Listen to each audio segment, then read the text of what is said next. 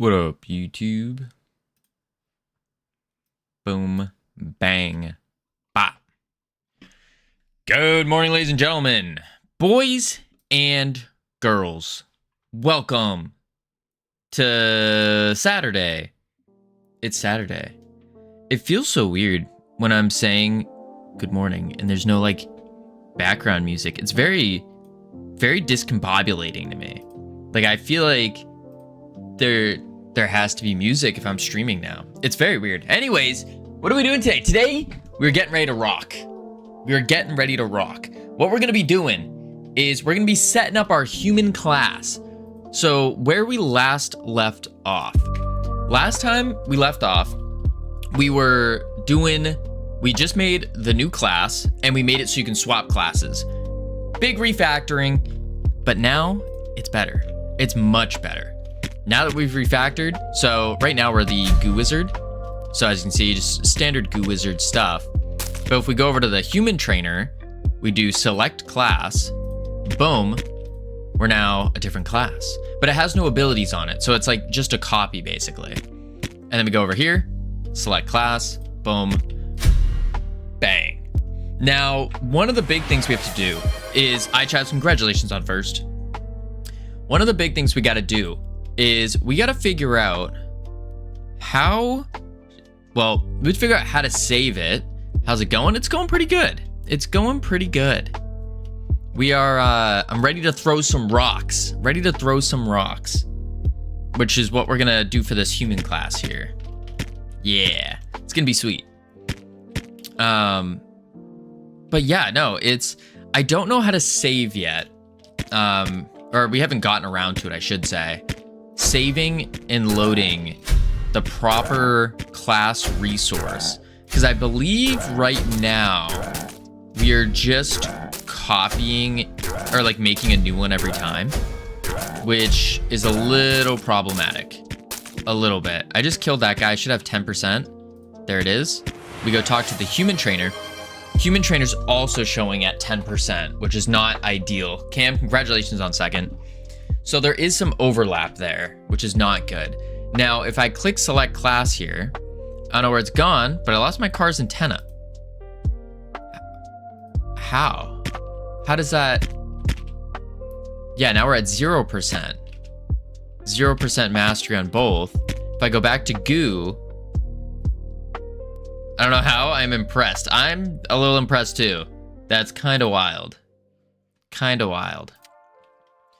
We reselect the Goo Wizard.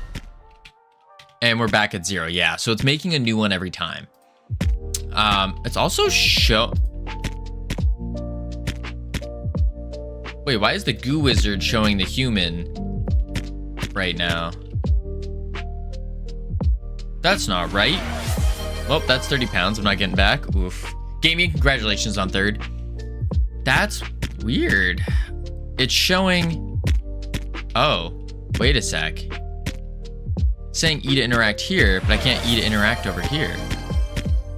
What is going on? Ouch, 230 of ads as soon as I get third. Ooh. Howdy, Cam. Called in sick to work tomorrow as well. Tomorrow? Huh. Okay. Oh, and then it goes away when I hit escape and clear everything. This one's not showing E to interact, nor is this one. And now they're not interacting at all. Interesting. Very interesting. So we're gonna have to go into the base trainer here and figure out why is that not working. I wonder if it's because they are the same exact thing, which is different. But that should still work. That's a Goo Wizard type. That's a human type. So that should still work. Oh, wait a sec. No, they're masking the player. Trainers are on 4. That's right.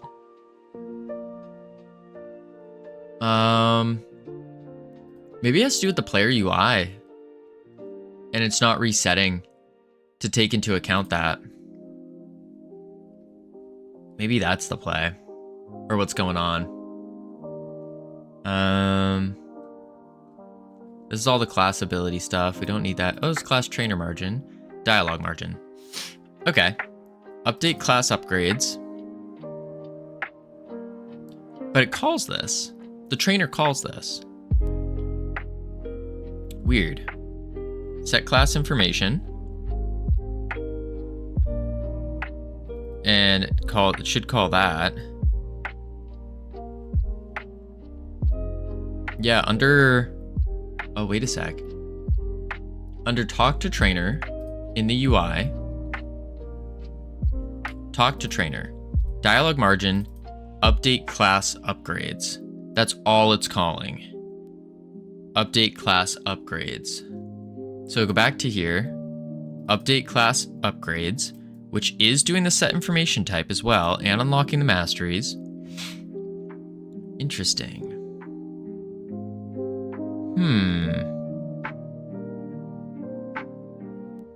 That's weird. Set class information. Loading the trainer type resource.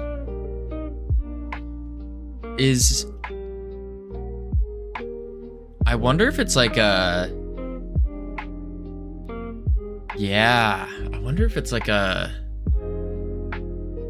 We're loading too many things.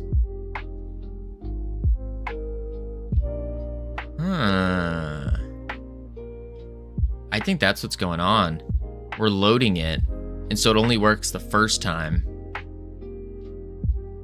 Unless it's referenced elsewhere, as such as another script. In the scene, the resource is loaded from the disk on on function call.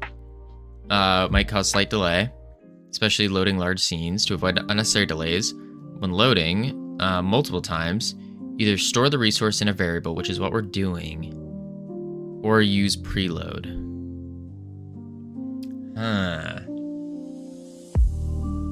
Okay. Select class button pressed, and then we load in that new class, and we set it. Just spent 90 minutes posting game dev stuff up and down social media. Gotta put my marketing hat on. And the scary thing is, I actually enjoyed it. That's good. That's good. Posting on social media can be fun. For sure. I enjoy the min-max part of it. But it's like, at the same time, it does take quite a bit of time and research to get to do the min-max stuff, which it can blow. It can blow for sure. But yeah, it's fun. It's fun. All right. Well, I guess we don't really need to worry about this too much right now, as long as it works the first time. Because again, I have to keep reminding myself that we are aiming to have a Steam page, and a Steam page to start getting the wish lists. And we know this is going to take about 8 to 7 more months to fully do. All we got to do is smoke some mirrors, basically. Goo ball, throw a rock. Okay, that's showing proper. There it is. Okay. All right, well, I guess that's fine. Let's go to the throwing rock. So we need to throw a rock. That's what we need to do. To throw a rock, I think what we're gonna do is we're not gonna bother with any kind of animation. Oh, goodbye. We're not gonna bother with the animation. Instead, what we're gonna do is we're just gonna make him, well, throw a rock. So we go into the human ability manager here, and we have the basic attack. Basic attack, which is currently a projectile. We don't want that. Sammy, congratulations on not being first. Not first. Howdy, Sammy. First. Says first. 10 minutes into the stream. Can't believe it. I can't believe it. I'm heartbroken. All right, let's see. What up, Max? How you doing? Number 1, that's me. Yes. You got the... Isn't that from Fortnite? Fort 1, yeah. Little Fortnite Victory Royale, number 1. Secured the bag, as they say. Okay. We're gonna figure out, for this, how to do a punch. A punch. Phil with the prime. Thank you so much. Holy moly. Guys, we're inching ever so closer to being able to go to Godot Fest. That's $2.50 closer. Holy moly. I really gotta put that a little bar to show how close we are to Godot Fest. And I'll take like the Godot Fest icon and I'll put it here. Boom, boom. Bite you all. How you doing? What happened to the idling game? We trashed it. It was, for lack of a better term, absolute utter garbage. It wasn't fun. It wasn't fun. We did the playtest. There was nothing that would make it, like would give a player a reason to play it over Cookie Clicker or anything like that. And so we ended up just scrapping it and going with a new idea. And this new idea we've been working on for, I guess, about a month now. And it's a roguelite. A roguelite. But it's coming out a lot better and a lot more fun than the idle game. A lot more fun. So that's kind of what happened to it. We just scrapped it, threw it in the trash. It's one of those things with game dev where, and engineering in general, I would say, where there does come a time where you got to take your prototype to the back of the shed and get rid of it completely. But that's kind of what a prototype's for. All right, back to throwing rocks. We're gonna work on the punch first, though. Punch first, and then throw rocks. So here we have our projectile scene. Now there's a couple ways we can approach doing this. The first way is we could do a, let's see. Howdy, Das Razor, how you doing? I guess we could put a 3D, an area 3D in front and just collect the bodies. Typically, what I would do is have like a hitbox and keep that on the player, but I don't think we want to keep it on the player just because we have like a base player and we're trying to not change the player. So we could do it that way. We could even do just shoot a projectile forward. I kind of think shooting a projectile forward might be the play. It might. And it's just like a big projectile that goes forward, collects the first body that enters, and does damage to it. Yeah, which is the same thing as an area, really. So, yeah, let's do that. Let's do that. So we're gonna say,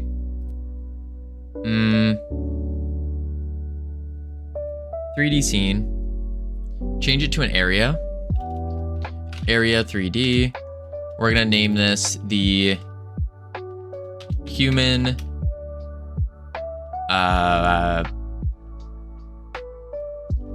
human punch. Sure. And then all we got to do with it is add a nice little collision shape. We'll probably do, I think we'll just do a box. Yeah, we'll just do a box.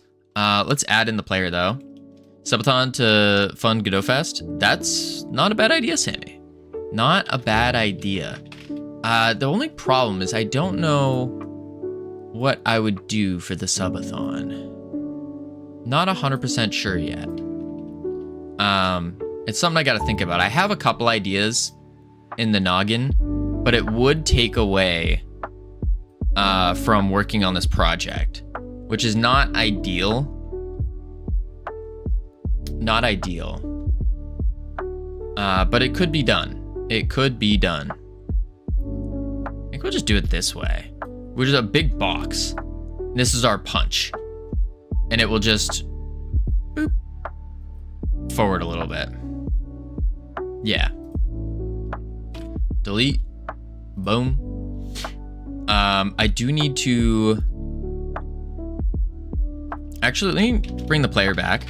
Because the player does have a hit marker right here. And this is where we shoot things from. It's also probably where we'll punch from. So what I could do instead is if I make it directly on top, ish. We don't have to be super perfect with it, but we make it on top like that, right? And then what we do with this is we just extend the box out this way, shrink it this way, bring it down, up, boom. And then we delete the player, and then we set the collision shape transform, the position to 0, 0, 0. And my numlock was off. Boom, boom, boom. Like that. I just DM'd you something. Covino, feel free to look at it on stream. Do I want to? Yep, nope, that's not happening, Cam. That is not happening. It's just, I'm sorry. It's not. A firm handshake, sure. Firm handshake. But that's about it. That's about it. We're not doing this. No. All right, let's see. You said yesterday, I rescinded it. I took it back. No. It was I said it in a joking manner. I was like, oh, yeah, totally. If that's what allows me into Europe, sure. But I take it back. Yep. I take it back. Human punch. Goo wave, goo wizard, basic projectile. Oh, maybe I should call this like human basic attack punch. Basic attack punch. And then we save it here. Human basic attack punch. Save. Ooh, abilities.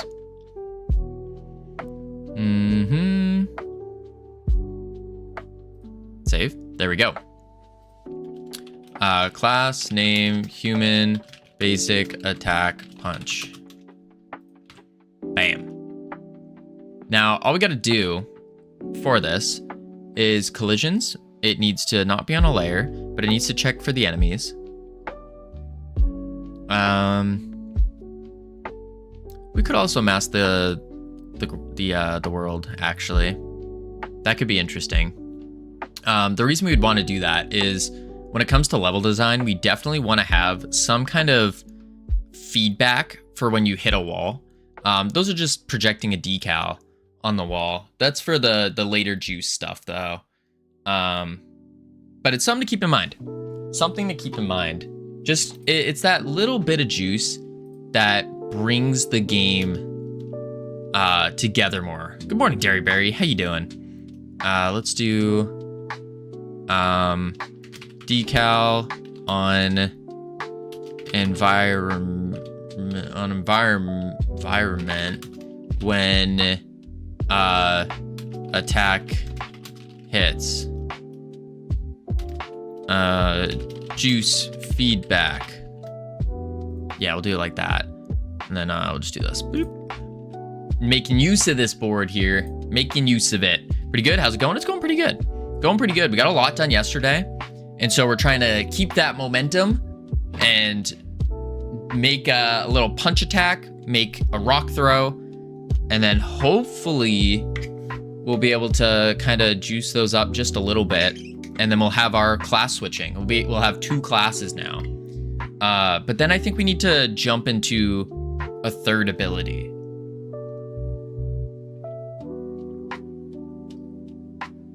Because right now, we don't have any resource spenders. That's kind of an issue. So we want to have some resource spenders. eventually. All right, let's see. Let's delete this. And then what we need to do for this is I'll close the goo ball, and I want to open our projectile straight GD here. Yeah, because we're basically copying this. It's just gonna be slightly different. We do want this though. We just take the full physics process. We go here, paste it. Obviously we don't have the bolt speed, so we'll say var punch speed, or punch projectile speed as a float equals probably like 25. And then punch projectile speed. Boom. Cool. What up, Lit? How you doing? All right, we got that. Now we need to attach our body entered. Boom. And then what we need to say is if body is not enemy, not base enemy, return. And then for body, we just do body dot take damage. Ooh, we need a damage. Let's put it above the projectile though. Var damage as a float equal 10 for now. Doesn't really matter. And let me just say damage and player. And we need a player. Var player as player. Cool. Nice. Nice. Man, oh man. We were talking yesterday about sleep schedules a bit. And I ended up going to bed last night at 2 a.m. I was like, I don't know why. I don't know what it was. I was working on my computer, and then all of a sudden I look at the time and I'm like, oh, it's 2. And I was like, I should probably go to sleep. And so then I went to sleep. Not good. And then promptly woke up at 6. Nice. On body entered. Okay. And this is just going to shoot it forward. We do need a distance though. Time flies when you're having fun. Yeah. I mean, I was kind of just locked in. I don't know if I would call it fun. Just locked in. Global. Because I don't know how fun you can have with accounting. It's not. It's just spreadsheets and numbers. It wasn't that exciting. Let's see. Global position. Maybe I do a.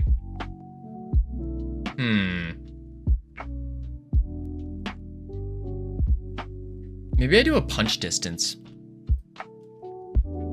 Yeah, I think that might be the play. Is we do a var punch distance as a float equal to 5. Give it some leeway. And then what we do is up here, we go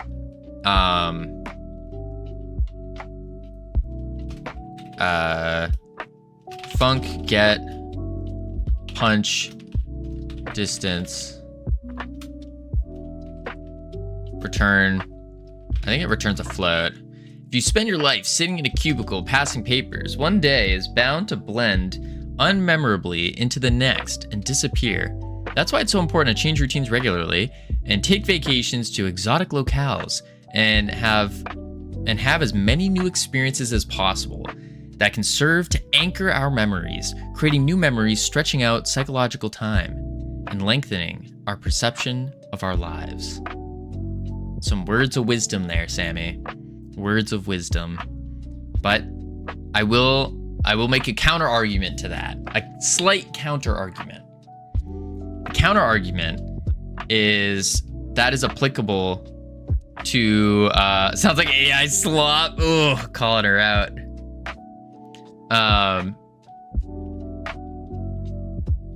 My counter argument to that is sometimes you do, for like a period of your life, you do gotta to sit down, lock in, and then and just keep going, keep grinding, and sit in that cubicle passing papers. You just kind of have to embrace the darkness, but then eventually knowing that there'll be light at the end of the tunnel. You just got to keep walking forward. So that would be my counter argument to that. It's a moonwalk. It's from Moonwalking with Einstein. I got the quote from Monkey Type. Thank you very much. All right, let's see. We do, Covino says lock in. Exactly, Odd. Exactly.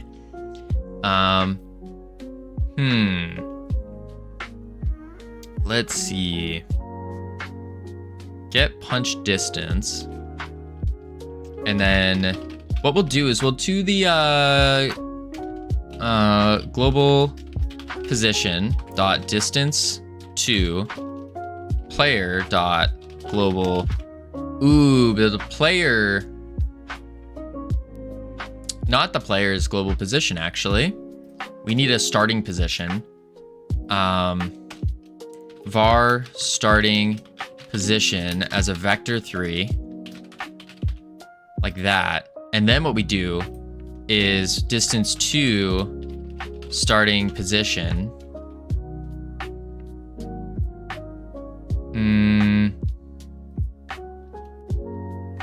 That's just gonna return the distance from us to the starting position.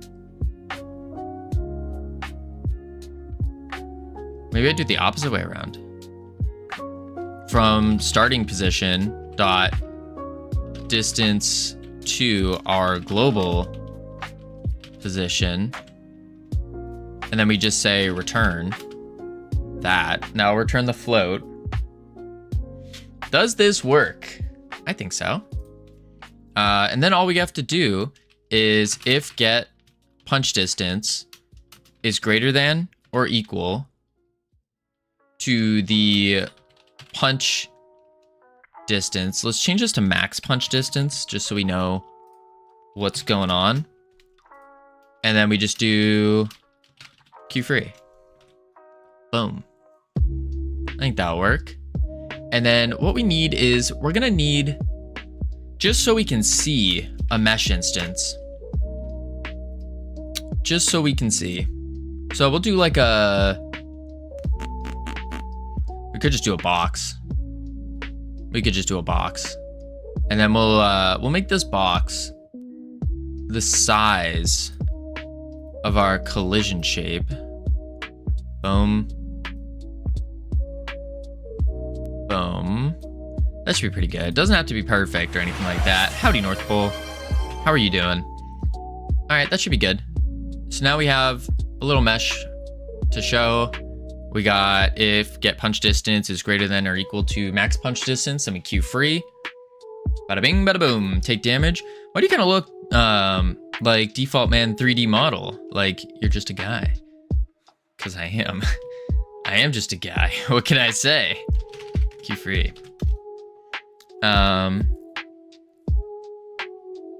Yeah, this should work. It should work. How do you look so default?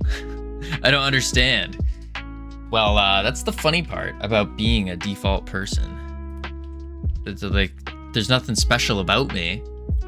I'm just a dude who wanted to pick up game dev. So I did that. And then I started streaming. Bam.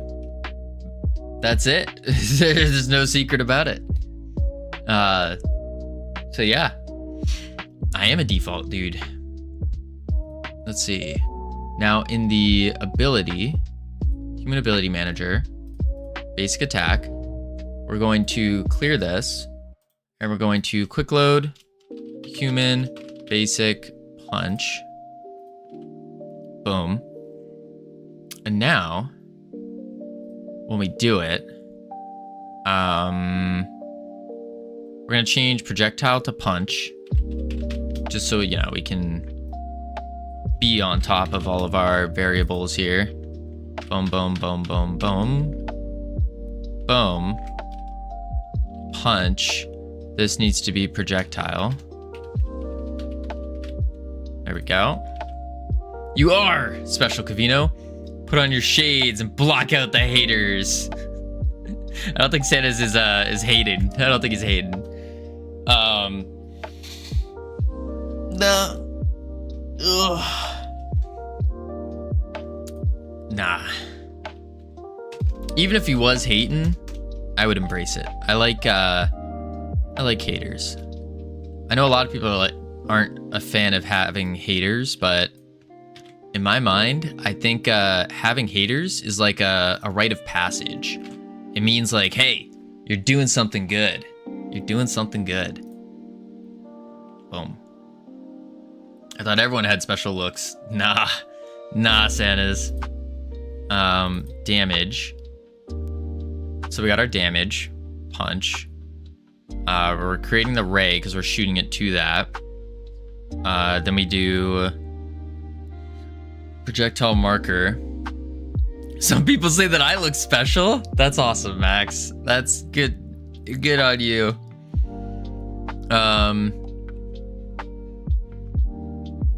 Let's see. Global position. Man, all these Discord bots. Yo, your stream has some serious vibes. Discord bots going crazy. Or kick bots, I should say. What'd you get if you decide to not delete the default cube? How you look default, man? 3D model. I mean, have you ever heard, Santas, that I'm actually a VTuber?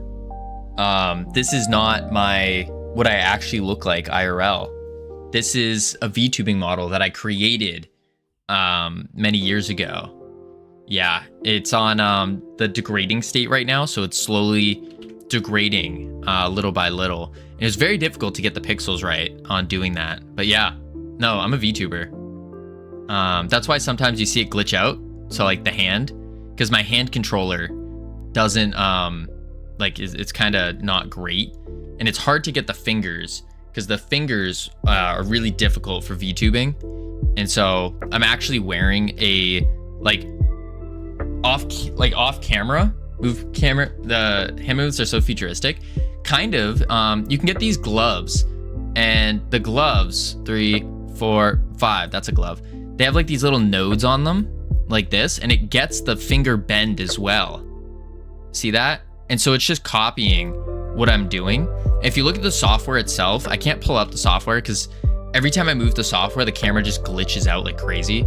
But if you look at the software, it breaks it down similar to like Blender, where you can do this and you have the boom, boom, boom. You have the wireframe, and each one of these nodes are the nodes that are on my finger gloves. So that's how I do that.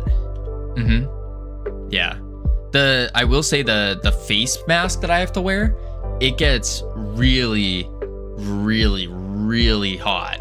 Cause it's literally, I have a mask on my face. If you ever notice, I can't actually touch my face on the VTuber model.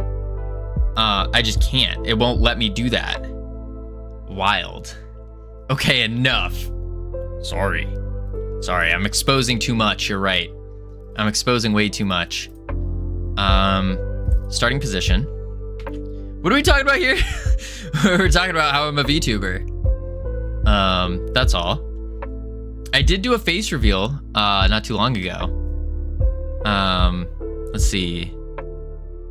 Let me do this, and then ooh, that's the wrong thing. Let's just close you so I don't mess that up. And then we want to say we're setting the global position. We do want to set the punch dot starting position equals player dot projectile marker dot global position. Holy moly. Typing. Bam. Maybe some poor guy who you're disguised as. I bet you backstabbed him. Used your fourth weapon to transform into him. I don't know the reference. I know you're trying to reference something. I don't know what it is though. If you understand it, I love you. I don't understand it. I'm sorry. I know it's a reference, but my fourth weapon sounds some anime thing right there. Starting position. Punch projectile speed. Player. And then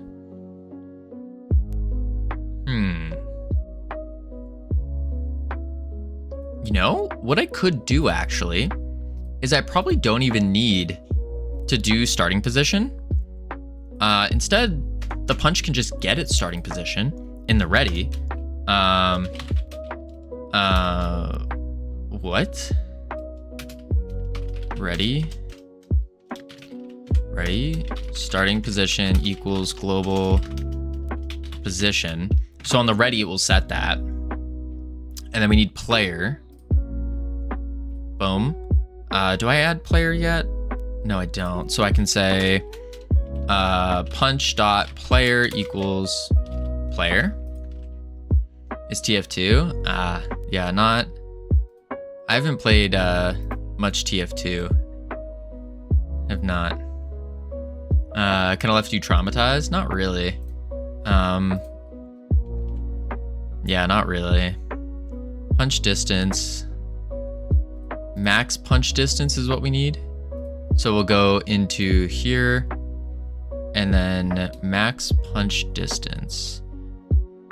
I guess what we could do is we could just put it in here. Export punch, and then we do var max punch distance, and we'll say equals 5. It has to be a float though. As a float. So we'll do that. Then we say punch dot max punch distance equals max punch distance. There we go. I first played it when it was in beta, or at least right when it was released. Still remember TF2 without hats. Dang.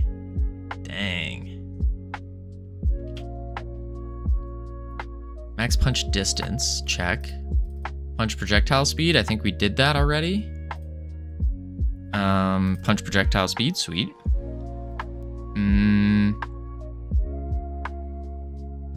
That's it. So now our punch should work. Let's give it a go. Play. Which class y'all think Covino looks the most though? No idea. I think I have a solid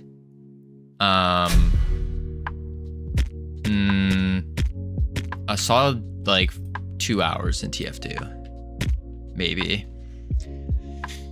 I rigged my character and regret it, so I stopped the blender for today. What was wrong with rigging your character? That didn't work. Oh, so I didn't set it. Yeah, what did you do wrong with rigging your character? This needs to be our human basic attack punch. I thought I set this somewhere. Oh shoot, did I set this in the better question is what wasn't wrong with it? I mean, you can't, there's no way you messed it up that bad. Did you weight paint it? Oh no, it's still there. I don't know where I set that then. I mean, it moves. Oh, that's good.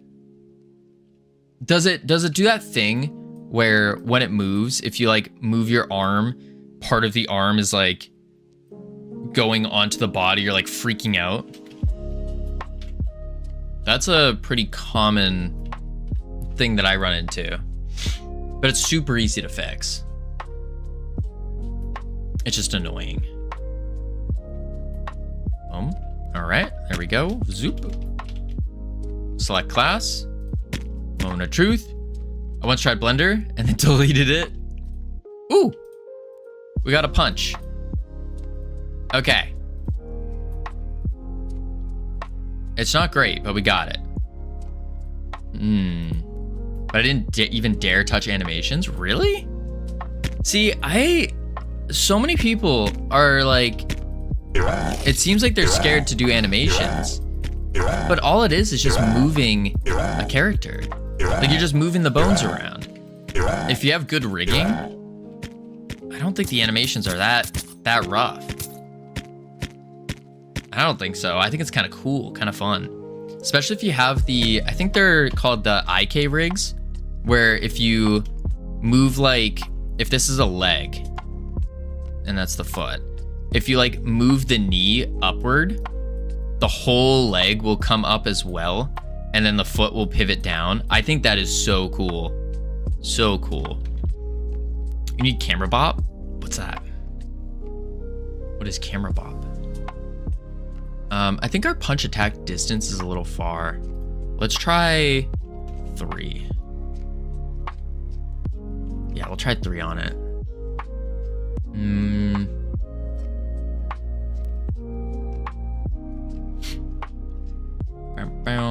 So the character moves vertically when your character moves? Oh, the camera moves vertically when your character moves.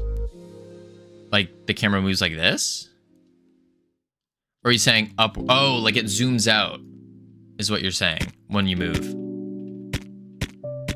Oh, that's not the class. Yes, gotcha. Okay, that's pretty cool. Do we... No, we could do. Screw it. Let's juice this ability. Juice the ability. How do you make maps? Blender.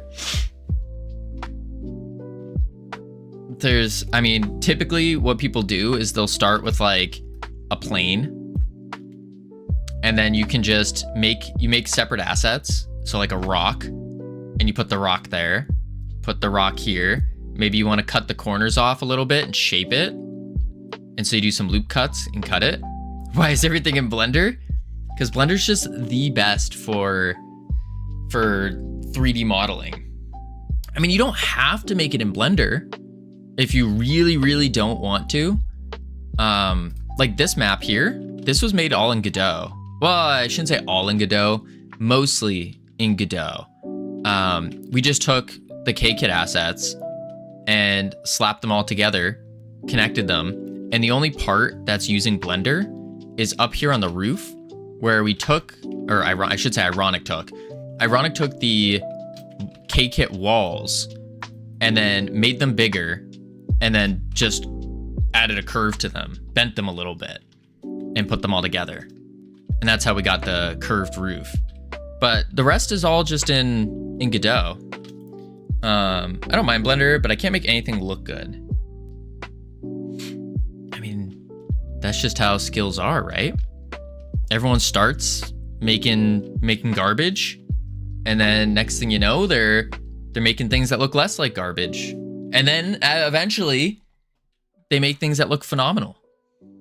Bada bing, bada boom.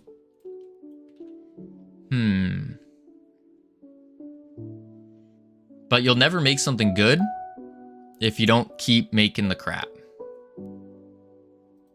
Let's see. All right, so the punch. What I'm thinking here is instead of a mesh instance, we could juice it up. Next thing you know, can you describe the process that led to this point? Yeah, you just do the thing. Do thing. Result is bad. Do thing again. Result. Fragment Ventures, thank you for the follow. Welcome to the team. You now have access to the beautiful, the immaculate team emotes you can use to welcome people to the team. Less bad. You do the thing again, and it's less bad. Maisie, how you doing? Less bad. See? And you just keep doing that until eventually it's less bad. And then it turns into good. Holy delay? Oh, is there a delay? I don't have any drop packets or anything. Am I running? No, I'm not dropping. No frames dropping. Don't have anything crazy going on. Still on Ethernet. Weird. Weird. It's me. Ah, you're the problem. I see. Doing pretty good, Maisie. Doing pretty good. Let's go to Godot shaders. And we're gonna find a wind shader. I think that would be cool. Wind. All right, let's see. Dynamic wind with trail loops.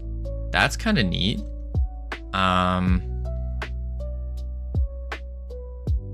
That's kind of neat. Although a lot of this wind, we're kind of looking for, you know, in like a show where you see someone punch, you see like the wind coming off their punch. That's kind of what I'm thinking of doing. Some kind of like cartoonish white wind going through. Don't ask me how I'm doing, because I'm always doing good. That's good. That's awesome. Wind line. Converted from 3.5 project, not really sure if the shader will work. Oh, okay.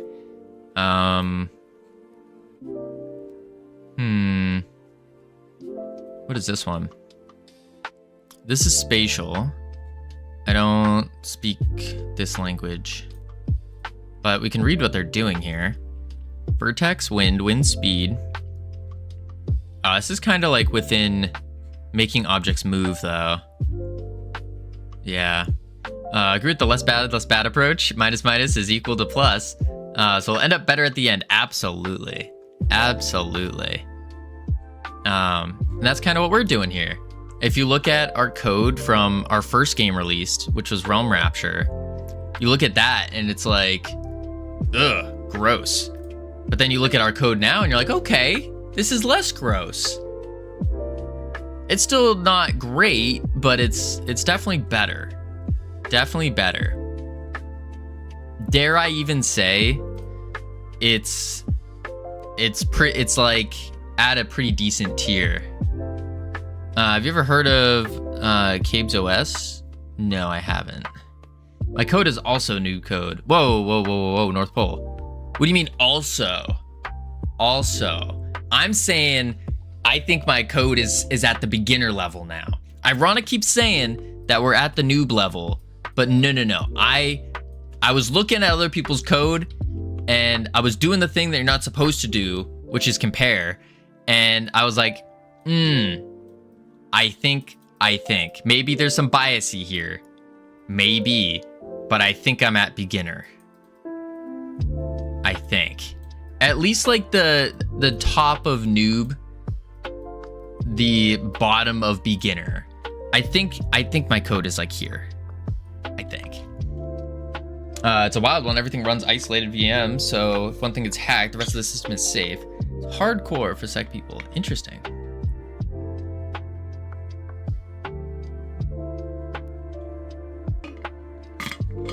Sounds quite annoying. Or you need like a really beefy system to do that. All right, how are we gonna do some wind here? Wind shader. I don't think we're gonna get it.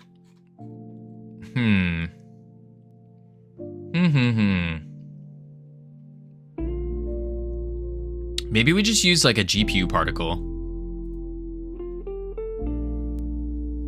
Mathematically aligned, animated 3D cartoon. Okay. Point A to point B. See the repo here. Add mesh 3D, tube trail.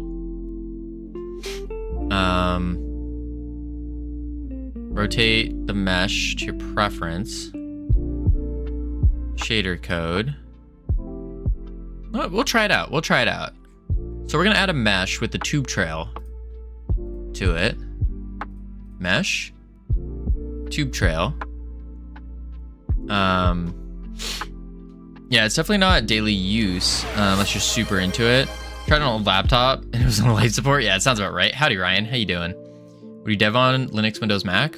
Definitely on Windows. I was thinking about going to Linux, but it just doesn't make sense for what I'm trying to do. It just doesn't.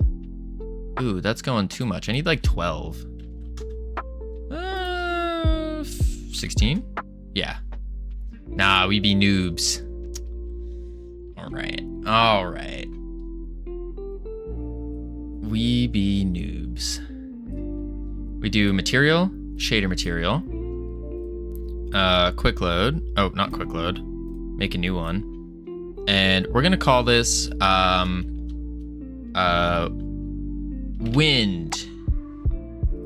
And we're gonna throw this under shaders. Windows is comfy if you're doing game dev. Yeah. Good morning. I've been following a lot of new Godot GMTK Jam streamers. I appreciate your vibe and explanations and chatting. I appreciate that, Strata. Holy moly. That means a lot. Thank you. Let's see. Shaders, wind, create. And now, the moment of truth. Do you ever worry about security on Windows though? No. Oh, okay. So the thing about security is, yes, you take a lot of precautions, you do certain things, but at the end of the day, if someone wants to hack you, they're going to. Like, there's no, without absolutely destroying your quality of life, it's just not worth it. It's not worth it. And at the end of the day, it's like, I don't have anything of value in the first place. So someone's gonna waste, say, 100 hours of their time just to hack me, just to find that they have literally nothing of use, nothing cool. They turn off my computer, sure, but that's it. It's like, it sounds like a wasted time. To be honest, I don't ever want to go back to Windows. Really? I mean, Linux does seem really cool, really fun, but it's like the hoops I have to jump through to get certain things to work and play nicely together. It's just, it doesn't seem like it's worth my time.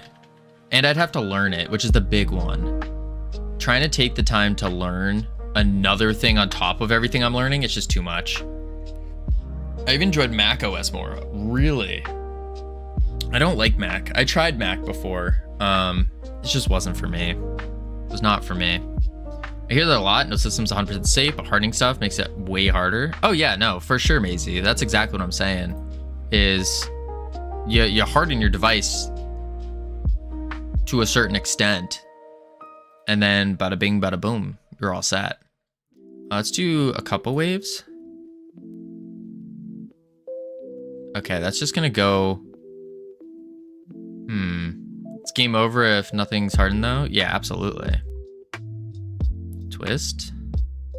I have two computers on my desk. I didn't have to use Windows for my day job. It'd be 100% Ubuntu Linux. I love open source on principle, thus Godot.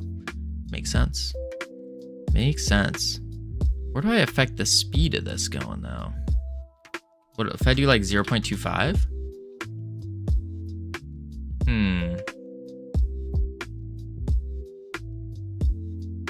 Broken into systems before that looked solid from the outside, but one misconfig or exposed service and boom, full access. Nice. I went bare minimum ISO install of Nix to Hyperland, which is kind of together with Arch, the difficult ones. So I think anyone can do Linux, whether Mint or Ubuntu to start with. Yeah, no, I definitely think people can do it. And it does interest me.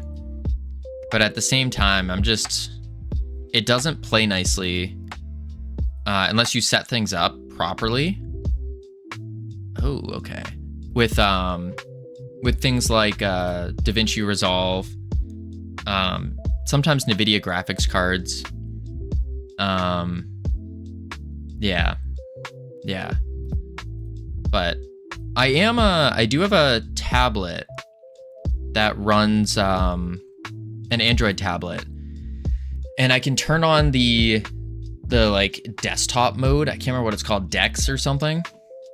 And from there, I could put Linux on my tablet, which would be kind of cool. I was thinking about doing that, just to have, like, it's basically turning my tablet into a computer as well, or a laptop. And it does seem like it has the hardware to to do that, which is really neat. So one of these days, I am kind of looking forward to trying that out. Installed Emu Deck on my Steam Deck. It's amazing. I don't know what that is.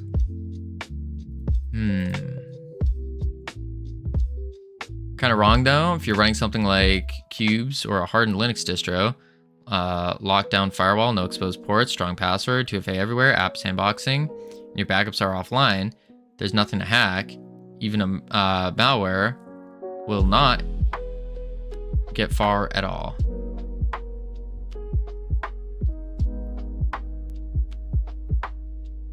Yes and no. Like you can do all of that stuff and it's gonna take someone hours and hours, but there's definitely ways to do something. There's definitely ways, even with all your sandboxing and whatnot. But at the end of the day, let's say you're running all of this stuff. Try to think about the day-to-day problems you will occur in trying to do that. You're joining the Kiwi Farms Game Jam. I am not average Godot enjoyer. I haven't heard of that game jam. Not much of a game jammer though, I will say. Rotate to the preference. Set custom AABH to 20. AABBH to 20. Instance shader parameters. Extra offset time. Create simultaneous unique wind trails without needing to make individual resources. Ooh, extra offset time.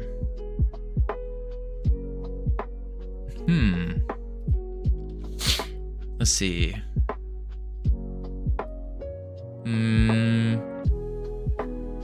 Speed of back and forth twist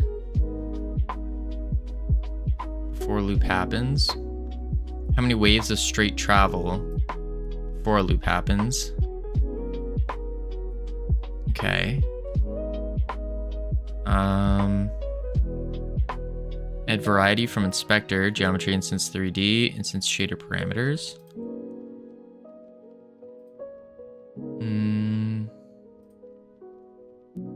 Global, frame, scale. And the whole world is changing away from the corporate. I do believe Linux is the best way forward for people to use computers. Yeah, it does. It's good, but it does have a learning curve to it. And you can make the argument like, oh, the learning curve's not much. But at the end of the day, it's competing against Windows and Mac, who have virtually zero friction. You just download, you're done. When it comes to Linux, you got to download a bunch of different things, and then it starts getting a little wild. What if we do 2.5? No, that doesn't work. 0.25? Ooh, that's a thick wave. Okay. Not to mention like getting into, if they could come natively, that would also be cool. I mean, it's not going to happen, I don't think, but that would also be neat. It's definitely not practical for everyone, yeah, but trying to do game dev and stream would get in your way if you're handling sensitive stuff and you're doing offensive ops. Definitely worth the trade-off. Yeah, if you're doing if you're doing red team, blue team stuff, like, of course, use it. You know, you do know you can install a distro like normal desktop environment pre-installed. Yeah, but there's still a barrier to entry there. The most brilliant marketing move Apple ever made was to give extreme discounts to elementary schools back in the 1980s. Teach them young and they won't depart from your path. Yeah, genius. Every school had their own Mac. Linux Mint has basically the same desktop as Mac OS. True. But there's still the learning curve of even uninstalling your, like, you have to think of, for the average person, uninstalling your OS, putting an ISO file in. Even if you're running an exe that does it all, you still have to go and download it, as compared to something where it just comes on your computer. So there's still that little friction point. And what I'm comparing is the friction point between that and like Linux and Windows. And that's why I don't think Linux will be able to compete anytime soon to the general use.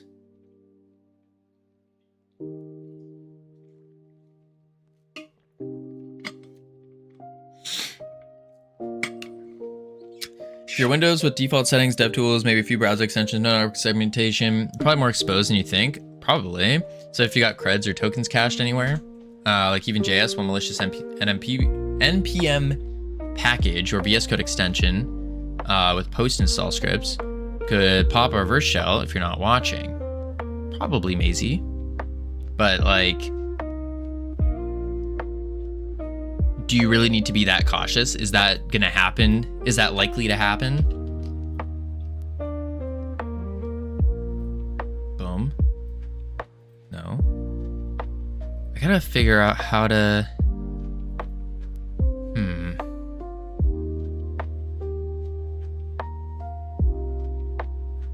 This looks like a bean. Preposterous. All the consoles apart from Xbox are run off Linux. I knew nothing of Linux, and I got it. True, but like, North Pole, you're someone who wants to learn things. You wanna go out, try to learn things. Now think of your average day Joe. He wants to sit down on his computer, boot up his favorite game, and play right after work. Does he want to take a day, take 2 hours out of that time where he could be gaming to figure out how to install Linux? Does he want to watch that 20-minute YouTube video to figure out how to install it and then take the risk of clearing out his computer and messing something up? Even if it is very simple, it's still that friction point. And that's the part where most people are going to be held up. I'm the IT guy for a 70-person company. I still don't think anyone in my company, including my boss, would dare to try to install an alternate OS like Linux. Yeah. Comfort design is numbing the minds of the average Joe. Yeah, probably. I won't argue with you on that one. I'm just saying, based off of how, if you're gonna try to get Linux to be more mainstream, what kind of problems you'd start incurring. Really, I think the best way to get people to run Linux more, why is it still going? The best way is you gotta start them young. You gotta have, what the flip? Why is this so big? You wanna have like, introduce kids from an early age into Linux, make it cool. Kind of like what PewDiePie is doing, where he's making YouTube videos of him doing Linux. He already has that big following. I would assume there's a lot of kids that are watching PewDiePie as well now. And so that's really how you get them. Most people don't think they're a target until they are. I agree. You can pop boxes, JS, by scanning IP ranges and find exposed dev tools, misconfigured Docker, old RDP stuff like that. Didn't matter who it was. They just happen to be online and exposed. If it's not, you're being targeted, and that it's the bots and scanners never stop. True, Maisie, true. Is Mint good? Yeah, Mint's very good. I used Mint, and then I also used Kubuntu before. To be honest, we were all here on Twitch watching game development on Saturday in the morning. We were a very specific self-selected group. Very true. Very, very true. Is Mint good? I have Catchy OS with Hyperland on my laptop. I'm thinking of heavily trying Mint. Izzy is talking doomsday scenarios. Yeah, big time. But that's what happens when you get into learning cybersecurity. You start realizing how easy it is to do all this stuff, and how unsafe everyone is, and you start freaking out, and then eventually over time, and Maisie, I'm telling you, this is gonna happen. Over time, you're gonna become numb, and you're just gonna be like, it's all good.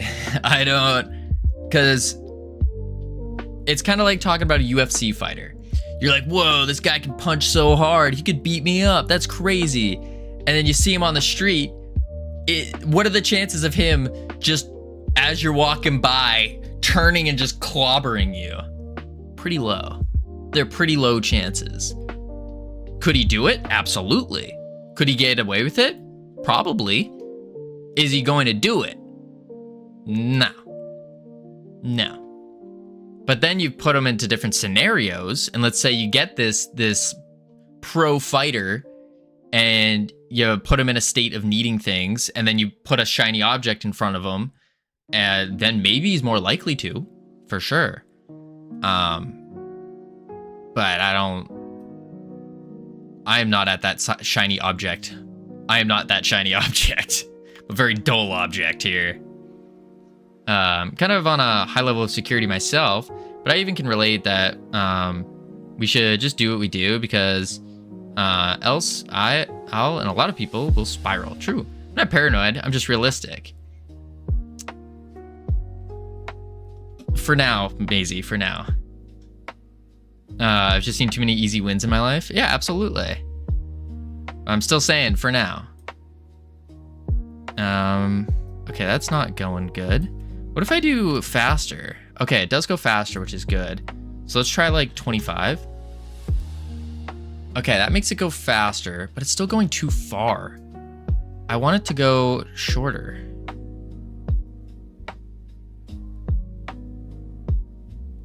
No.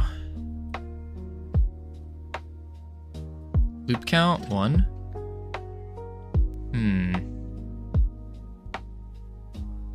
Timescale. Fade time. What if we do 1? 2? It doesn't look like it's making it shorter. 0.25.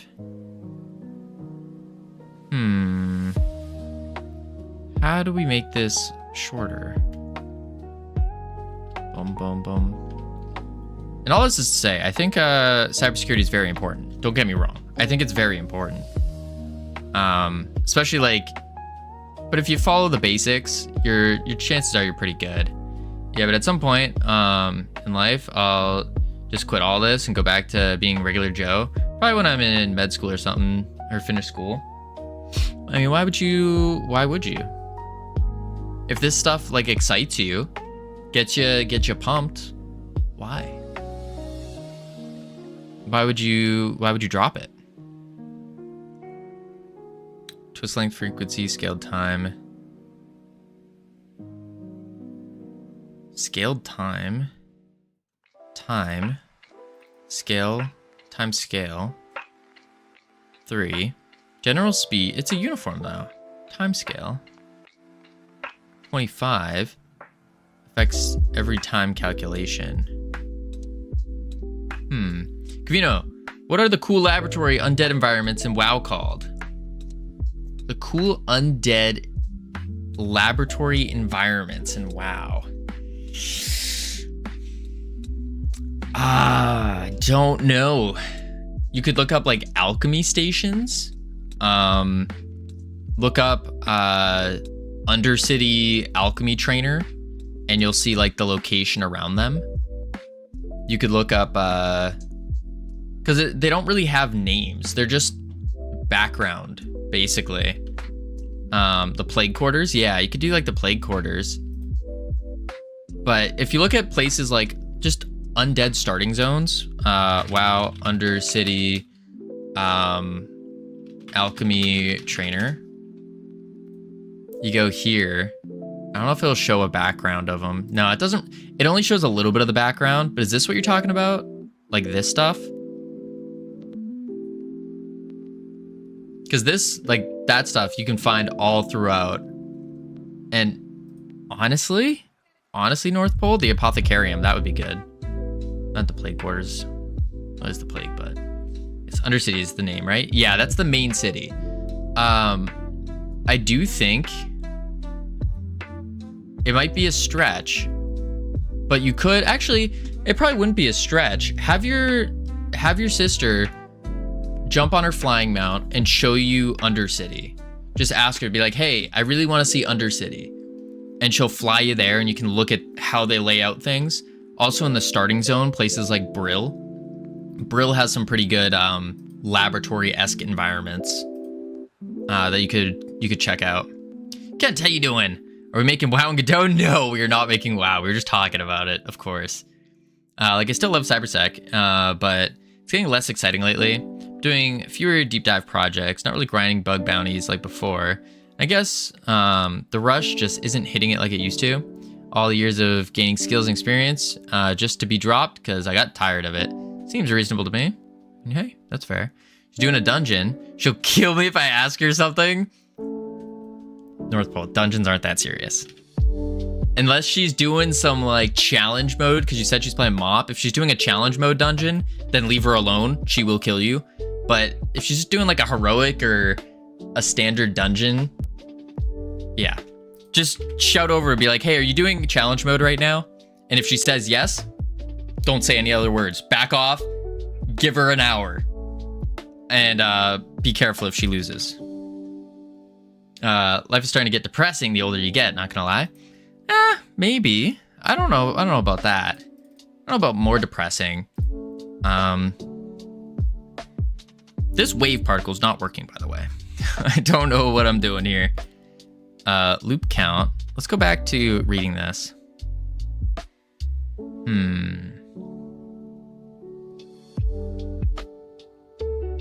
Tube mesh. Maybe I have to make the tube mesh longer. Add a mesh with a small radius, unitary length, in a bell-shaped curve. Oh. I didn't add the bell curve.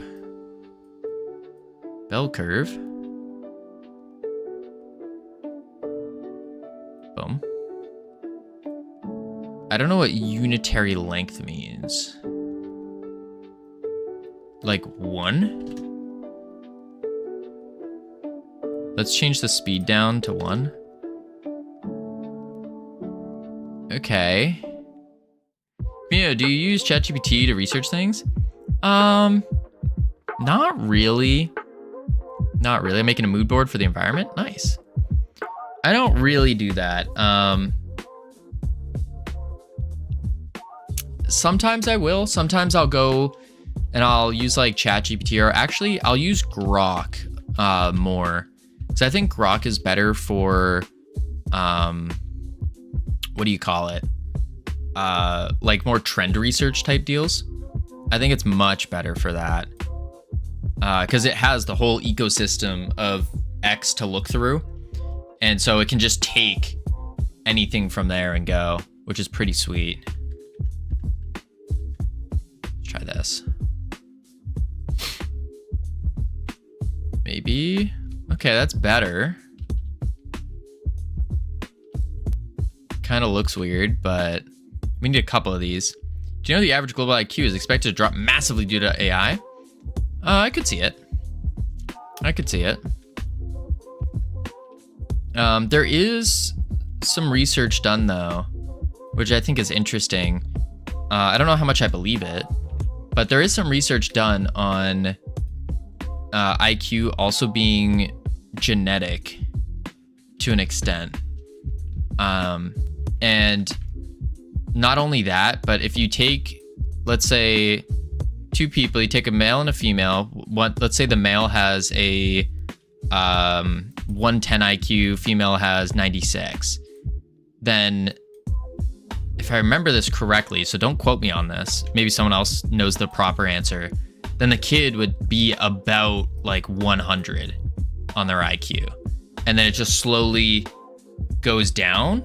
I don't know how it goes back up though. Don't know how that. An anomaly maybe? Then you hit the next kid that gets an anomaly and they get to like 112. Maybe. No idea. But there was some interesting research I read a long time ago about it being genetic. I thought that was really interesting. Frozair, how you doing? Welcome in. What were you working on? What were you doing? For those who don't know me, hello, my name's Covino. We're currently making air. We are making air right now. Real fun, real exciting. Yeah, we're not just making air though. We're making a roguelite here. And the idea with it, is, boom, boom. We have different classes, and the different classes we have, wait for it. There we go. Boom, boom, boom. The classes we have is the goo wizard. So he shoots goo, takes goo from enemies, and uses that goo, which is over here in the goo meter, to use their abilities. And we're kind of basing it off of bouncing and sticking. So you got like a bouncy ball here that does damage, and then you got the goo bolt. You shoot it and it sticks a little gooling. Right there, you can see it on his arm. It sticks a little gooling to the enemies, and then it saps goo from the enemies. Fills up our goo meter. Pretty cool, pretty basic. Hey, I'm also building a Roguelite arcade game, but I'm cheating with cursor. Using some AI there. Are you hooked up to Claude, or are you using something like GPT? I've heard from a certain mod of ours that Claude is like king of the kings. King of the kings.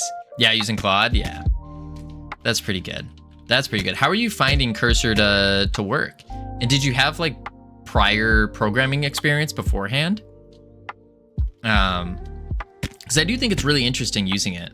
It's pretty good. That's good.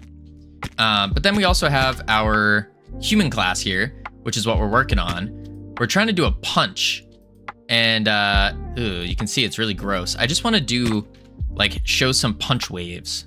That's it. Just some punch waves. Mobile engineer full time. Oh, then you're probably cooking. Probably cooking. That's awesome. So I assume your game is going to be, you're making a mobile game? Is that what's going on? Playing Mage Arena for a few days now. Mage Arena for a few days. Is that a game, or are you talking about like WoW Mage Arena? Mage Arena. It's a game on Steam. I haven't seen this. Oh, this is the one where you use the voices. Oh my lord. That's this one. Frozair, thank you for the follow, by the way. Welcome to the team. You now have access to the beautiful, the immaculate team emotes you can use to welcome people to the team. Cooking, more like burning the kitchen. Oh, is it going that bad? Is cursor not doing the thing? Yeah, this is the cool one. This is really cool. Cast spells using your voice. Yeah, I don't know.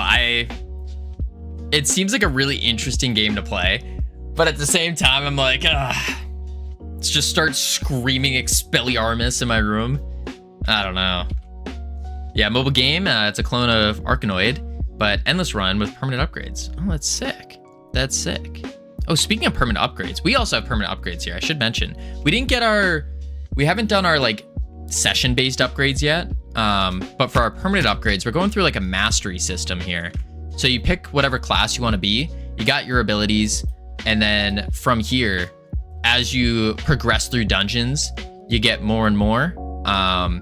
And then bada bing, bada boom, you start unlocking all the masteries, get stronger, unlock new classes, and yeah. It's crazy. Look at this short. Matter of fact, freeze! Fire! Fireball! Don't try that again, ever! Basically, in this game, you cast spells by shouting them out. Chip gets a win because he's on our team. This is ridiculous. Okay. Dark Blast? Magic. Oh! And it can lead to really cool moments like this. Fireball. Freeze! Fireball. Magic missile, magic missile. You're so crazy. Magic missile. He's gonna see, that's the one downside to it though, is I feel like you need to say the words very clearly, and so you don't get to put the emotion behind it. Like he's just going fireball, fireball, fireball, like very monotone, so it can pick it up easy.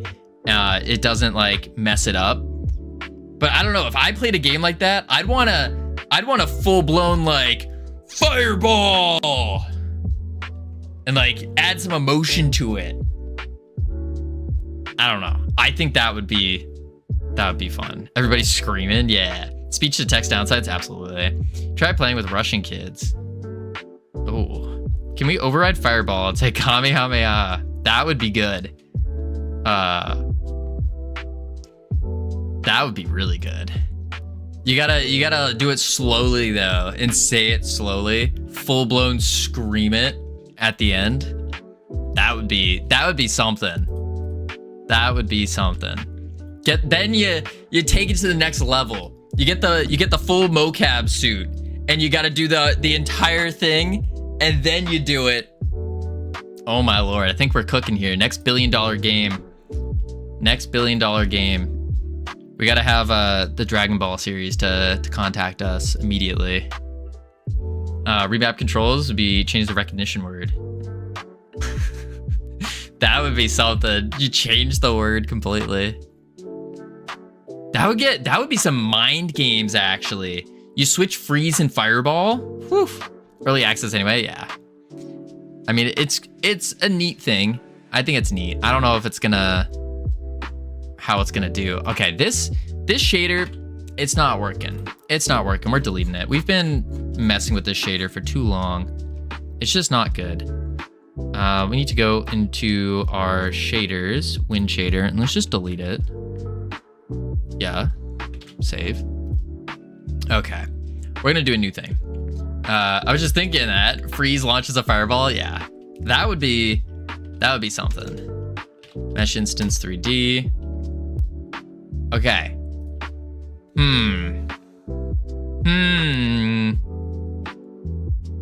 I think what I do here is I use a hemisphere, keep it kind of like this, and then all I gotta do is Epicuro, thank you for the follow. Welcome to the team. You now have access to the immaculate team emotes you can use to welcome people to the team. Fireball lightning strikes. Yeah.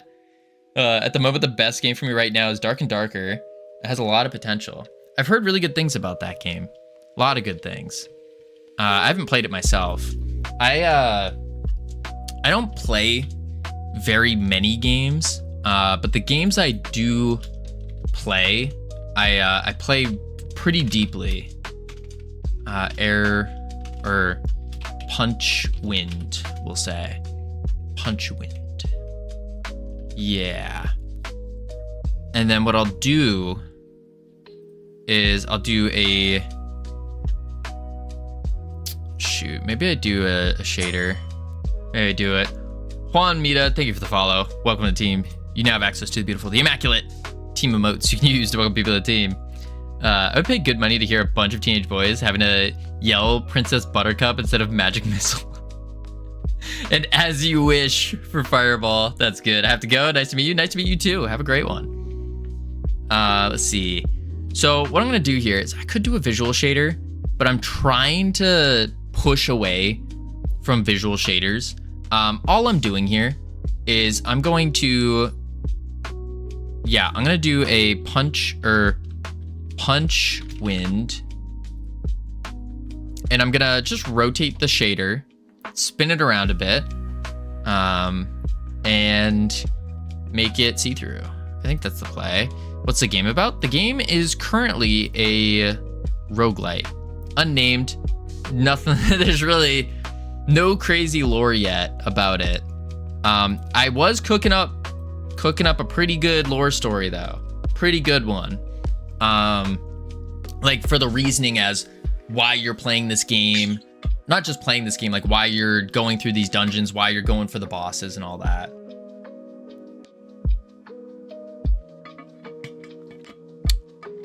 Is it fighting game, single player, multiplayer? Multiplayer, roguelite. You go through dungeons, you kill enemies, you progress to fight various bosses. Yeah. All right, Punch Wind. Oh boy. Now we gotta do the crazy stuff. Shader type, spatial. We'll do the render mode as, we'll do a diffuse, we'll do a specular, and we'll call that good for now. We are gonna need an alpha though. Let's do blend add, and then let's in transparency blend add. We could do cull disable on it. Kind of makes it glow though. Maybe cull front. Yeah, that's better. I'll uncap it as well. Ooh, I can't. Shoot. I want to uncap that. Cull back. I could. Let's see what back looks like. I think cull front might be the play if I can remove the. No. We want front. We want to cull front, but we want to remove this cap here. I think that's really what we want. Remove the cap. So maybe what I need to do instead is use a cylinder. And what all we have to do in the cylinder, remove the bottom cap.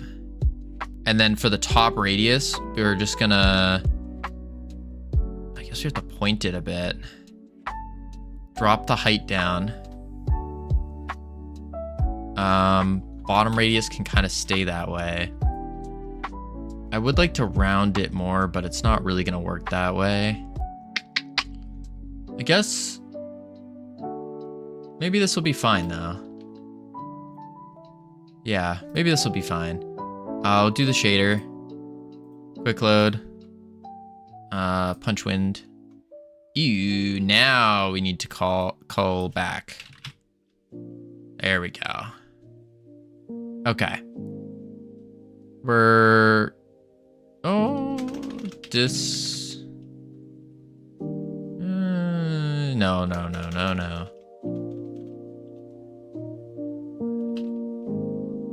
Back. We'll keep back on. That should be good for now. And then we got a uniform. So we want uniform. Uniform of vec 4. Called color as a source color. Did I do that right? I did. Nice. Look at me. Look at me go. Holy, I didn't think I could do that. All right, so we got that. We want a texture as well now. So we can uniform a sample. I think it's a sample, yeah. Sample 2D called noise. I think that's it. Let's go shader parameters, noise. Beautiful, beautiful. Okay, then we want to do our speed rotations. So to do that, is your game free to play? This game? This game's not out yet. This game's not even close to being out. Will it be free to play? I don't know yet. I don't think so. We have to kind of, once the game is getting or progressing, then we can start worrying about monetization. But at the stage it's at right now, we have no idea. No idea. And there's really no solid way to tell until it's almost done.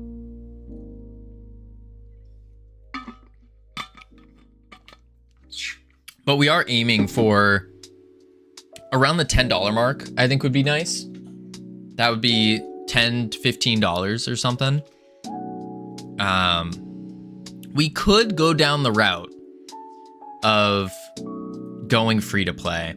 But the problem when you do that is you then have to make the game a like consistent update game, which I don't like. I don't have a problem with live update games.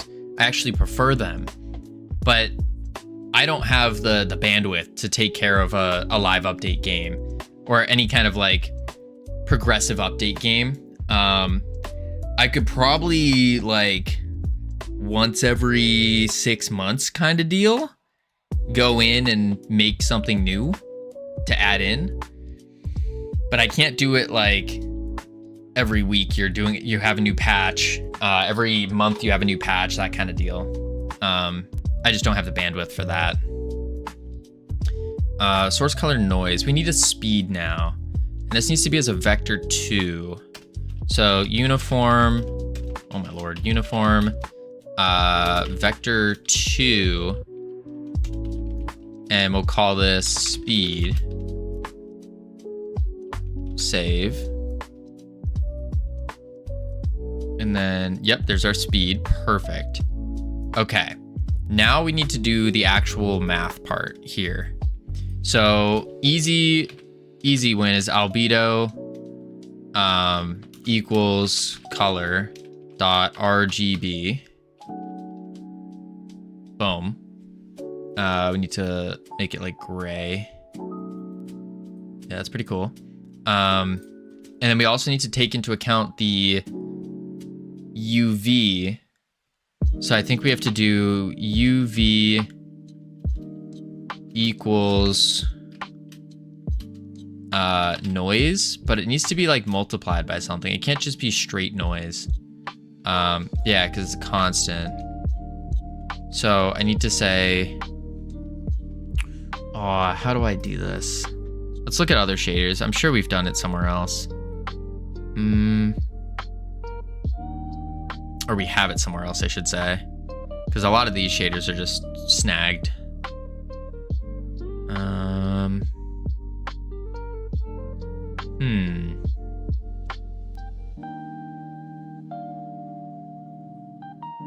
It's things like this where I think AI would be useful. Still trying to avoid it though, because I need to learn first. Albedo equals color RGB. It wouldn't be in the vertex. Because vertex would be moving the mesh itself, which we could do. That could be interesting, but I don't necessarily need that right now.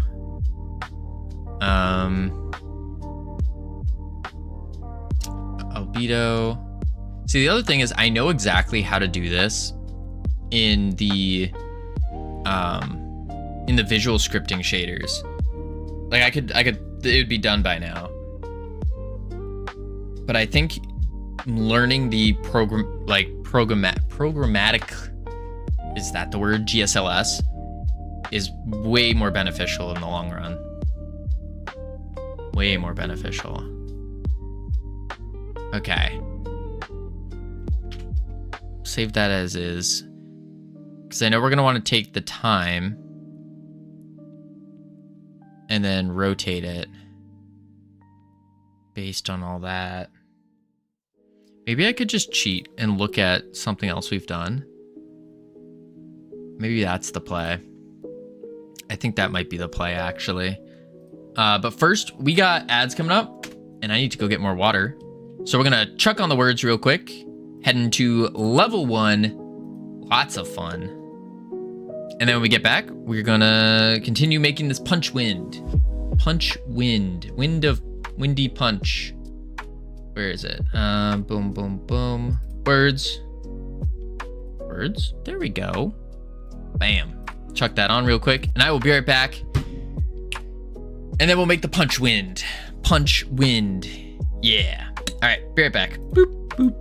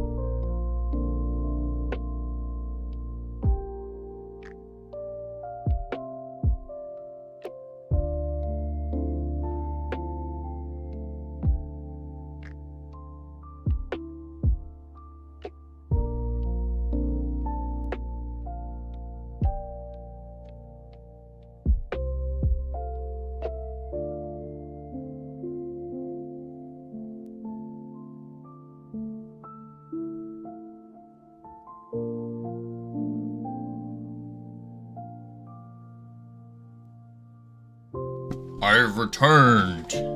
Oh my god, Covino's back. I miss you so much. Thought my life was over without you. Holy moly. Other words, blah, blah, blah. All right. We're cheating. So the way we're going to do this is we're going to look for probably Realm Rapture. And we'll go into our shader. Oh, but I think that's before I started using these. Yes, I think so.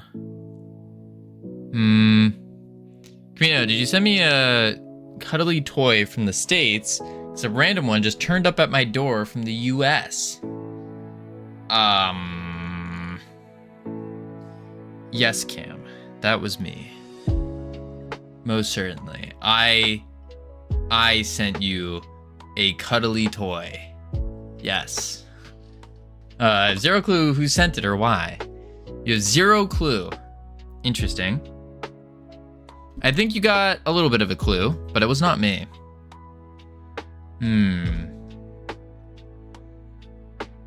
Glitch TV. No. Actually, did we do a shader in this? Actually, I don't think we did. All right, well, I guess for the sake, we could just we'll just do a visual shader. We'll just do a visual. I know like 50 Americans, so time to start narrowing down because like 40 of them know my address. Oh my. Does it not say who it's from? I wouldn't, personally, I wouldn't go around asking everyone. I would do a lot of thinking. And then you send it. Do a lot of thinking on who did it, who sent it. And then you send them a message and you go like, hey, I know it's you that sent this. Thank you. And then they go, boom, that means so much, Cam. Wow. All right, let's see. Resource shaders.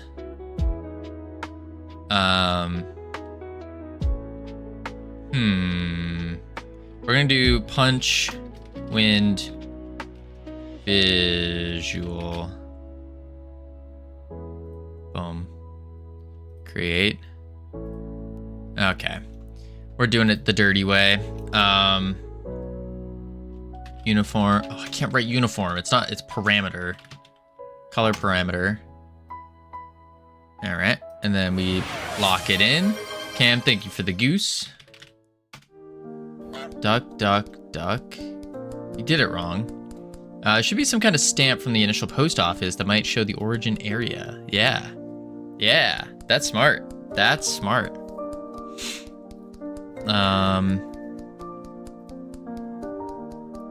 Shader parameters. Audi. Audi? Oh, but I actually don't know how to change the render type in a visual. Maybe it's the light? Ah, it is. What do you know? Tune. Render. Diffuse. Oh. I don't know how to do that, actually. Light, frag. It's fine, we can mess it. Parameter. And we want a texture parameter. Texture 2D parameter. Create this, call this bad boy. That's not the right thing. Into a sampler. What? 2D. There we go.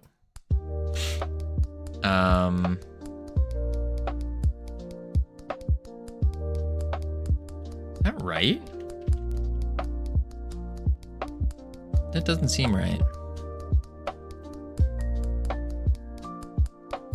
No, that's right, I guess. Huh. Oh, sampler port, that's why. I see what's going on. Okay. Then we want to do... This would connect to the... Probably the normal. Connect you to albedo. And then what we can do is in the UV, we do a... oh, we need to do multiplying and adding. Shoot. I'm already forgetting all of this.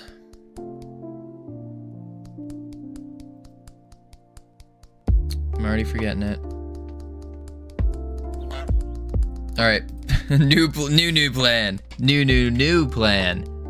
We go back to the punch wind. Boom. And then we delete the punch wind visual. Save that, and then we go to the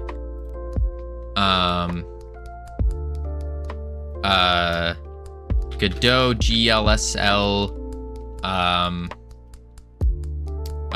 cheat sheet. Yup.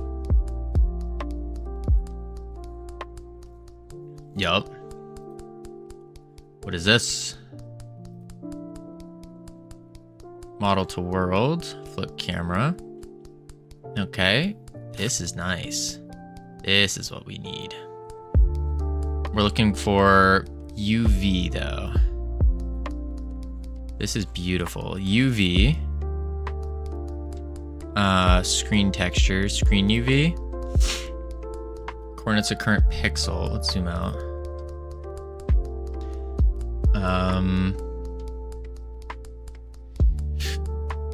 Fragment built-ins. Right? Yup. And then I think it's UV. Removed in Godot 4. Use a sampler 2D with hint screen texture. Oh, that's interesting. Huh. I guess that's not how you do it anymore. Projection. Vertex.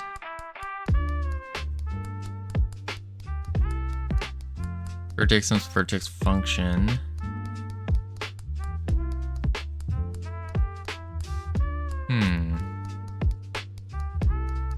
View right, view index, normal. We got that. Backlight, AO, radiance. I think, oh, know what it is? It's probably vertex equals in here. Vertex equals noise plus UV. Sampler 2D vector. So it'd have to be like noise dot x, vertex dot x. That's not a thing.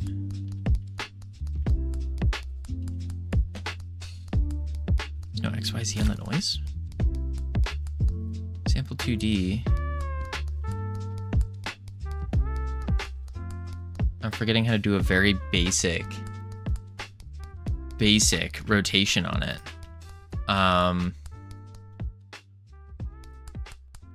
Why am I forgetting this? All right, new plan. We go to YouTube here, and then we swap this out, switch account. We go to here, boom, boom. And then we go to Leilu. For those of you who don't know, oh, where is it? Godot. Oh, I spelled Godot wrong.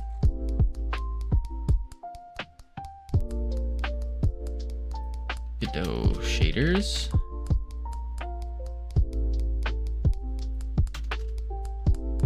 Why can I not find it?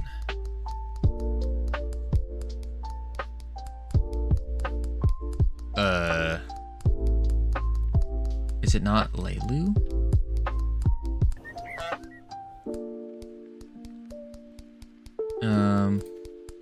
Tornado. Leilu, there it is. That took me a minute to find. Holy moly. Oh, long minute to find. All right. So what we're going to do is we're going to follow Lelu. How to make a fracture or destroy object. That is sick.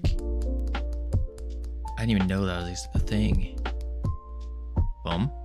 Tornado effect wind. That's sick. We don't need this level of tornado, but we just want to get the rotation part of the vertex he's going for. I think this is one of the nice parts with tutorials, multipass. Hello, Well, everyone. this shader in particular is, yeah, it's probably a couple passes, And welcome. but I am Lelu, and today let's we create just want the a tornado rotation going. effect in Godot. But this is sick. I think all this stuff that he does, it's so good. And he puts the full tutorial out there. If anyone's not, he's only at 13k subscribers too. If no one knows about Lelu, holy moly. Holy moly. Entirely from scratch. So And I good. will also give you some optimization tips in case you need to use this effect in VR Alright, let's or do this. mobile video games. Also, if you are looking into even more Oh, effects, I have created so a good. collection of additional We're tornado definitely going to be effects taking a lot of that is these and available using in them. my website. In case you are interested, there's the link below. So, without further ado, See. let's get started. Let's start creating a scene. Alright, we don't need to do the Blender model. For our effect, I will use Blender. What's the shader here? At time. Oh, so he's using visual So shaders now though. I don't like that. multiply This is what I needed though, the time. Where he's rotating the texture. my speed value with my time value. Okay, so we do the speed, and we do a vector 2 multiply And now time. So speed times time, and then times the I can- UV, something like that. Speed time UV. So we'll say,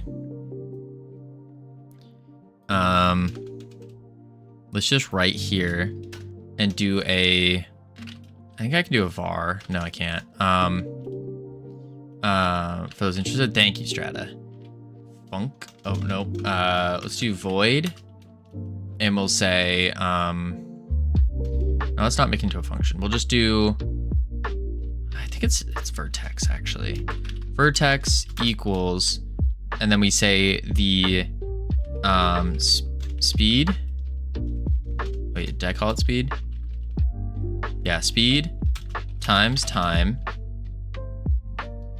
and then speed times time times UV.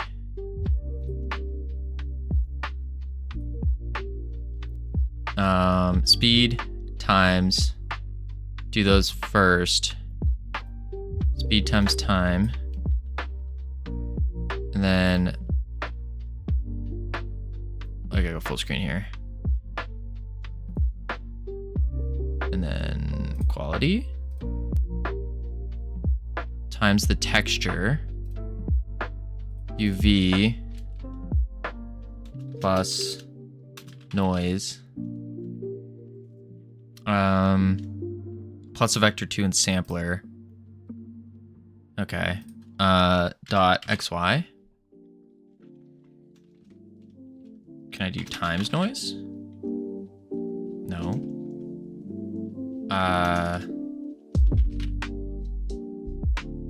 Vector 2 sampler 2D. Is it not supposed to be a sampler? I thought the noise was supposed to be a sampler. No, it does have to be a sampler. Is the dude using vertex in the frag shader? Well, vertex is a function within the frag shader. We shouldn't have to go into the vertex itself. Well, wait, this is the same function. Wait a sec, isn't it? No, it's not. It's a different function. I accidentally changed my active Windows capacity to 0. Nearly had to reinstall Hyperland. Oof. Oof. Imagine. assign speed. Let's try for That's what example, I'm with a saying. value It's of the barrier to entry, minus North Pole. 0.5 That little friction point. and Imagine if someone did that. Okay, They we would are be getting- heartbroken. The opacity. Oh, the opacity. Oh god, that would be terrible. Texture 2D. In the UV. Oh, UV equals texture 2D. UV equals noise.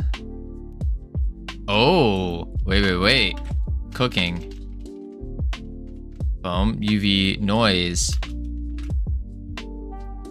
times nuts. You can get in with terminal and change the config. No, is me changing stuff I shouldn't? Terminal's opacity was 0. I need to switch from active to not active in order to change it back. Linux. Yeah. Far worse than switching language. Something. You know what? I don't like to see these ugly, hard edges of the tornado cylinder mesh. So, in order... Man, do I just do the visual? Wait, is this on the alpha?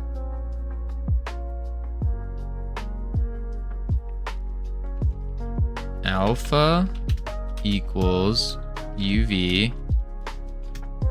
I think I'm doing something wrong. Because I'm trying to add or multiply a sampler and a vector 2. The sampler needs to be what?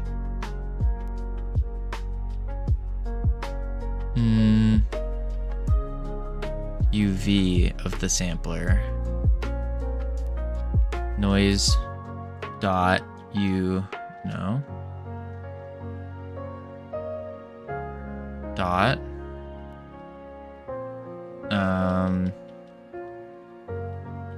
Low, mat, medium, return, switch. U vector. Oh, sampler 2D and a vector 2. Oh, that's a comma.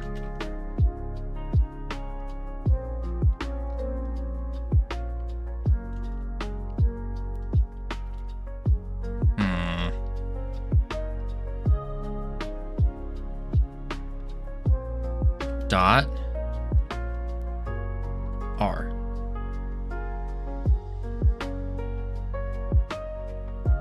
Sampler 2D. Oh, so it's the problem.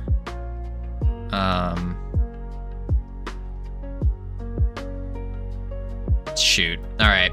In an effort to make progress, maybe we just straight copy paste instead of trying to learn this. I'll have to do it on my own time. Oh, back to visual. Go here. Resources, shaders, and then punch, wind, visual. So upsetting. Create. And then all we do is we need to do what he did, which is the vector 2 parameter, vector 2 let's do parameter,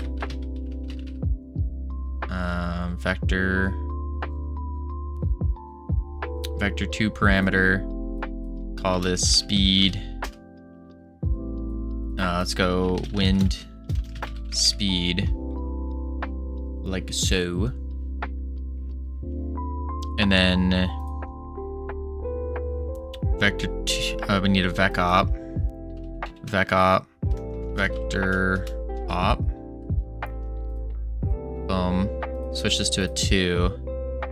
Go here, do time. Boom. This is gonna be a multiply. All right, cooking. And then what is this? UV function. Why are you doing that? You should just do a sampler, right? Oh, panning. Duh. UV function panning. That's right. Into a panning. But I don't think we put that in UV. I think we put it in scale offset, if I remember right. I think we want to move it down to offset. Yeah, we do. Bloop, bloop. And then take these, move them. Oh, take these, move them down, bring it around. Boom, boom. And then we need a sampler. So we can do a parameter, texture parameter triplanar. No, I just want a texture 2D. I guess I put it in here. Texture 2D. Okay. Covino, please play Mage Arena. Maybe. It sounds like a lot of fun. It does sound like a lot of fun. We'll see how much it is real quick. Because I wouldn't be opposed. It does sound like a really fun game. Mage Arena. Oh, it's $3?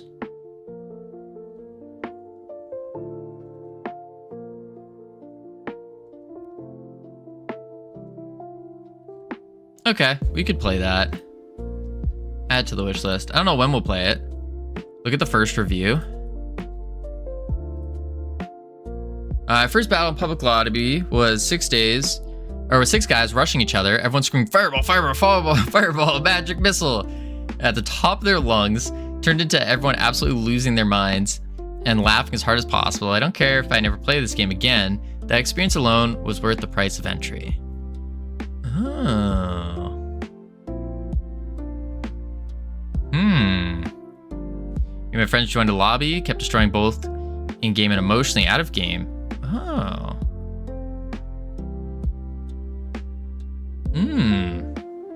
You have to yell your spells?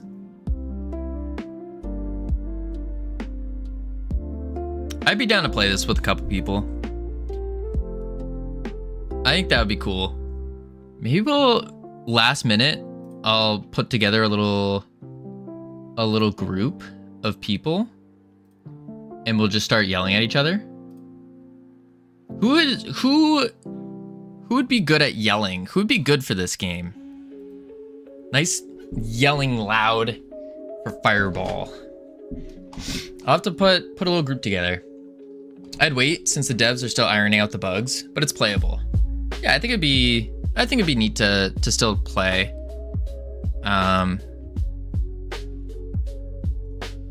I could even be down to play it like tomorrow. I'd have to find people who would want to though. Can I do a sampler and then do a texture 2D parameter? Call this noise.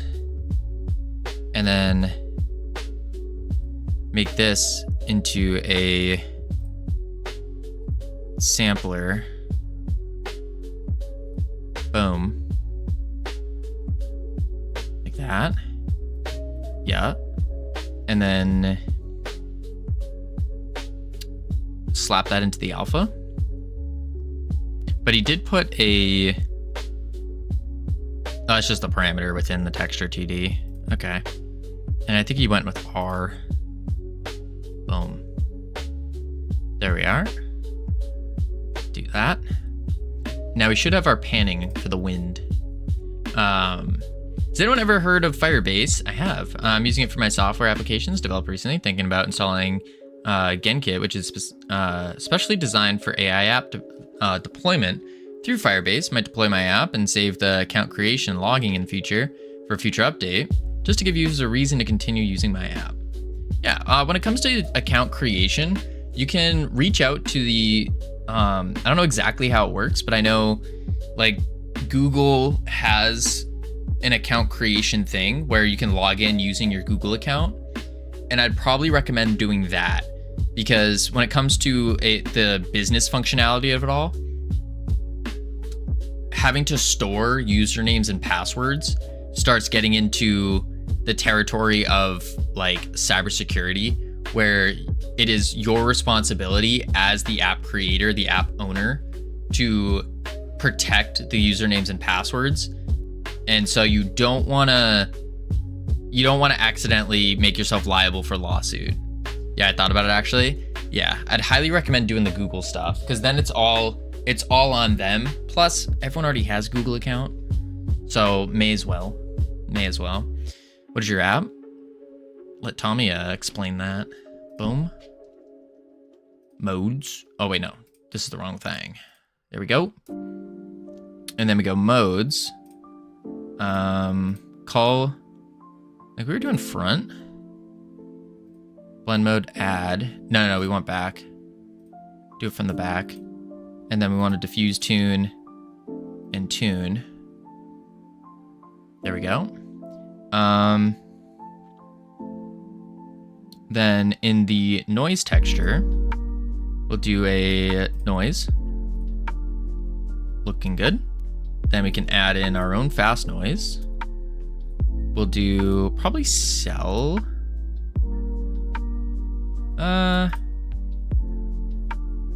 Maybe value cubic. Like that. I'm gonna have to take the color and clear it out. Soloing it in Connor's Corner. Thank you both for the follow. Welcome to the team. You now have access to the beautiful, the immaculate team emotes that y'all can use to welcome people to the team. Crazy. At the exact same time. All right, let's see. Domain warp. Let's do... maybe we don't need a domain warp, actually. Probably no fractal needed either. Because if it's an app that doesn't necessarily need an account, please don't do accounts. Yeah. Also, so you're a game designer. I'm in everything, Connor. I'm in everything. I guess, in a way, game designer slash programmer slash 3D artist slash shader artist slash just solo dev, basically. So everything. Everything. That shouldn't be on fire. Thank you for the raid. Welcome in. It's a good name. What were you working on? What were you doing? For those of you who don't know me, hello, my name's Covino. We're currently working on making a little punchy wind thing.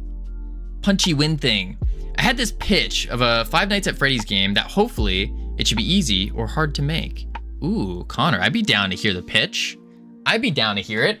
I too had an idea about a Five Nights at Freddy's type game that I think would be a hit, but I'm probably not doing it anytime soon.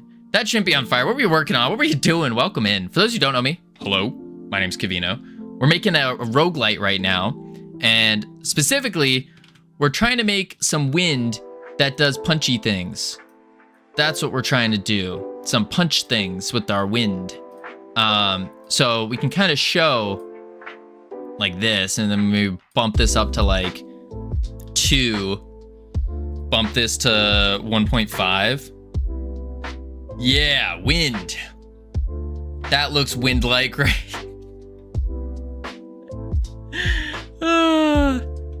We'll see what it looks like for now. But basically the idea here is we hit play, and there's different classes that you can get. Right now we have 2 classes. We have just the base human and then the goo wizard. The human's kind of where you start out. So you start out doing nothing. It at least looks wind adjacent. Yeah, that's what it is. So the goo wizard is the cool one. We're kind of basing it all off of sticking and bouncing. So for bouncing, we got the special attack here. It's a goo ball. It bounces off the map. Awkward. It bounces around and then pops after a couple bounces. That's our bounciness. And then the sticking is if I shoot an enemy, a little ghouling gets stuck onto his bones, which we have to have better placement for it. Not too worried about that right now. It sticks to the bones and gives us some goo back. And then we use this goo in our goo meter to use our abilities. We don't have the abilities on right now, but we do have some abilities. But I want to also kind of rework them a bit. And then of course we have a whole dungeon system. We got a boss, different types of enemies that do different things, breakable things, all the whole 9 yards of like a roguelite. But we're really working on the persistent stuff right now. So the idea here is you, as you complete more dungeons, as you beat through them, bada bing, bada boom, you can get some mastery with the class of your choosing. And so like the goo wizard here, you have all your abilities right here.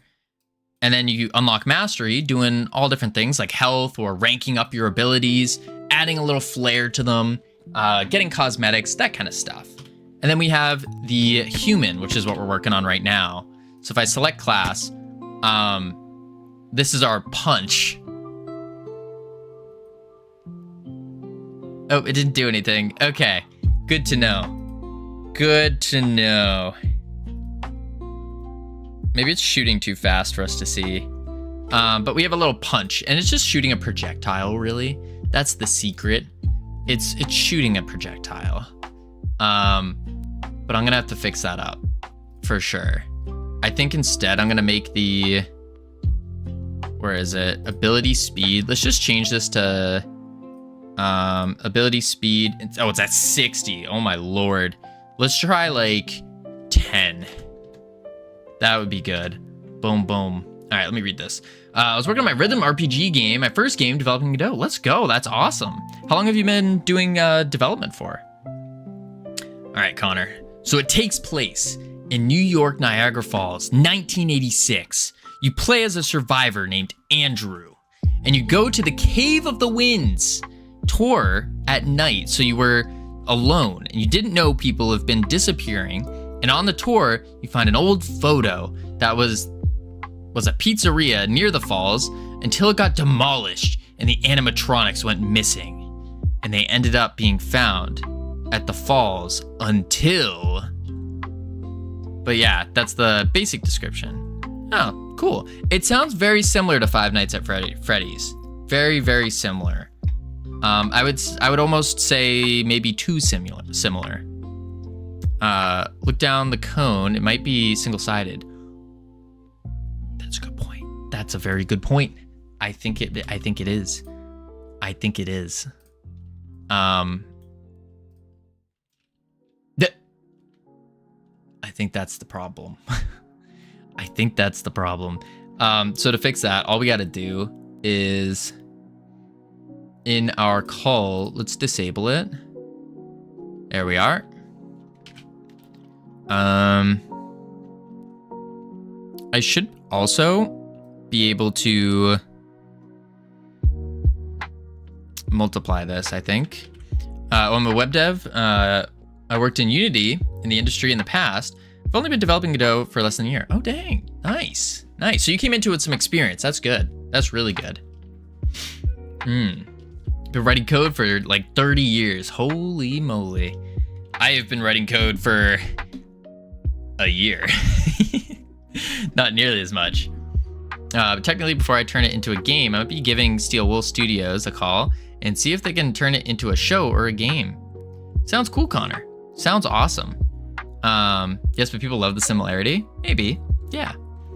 I would say, Connor, definitely recommend creating a prototype first if you haven't already, because that gives the studios a solid like look at what your idea actually is going to be, because you can tell the story, but a lot of times in game dev, the pictures that we have in our head, the full idea we have in our head, it's very difficult to translate that into the game without a lot of experience and a lot of knowledge.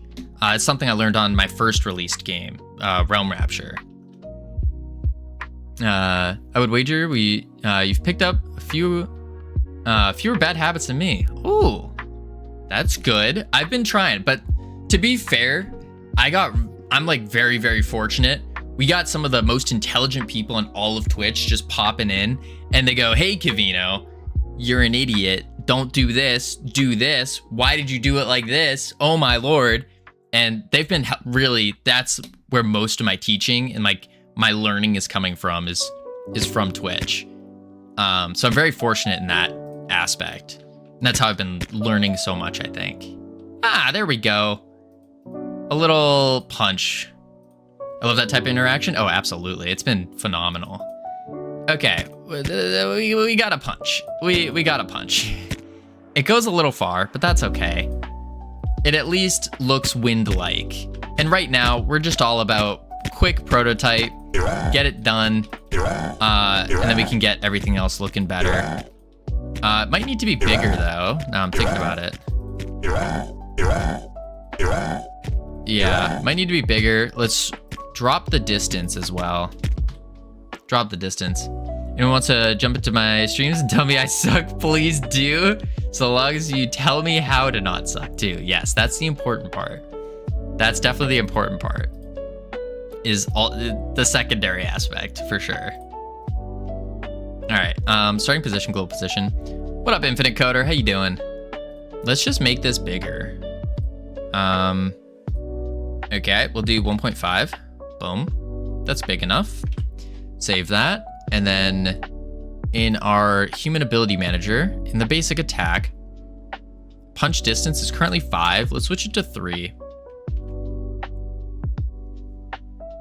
And then I also want to change the ability speed from 10 to 25. It needs to be like a snappy thing. And of course, once we integrate the animations and stuff, it'll look a lot better, and sound effects and whatnot. Most of my learning experience comes from UNCM Griffing and Cam. Oh, dang, Tommy. That's crazy. I wouldn't say learn from me. I wouldn't say that yet. I am not at the stage of being able to properly teach people or like to have really good work. I'm just not there yet. Okay, we at least have something to show we're punching. I think that's fine. Yeah, that's fine. Okay, now the moment we have all been waiting for. The title of the stream. We need to figure out how to throw a rock. Exciting. Very exciting. Covino is not a rookie. You say that, Ryan, but I would disagree. How to throw rocks. Boom. Oh my lord, there we go. Rock throw. Yes, exactly. Exactly, we're throwing rocks. So the idea here is the human attack, like the human class, is supposed to be your basic human. You're a nothing, you're a nobody. You're not even a cog in the machine. You are that weak and useless. That's the idea we're going for here. And so when you throw the base human into a dungeon, all they can do is their little weak little punches, and then they can like reach down in the ground and pick up a rock. Very motivational. Thank you. But keep in mind, you can work your way up. You can become, after grinding out the dungeons, you can become a great goo wizard. Gotta go cook dinner. Have a great stream. Appreciate that. Shouldn't be on fire. Have a great one. Thank you for the raid. I choose to become a coder. You can do that too, Infinite Coder. You can do that too. Not in this game, but maybe. Actually, maybe. We could add like a class, a coder class, and you shoot code at people, and that confuses them, stunning them. That's a good idea. 100K for a coder class? Oh god.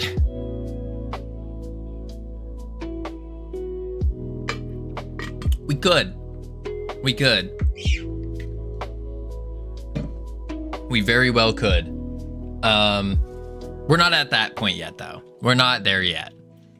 We can make classes pretty easily now, using our resources, but we'll be there soon-ish. I'll have 200 if we can combine both channels.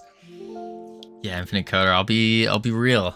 I don't know. That's not for a long while before we can actually do that. A long while. There's so many different things that keep popping up that it's like the original plan for doing that is far out on the timeline now. Far out. Unfortunately. How exactly do your class abilities work? So the way that they work is they're all based off of this ability manager. So the ability manager is what holds the actual unhandled inputs for firing. So for example, if we click, which we call basic attack, this is just a left click, then it will play an animation and it will tell the child, basic attack, to do the attack. and then starts the global cooldown, starts the ability timer. That's pretty much how it works. It's not on the player. Well, it is on the player, but it's a component of the player. So in that way, we can switch out ability managers depending on what class we're using. And we're storing that ability manager on the character class. So in the character class here, we have an exported, where is it? I don't know where it is. We have it somewhere. Wait, do we not have it on the where is it? Wait a sec. Wait. Oh, here it is. Duh. We have an exported ability manager pack scene. And then what we do is we throw the pack scene on the player, add it as a child, and then now the player's inputs will be called from the ability manager. So the player gets this ability manager. Yes. Yeah. And then the ability manager handles it all. And this ability manager is a resource? Nope. The ability manager is just a packed scene. So this is literally our ability manager here. It just has a standard node. It has 2 cooldown timers.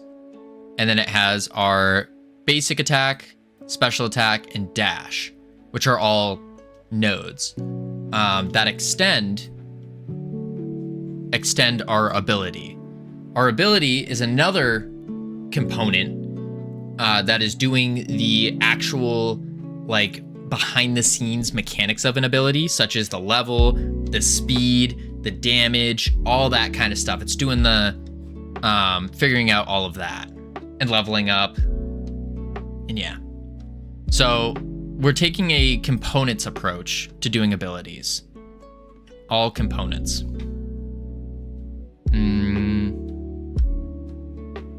Okay. Human ability manager. So actually, I can show you right here, because we're about to remove this ability. This is the Goo Wizard special attack that's on the special attack. We don't want that anymore. So we're going to clear that out. We're going to add a new script, and it's going to be under game abilities, right? Ability GD, Goo block. Yep. So it's going to be called the human special attack. Open, and we create it. Boom. I like the component approach, but never saw it with abilities. Yeah, it was definitely an interesting idea. Oh, so we extend ability here. And then we're just gonna do a class name for it as well to keep things nice and organized. Human basic, or no, this is the special. Special attack that extends ability. Boom. So now without anything there, because of the components, we now have ability types. We now have the stats. We have the level upgrades, and we have our ability cooldown node right here. Boom. I don't have that actually. Cooldown timer. There we go. Ability cooldown timer. Duh. So that's what we got. All right, so now what we want to do is we're just going to reset all of that just so we can just have something that's filled out nice and easy. And then what do we need to do for the special attack? So the way that we're approaching the attacks is we're just using a function called cast, regardless of what the ability is. So we'll do function cast, which is going to override our actual cast function within the ability, which is just meant to be a placeholder right here. Oh, it's not even here. Oh, maybe I just straight up deleted it then. Never mind. Never mind. Ignore me. I deleted it. That's right. So I didn't need to override it before I was overriding it. But we just do this, cast, special attack, cast. So what do we need to cast? We're trying to throw a rock. So we're gonna need a rock. To do that, we'll do export var rock packed scene. So we'll do a pack scene of a rock, which means we need a rock. But how do we want to throw the rock? That's the question. How do we want to throw a rock? We could shoot it like a projectile, but I think that's a little boring. We could... I guess we could huck it into an area. That could be interesting.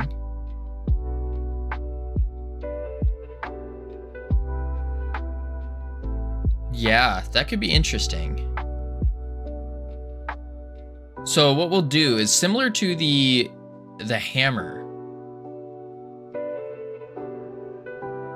Yeah, similar to the hammer. What we'll do is, if this is our reticle, why just reuse the goo ball? Because that's a... Oh, I mean, we could, and then we would lob it. That could be interesting, but we don't want to... The reason I don't want to completely copy the goo ball is because we want to do different mechanics for each class. We need them to feel different. Reusing the goo ball would be a solid solution, but I don't think it's gonna make the classes unique. Because then what's the difference between the human and the goo wizard besides the visuals? There is none, except the human's projectile shoots much less and kind of blows in comparison. So yeah. Why does the new SpongeBob game kind of look fire? I don't know, I haven't seen it. But I do remember playing the crap out of one of the SpongeBob Xbox games. I can't remember which one it was, but I played the crap out of that game. I think I beat every single thing, got every achievement, like full perfection. That was an absurd game. I don't remember what it was called. Yeah, same. No, I think it was before your time. It was... Oh, what was it called? Old SpongeBob game. Xbox. Back when I was like 7. You could see that. I think it was this game, actually. Battle for Bikini Bottom. Battle for Bikini Bottom game. No. That's Rehydrated. They made a new version of it? This looks more like it. Maybe it wasn't this game. This one. No, it was this game. Yeah, I think it was Battle for Bikini Bottom. Something like that. I still have the game. I do too. I do still have it. I don't remember this. This must be the newer one. Oh, it was Rehydrated, that's why. Interesting. Remake versus the original. Oh, they just buffed the graphics more? Interesting. But yes, I remember doing that. All right, throw on a rock. So, ooh, wait a sec. I think this might be cheating, but I think Lelu has a rock. A really cool rock thing. Yeah. No, it's more of like an earth shatter though. That's a little too insane for a basic human. They got the colors better and added bloom, then called it a day. Oh, so they just kept the same mechanics? That's kind of boring. Kind of boring. Smoke, dynamic fire, loot drop effects. That's dope. We need to do this.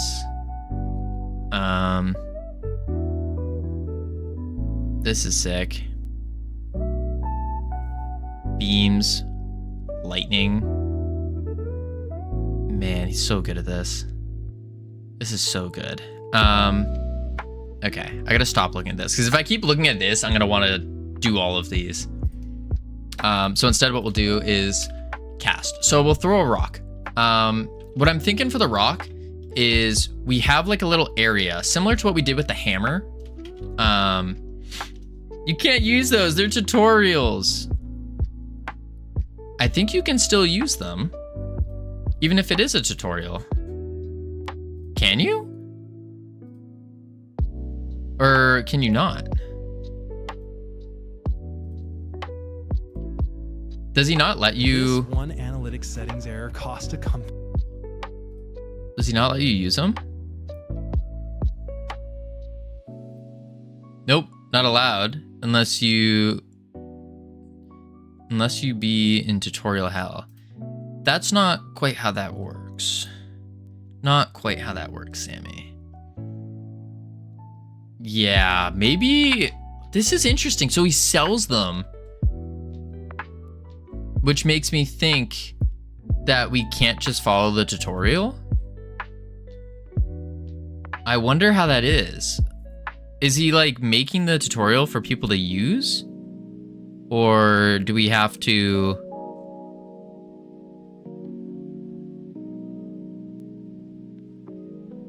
When skilled, the human warrior can throw the rock up in the air and time punching at high velocity, dealing devastating damage. That would be sick. That would be sick. I have an idea for the human class, but I don't want to tell you guys. I have it written out. Like, it's written out on Notion. And I have the idea, but I want it to be an Easter egg. I don't want... Which is gonna be a little odd to do because, you know, I do like 99% of the dev work on stream, but I don't want to spoil it for anyone. I don't want to spoil it. I'm only giving you a hard time. I don't care if you rely on tutorials, LLMs, Twitch chat, or any sort of crutch. Gotcha. Let's see, cast. So we'll do, what we're gonna have to do here is something a little odd. So let's go to the hammer under abilities. Close you. And we need to do this. Hammer. Boom. So this hammer here is a lot. And it's sick. Looks really cool. And what we do with it is we are putting in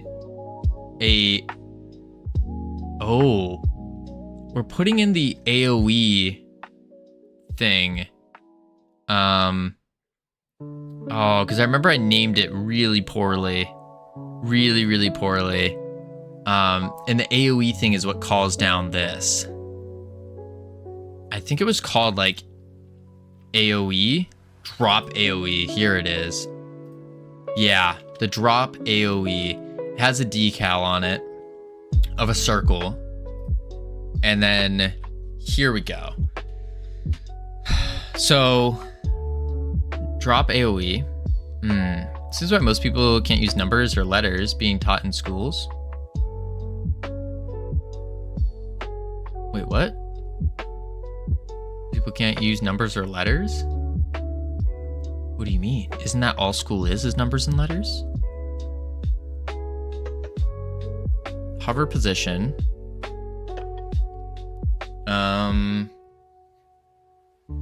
Okay.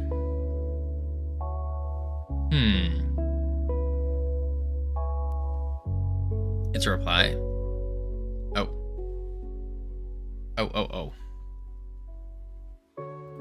My bad. Alright, so we gotta figure out... We're basically gonna have to make a new one, actually. That's what it looks like.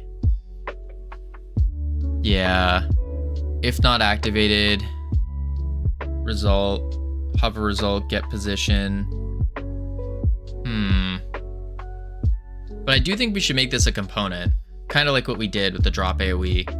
But we're gonna have to remake it from the looks of this, because we have get hover result. Does that still exist in the player?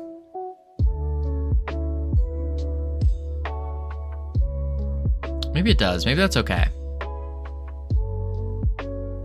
Mouse mode hidden. We don't want that. Channel timer. Use AoE. Which is on the timer timeout. One shot. Removes the goo. And then takes the visual effect. Adds it in.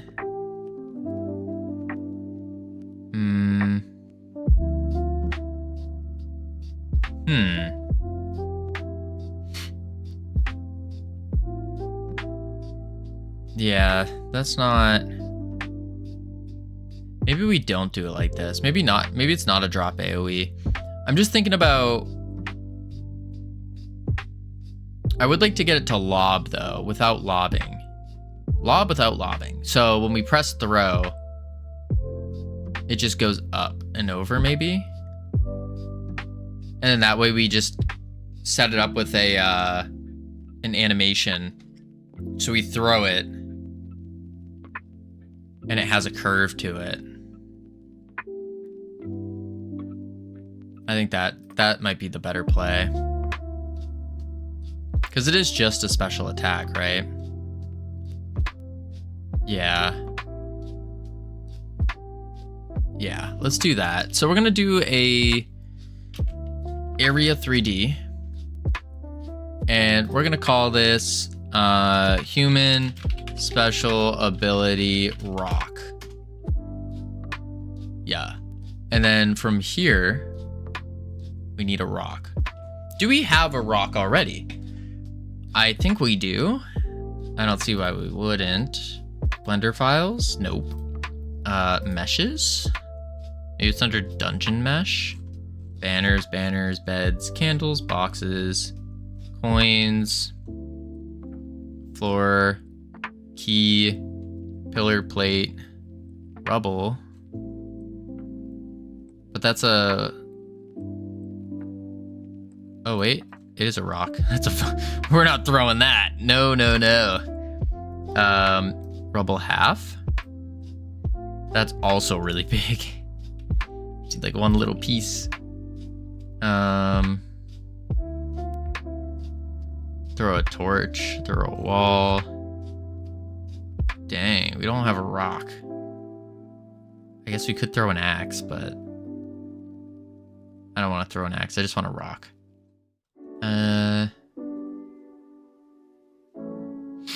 Okay. We're gonna add in a rock. Desktop. And, oh, I still have to reorganize where this is. Shoot. What is this? Roguelite. These are the prototype versions. Ocean Wave, that was cool.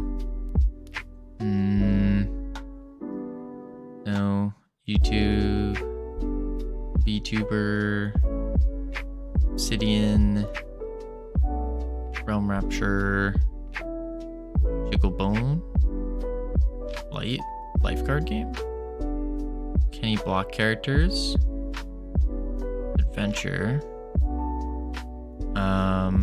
Well, it's in here, I think. I think this is where we are. Yeah, this is where we are. So we'll go under assets. I could just throw it in assets, I guess. Yeah, not ideal, but we can. And then open a new window. Then we have to go back to K. It's either K or Kenny that has it. Let's try Kenny.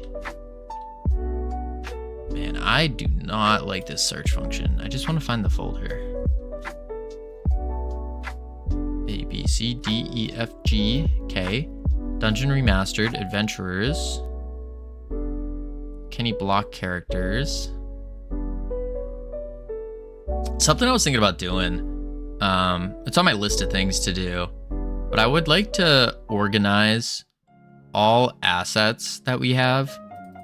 And then just make like a database of assets. I think that would be really awesome.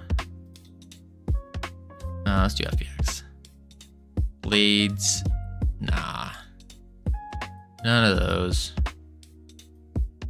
It's not in skeletons.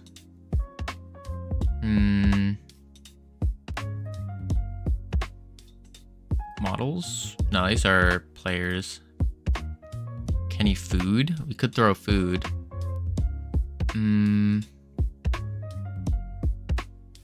Obsidian. Clicker. Recordings. You know what? We just won't throw a rock for now. We'll just use a random a random mesh. I think that's going to be the play. So we'll look for something that's kind of rock-like. Like a, there's a plate. Keys? A keg? Could throw a keg. Nah, let's not throw the keg.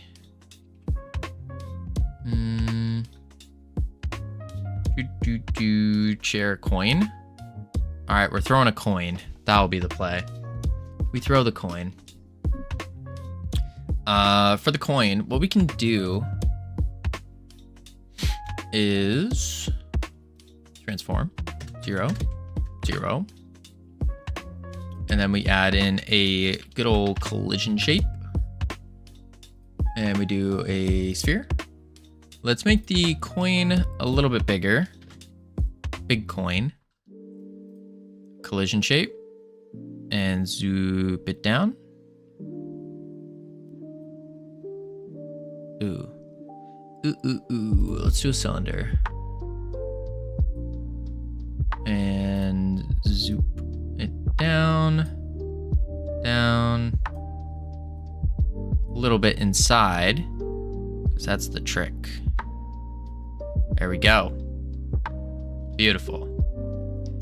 Save. Rock. Now in the script, all we gotta do is say class name, human special attack rock. Bam. Now we want to do, it's basically going to be the same thing. A lot of these are going to be very similar here.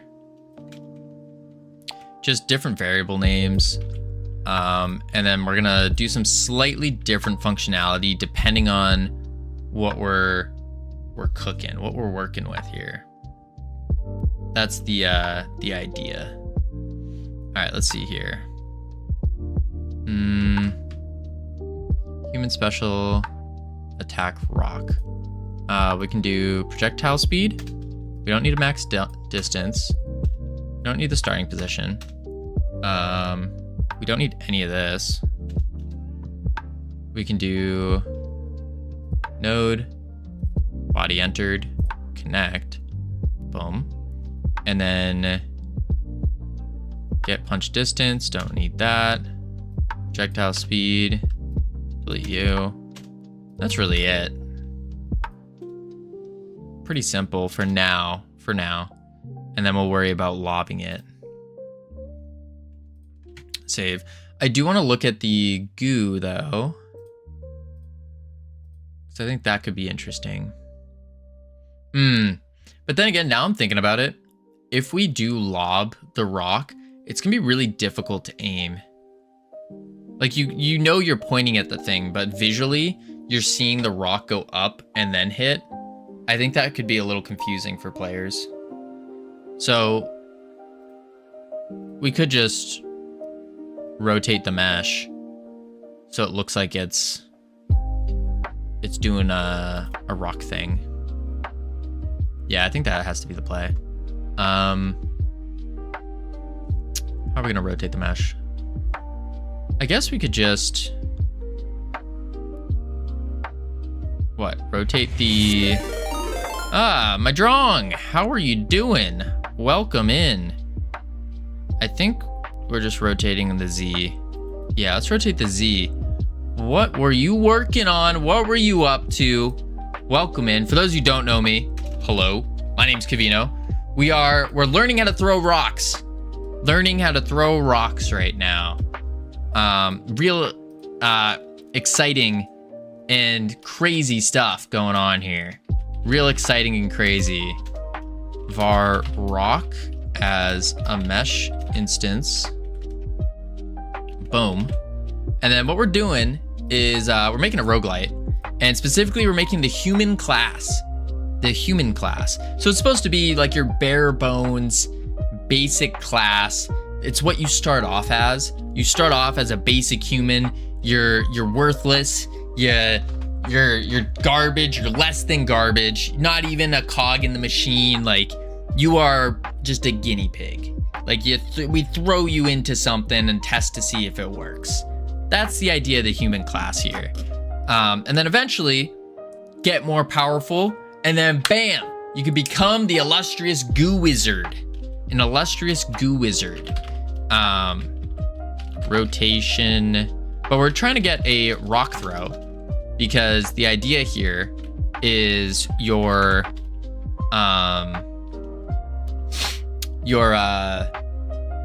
attacks that you have are things like a simple punch, and then you like pick up a rock and you throw it at the enemy. Something weak, something light. So we're just doing the rock throw right now. We got a punch going. I'm not super happy with it, but I think it's fine for where it is now. So now we're gonna do an angle. We're just rotating the rock right now. Rotation dot Z plus equals deg to rad, and we're gonna add like 1 degree times delta. This might go a little crazy. So I probably don't need to plus equals it, actually. Maybe. We'll see. We'll see what this looks like and go from there. But yeah, boom, boom. Human abilities, special attack, bada bing, bada boom. Oh shoot, thank you, Sammy. We do var rock equals rock dot instantiate, and then rock dot damage equals ability damage. Rock dot projectile speed equals ability speed. Rock dot, what else do we need? Do we need the player?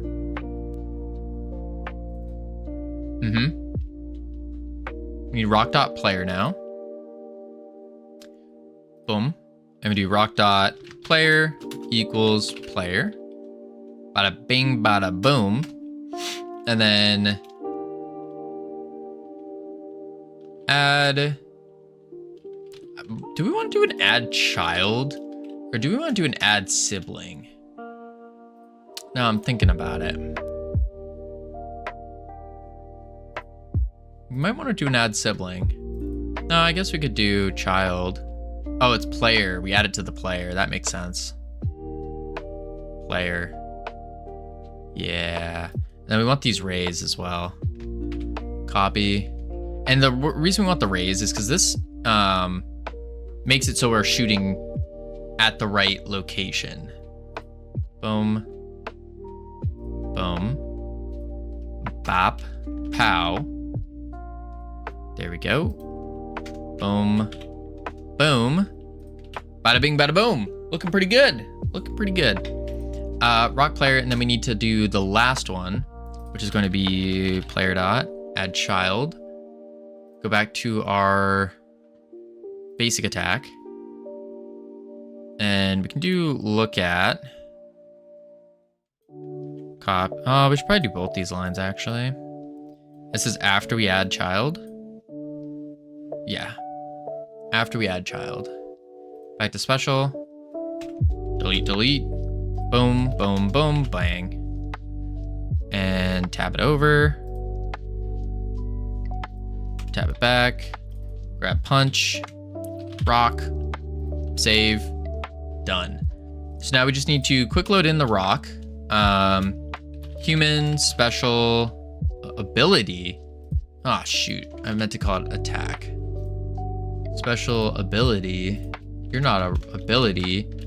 You're an attack. Save. And then we go human special attack, not ability. Rename. Attack. Rename. Attack. Save all that. Bada bing, bada boom. Now in our human ability, human special, rock, good. Special attack, good. And I think that's it. I think that's it.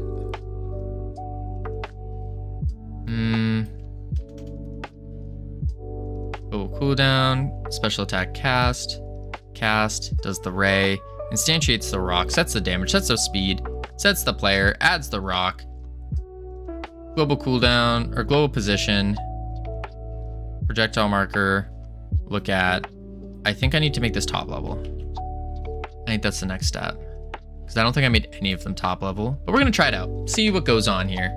What's cooking? Man, oh man. Let's go here, here. Oh no. How about a chess redeem? Similar to hypnotic. You need a game break. I don't need a game break. That's wild. That's wild.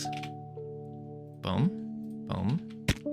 But that's that's the thing. I struggle when it comes to context switching. I tend to struggle with it.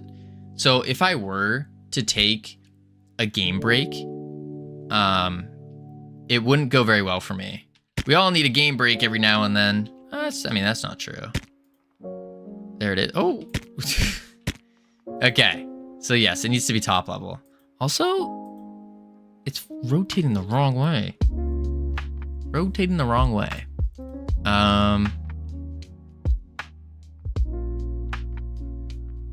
So I need to set its basis, I guess.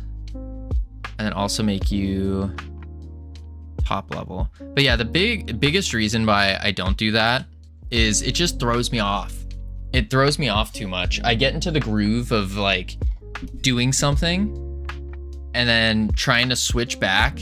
It's like, even with like play viewers game, it messes me up. So that's why I don't bother with it. Boom, boom. All right, human special attack. Maybe I need to set, or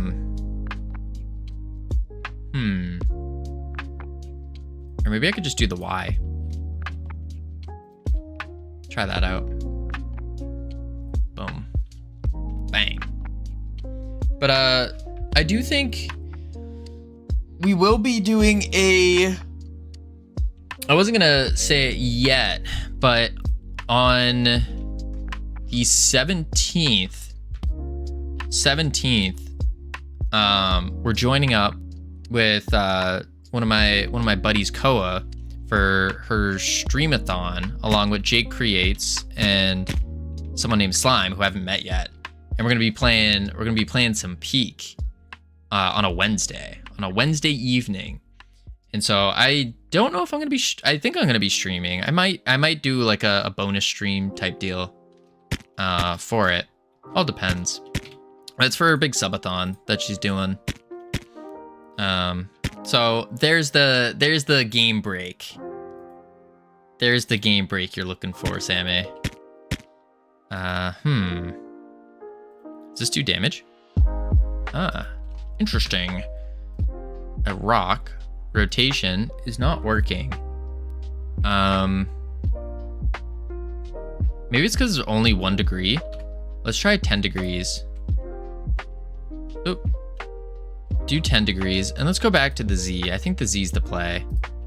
And then I didn't set the collision, did I? Nope. Boom, boom. Layer, enemy, save. Lobby, play.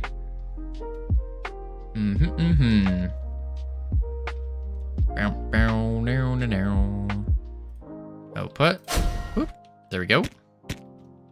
All right, let's go here. Subclass. Oh, interesting. It is rotating, but it's not rotating in the direction I want it to. It does need to be on Y, and then this needs to be like 25 degrees times delta. But I also need to do times rotation speed, actually.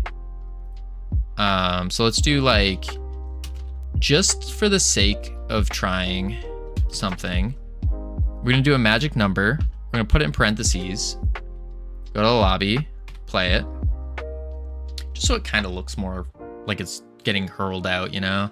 Just shooting a disc is kind of bleh. Kind of boring. Select. Okay, I just didn't do anything. Oh, it's rotating the wrong way. It just keeps changing its rotation.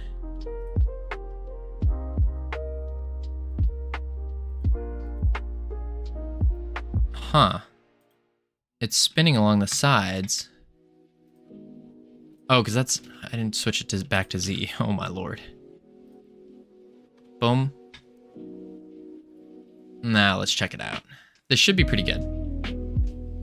Oh, I gotta fix this output thing. I hate that it shows. Oh, that's a goo ball. That's not a rock. Boom. Select class. Ah. Okay, that's neat. It's still not going the way I wanted it to. So I have to do rotation X. Actually, do a little bit of both. Do a little bit of both.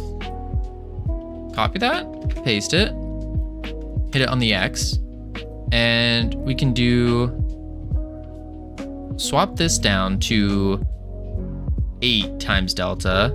This will be 16 times delta. We can keep it both at 25 and set that. Now it should be pretty cool.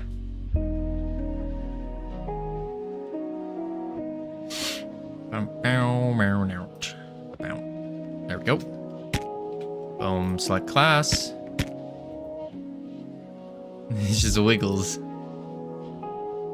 Interesting.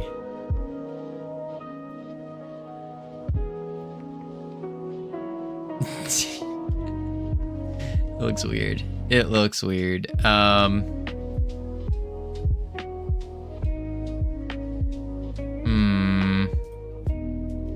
We do negative. Oh, but we're adding. That could also be another issue. Is we're adding it all. Let's do var rotation speed as a float equal to 25. And then we'll just take U and just call rotation speed. And now it should work.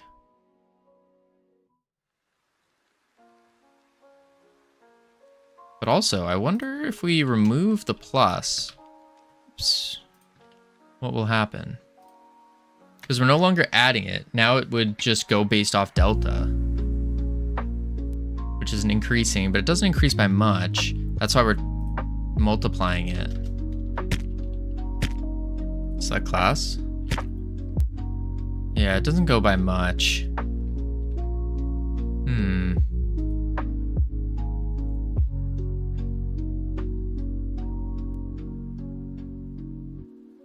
I guess we do plus, plus. Save.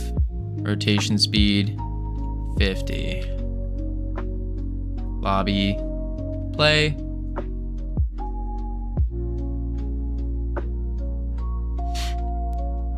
And then,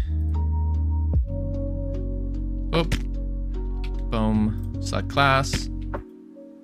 Sure, that's good enough. It's a wobbly coin. Okay, we're throwing rocks now. It does damage. Very little damage, but it does do damage. We're kind of hurling it pretty far too. Oh, they don't disappear. They don't have an obliterator on them. I was like, why? Why is it going forever? Obliterator. Yeah, we can make it go for 5 seconds. There we go.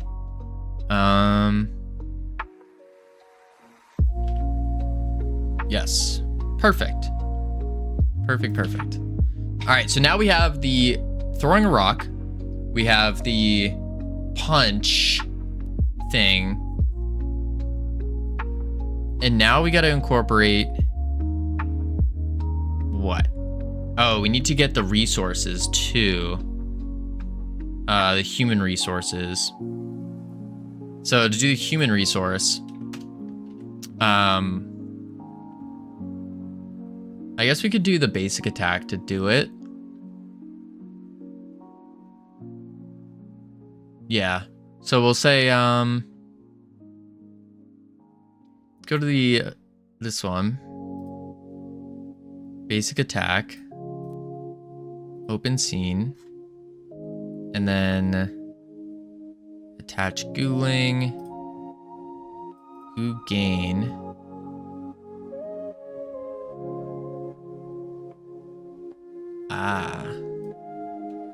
Remove that. And it's the Gooling that's doing this. That's right.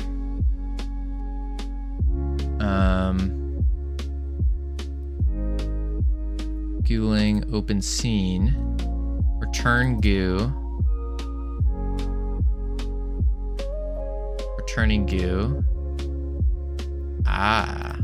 We're doing a scene on a scene on a scene on a scene on a scene. I see. And then body.resource, resource gain. So we just take this and we grab the, probably not the rock. Let's do the punch. I take damage, and then this needs to be player.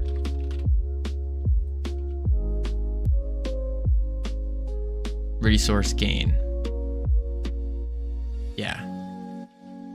And now in the player class, let's type in human.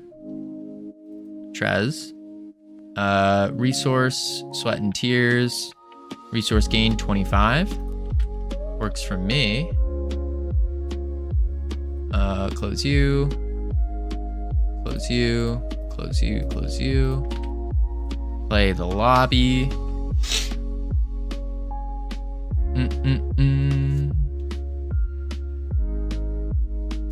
All right, let's see if we get some sweat and tears. Sweat and tears. Select class. Oh. Wait a sec. Why is it not switching our resource bar now? Huh.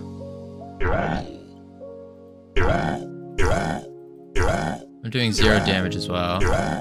We are gaining the resource. Why did it not switch the resource meter? Before it was. Thought it was. We'll go into dialog margin. Update class upgrades. On select class, player class equals new class. And then we go to player, new class. Set class. Under set class,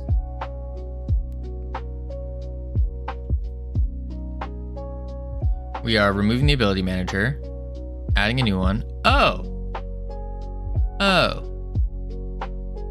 We don't do the player bars. Player bars, update bars.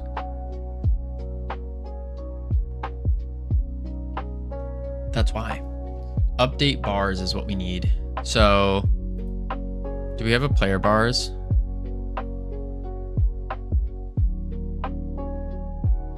Ability manager, don't need that. We don't. Okay.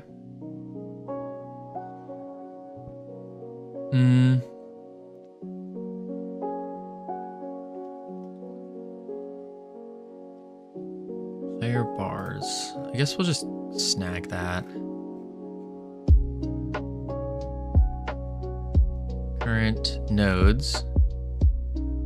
Player skeleton. Player bars. We do have player bars. Okay, so in that case, under set class, we just do player bars dot update bars. Or is it set bars? It was update bars.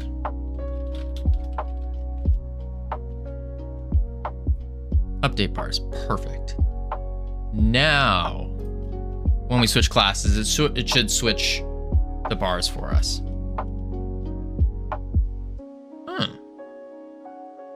Non-existent. Nice. Player bars in the player.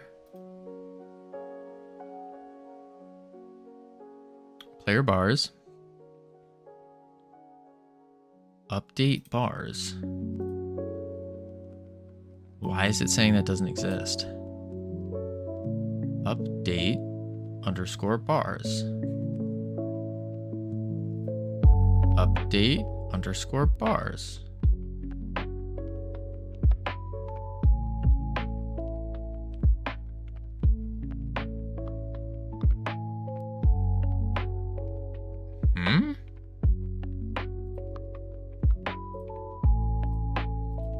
That's weird. Play. Bow, bow. Function update bars and base type nil. Ah. Player bars isn't snagged yet.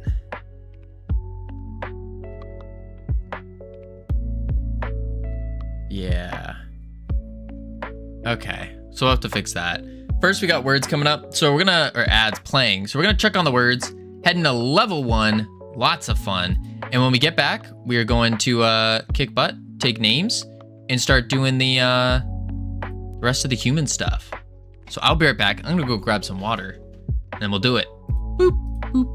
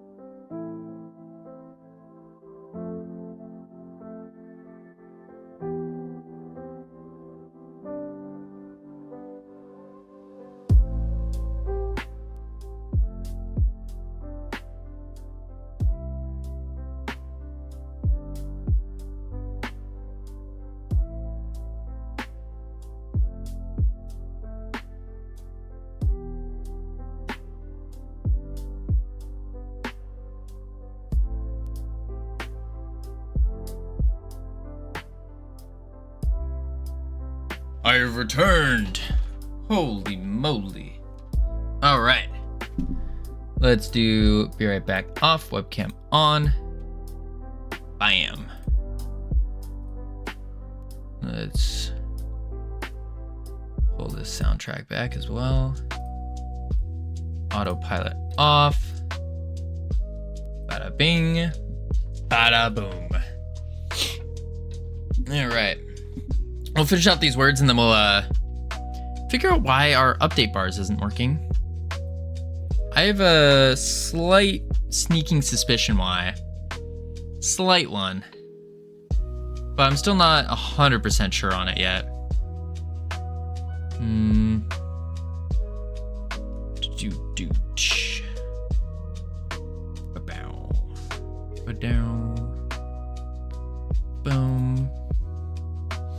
I think it's because the nothing was instantiated yet.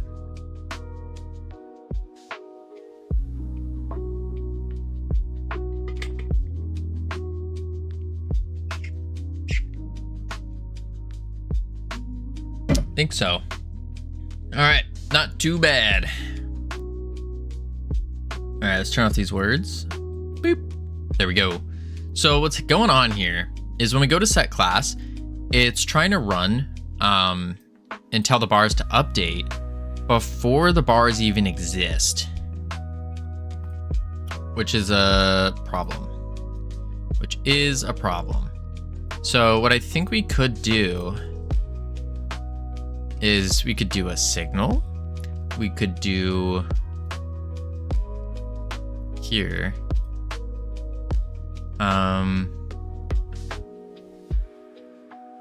Maybe that's what we do. There's a signal for when class is updated. Yeah, I think that might be the play. Not really a fan of doing it this way, but I think it'll be a little bit easier. Signal, class, changed.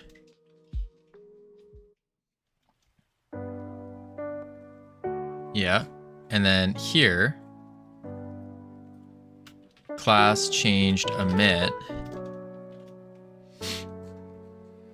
And then in the ready, we set class.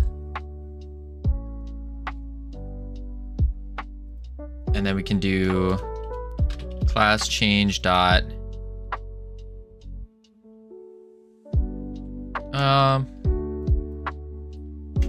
Actually, we do it in set class.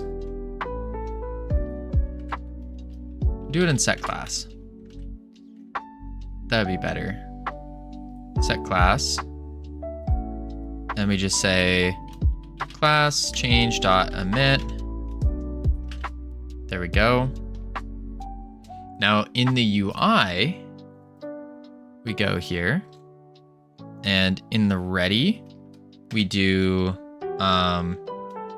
player dot class change dot connect, and then here we do actually, I think I have the player in the bars themselves. I do. Awesome. Ready, and we say player dot class change dot connect update bars. Save. Now when we hit play, should magically work. Should. Maybe. Okay, good. We have goo at the top left. So let's go talk to the human. There we go, sweat and tears. Go back to goo. There we go, goo. Go back to the human. Sweat and tears. Beautiful. Excellent. Awesome. All right, we got that going. So now we have two different classes. Oh, whoops. We're the human right now. Let's see if we, we punch. That's right. We can't shoot. All right. Yup. Yup. Yup.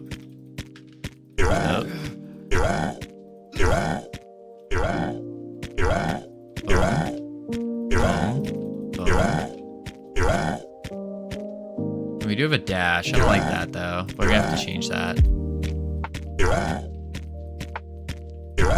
Boom. Boom. Boom.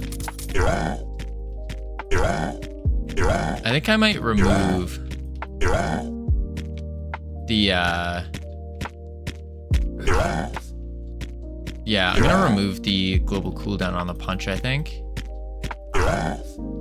And something else I was thinking of is maybe we do just remove a global cooldown altogether. And instead we make it so you can hold the button down and you'll just keep attacking. I think so. That could be cool. Don't really need to worry about that right now though. It's not crucial. All right, let's go here. Go here, here. Human punch and throw a rock. That's completed enough. There we go. Admirin, long time no see. How are you doing? Welcome in. For those who don't know, Admirin made one of the games that I still play on my phone to this day. Still play on my phone to this day.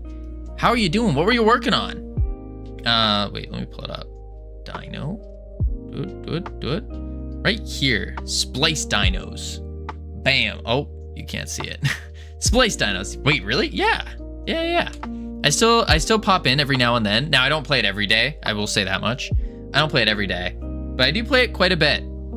I haven't made it too far still, because I find myself just spam tapping the dinos, but I got the oh, you can't see it. I got the ghost dino. I think he's the rare one, the rarest one. I also got the big Gandalf one. But yes, every now and then, Infinite Cutter, welcome in. For those who don't know me, hello. Who don't know me, hello. My name's Covino. We're working on a roguelite right now. And the idea with it is we got different classes. We just finished making the human class and throwing rocks. Although we don't have a rock model and the throwing of the rocks isn't that cool. But the idea is pretty simple. So you start off as a basic human and you got your health bar, you got sweat and tears as your resource, and you can punch, which is like we need to do animations to make it look cool. But you got a little punch. You go punch enemies. And then we also have a rock throw. It's not really a rock. It's a coin. But, you know, it'll be a rock.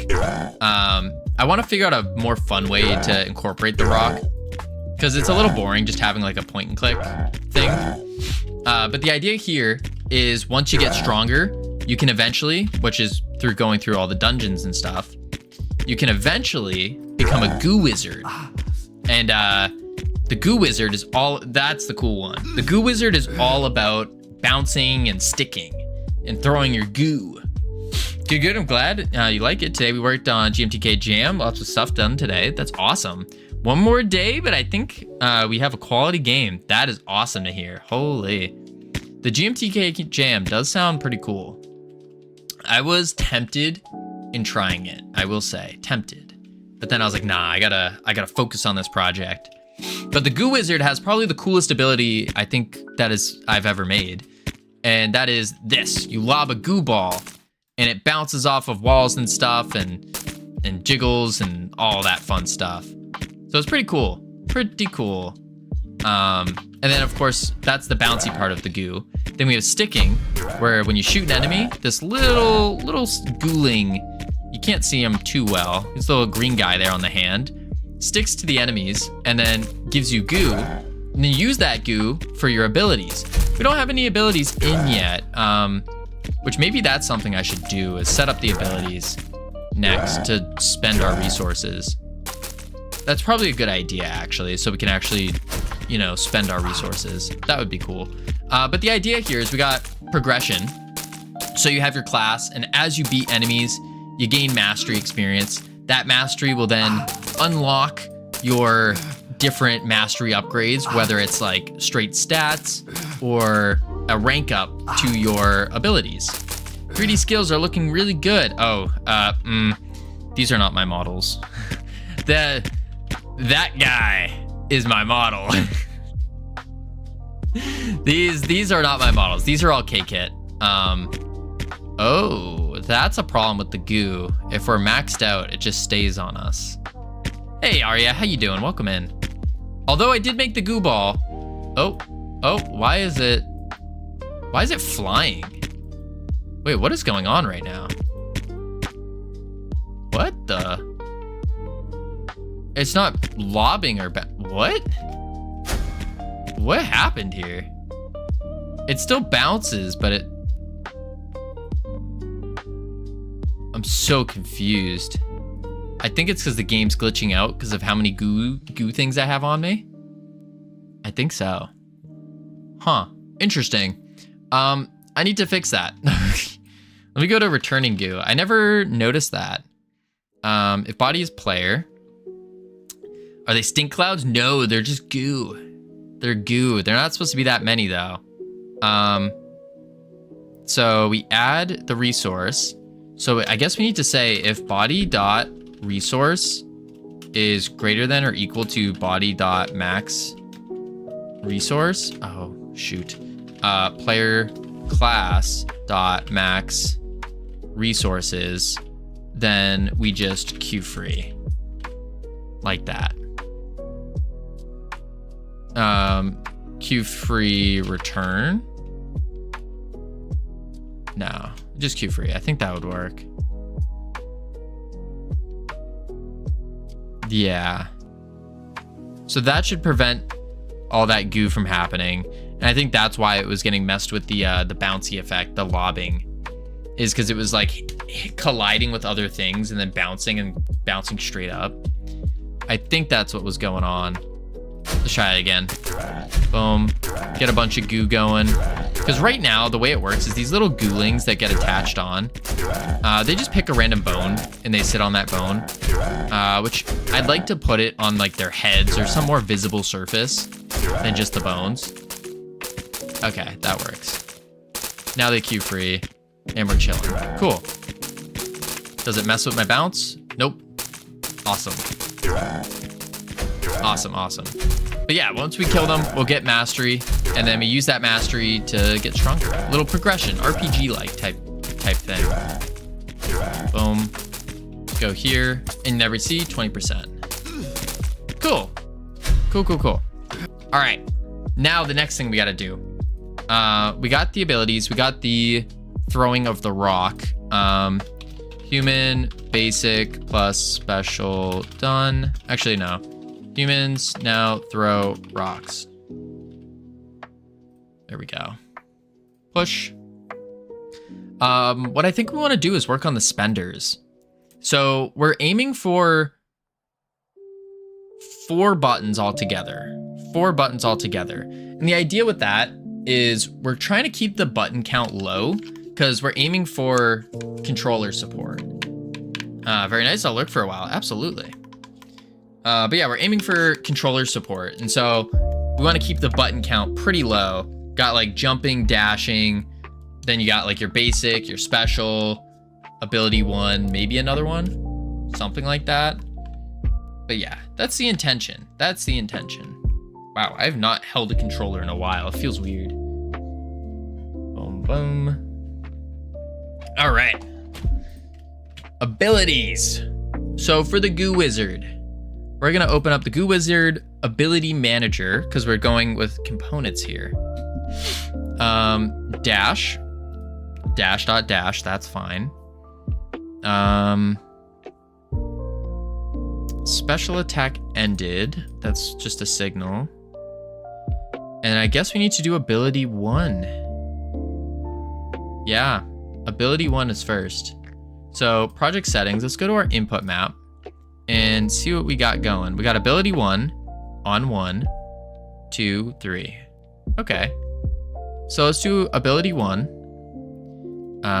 Space. Enter. Or that's a tab, not an enter. Elif event dot is. Ooh, maybe I should do this in the base. Yeah, I should do this in the base. Wait, this is the base script, isn't it? Yeah, it is. Cool. Enter, enter, delete. Elif event dot is action pressed. Ability 1 and can cast ability 1, which I need to set. That needs to be a thing first. And then we do dash. on ready var ability 1 as an ability. Save. Let's go to ability manager.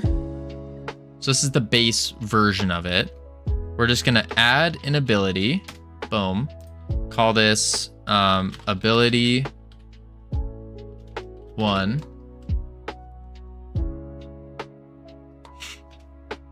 Like so.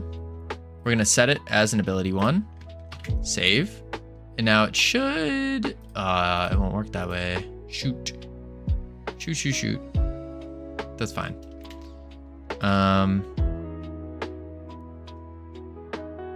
Yeah, we're gonna have to add it all in. Add ability, call it ability 1. Ability 1, save. Go into human, add ability, call you ability 1, set your ability type, save. Cool. Then we got the ability 1 pressed. Sick. All right, so for ability 1 pressed, what we'll do is we'll say probably just ability 1 dot press or dot cast or something. So we'll do ability 1 dot use ability. Sure. Equals get ability 1. Sick. Let's do it in here. Yep, that's good. Awesome. So in the no, let's go Goo Wizard because we already have some abilities for the Goo Wizard. We just gotta input them. So we got a script here. We're gonna ignore this script and we're gonna make a new one under abilities, and we say Goo Wizard ability 1. Create. And this will extend our ability. Class name Goo Wizard ability 1. Save. There we go. Delete that. Save. Go into our stuff. We'll just reset it all. Cool. And ability type, ability 1. All right. Now we gotta pick what ability we want to do. We have a couple different options. We're trying to stick with bouncing and sticking. So we could do some kind of like goo hammer. We have that ability. We have the goo wave, which is pretty cool. It shoots a wave out that knocks enemies. That could be quite useful. We could summon the goo, or we could do a goose-splosion.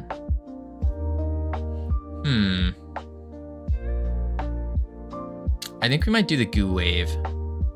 I think the goo wave's pretty cool. Let's go look at it. Yeah, there it is, the goo wave. It's pretty cool. Yeah, we'll do goo wave. What is this? I see. Okay. Goo wave. Facing direction. If wall cast is colliding, so that's when it splats on the wall. Shrinks it, grows it. On body entered. If body is in group enemy, we hit.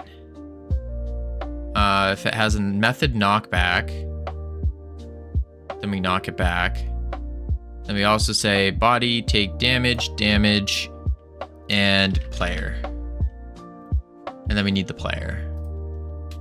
Var player as player. Save.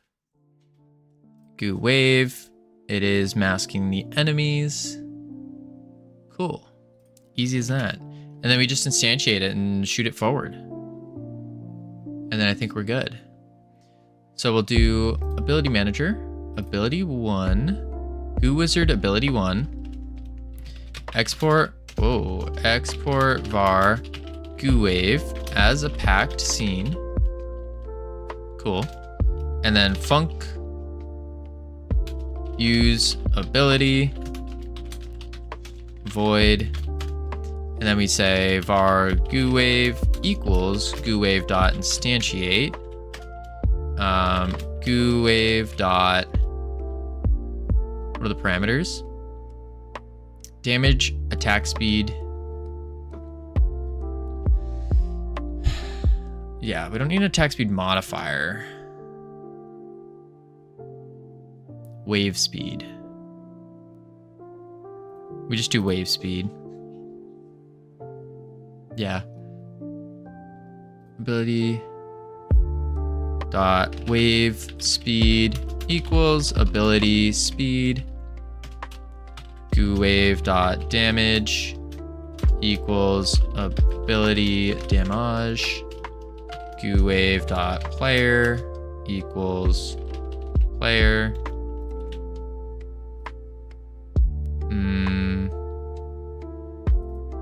And that's it. We don't have a facing direction though. What are we doing? Facing direction, global translate. So for the facing direction, we just need the global basis. Negative. So we could just say Goo Wave dot facing direction equals player dot global basis dot z, but do the negative version like this.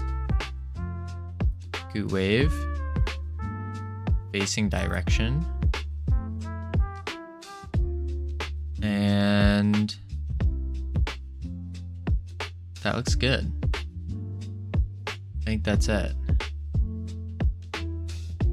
Goo Wizard ability 1, and then we need to just say player dot add child Goo Wave, and Goo Wave dot global basis dot z equals player dot global basis z negative though. And that should be good.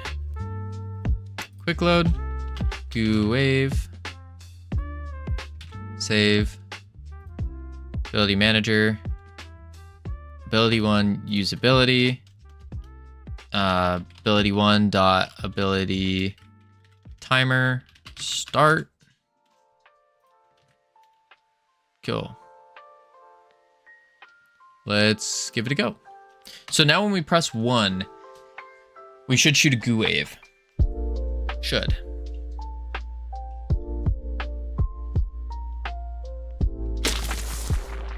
Ah.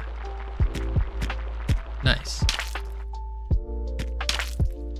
Yeah. So it's not spawning at our position. So what we need to do there is go to ability 1 and then say instead we go global position. There we go. Equals player dot global position. Lobby. Play. Bow, bow. Close. It's not facing the right direction. It doesn't stick on the ground. And I think that's because of the global direction.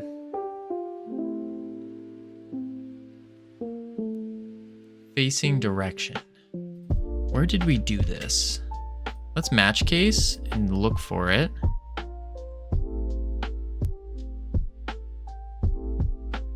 Facing direction equals global basis negative z. Oh, okay.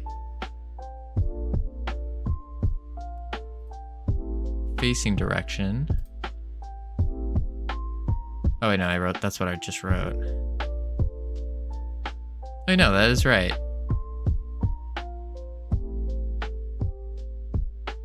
Global base is C. Global base is C. But that didn't seem to work when I did that. So let's go into it here. And what did we do? We did this. Okay. Ability 1.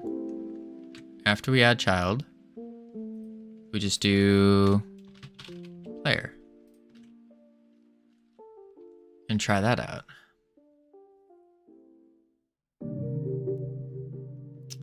Lobby. Play.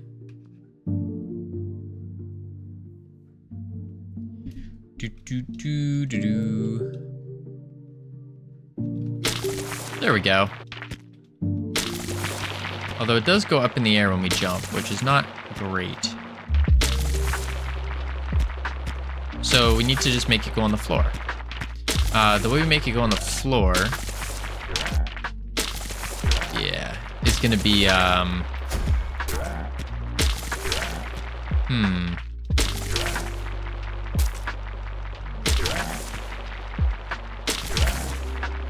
are we gonna make it go on the floor? If not on floor, but we can't do that.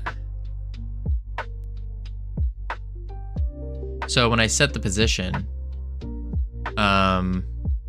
or I could do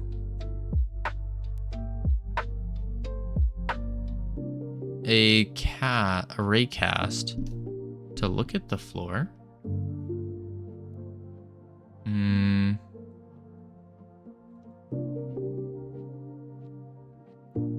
We'll do ability 1. For the global position, I guess we could break down the global position and then just say to get the floor. There's a better way to do it though. I just don't remember what that better way is.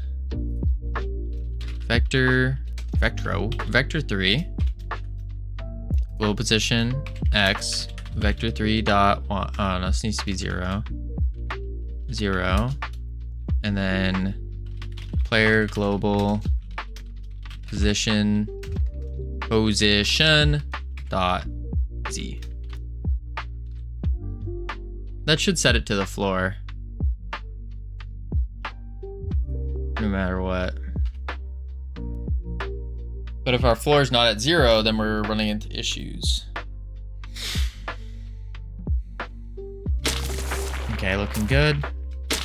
Oh, sweet. It does work.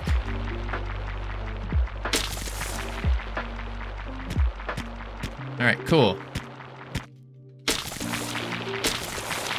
Now we should probably set the action bar, shouldn't we?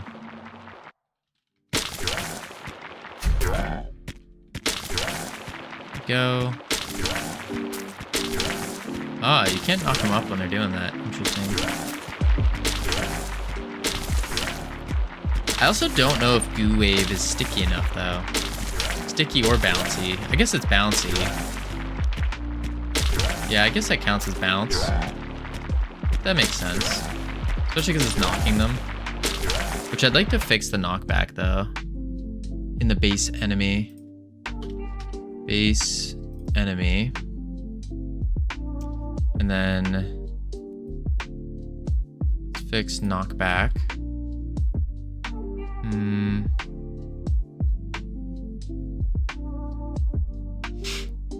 Movement types are a little interesting.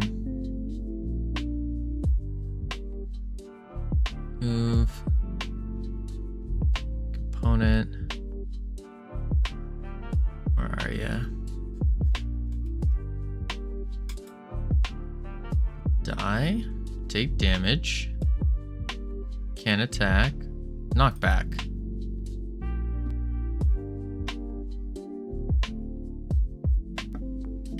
Knockback is just a velocity. So that means on the Goo Wave, knockback. Here we are. Low position, direction 2. Okay, what up, Santas? Times 3. This brings it up higher in the air. So I could do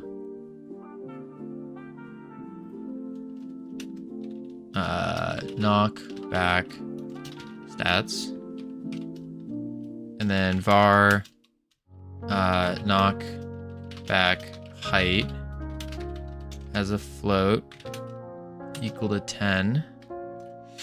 I was playing a 10k Robux tournament and I lost to a hacker, but I didn't want to be a poozy and tell the host that he was hacking. He knew where I was, like literally. I mean, if he's cheating in a tournament, maybe you should say something. Boom. Knockback height.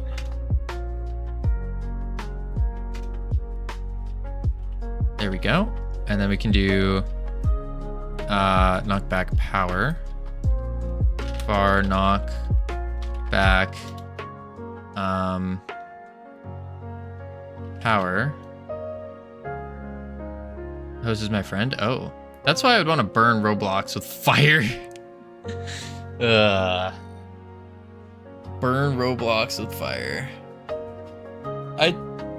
Yeah. I mean, it's good. It's not terrible, but not really a fan.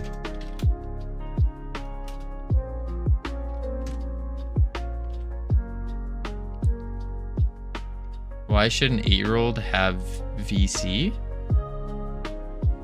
VC? Knockback power. Knockback power. Let's see what that does.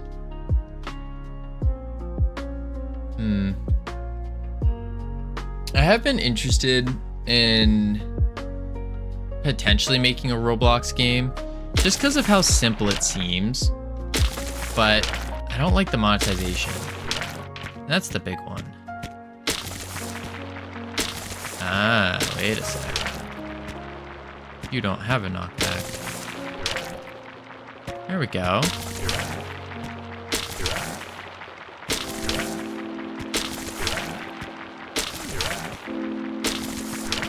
You can't knock back the flyers. Also, how do I implement holding tools in a 3D game? Do all these animations happen in Blender, or does that happen in Godot? I don't know. Like, I'm gonna stick with logic stepwise on integrate tool holding.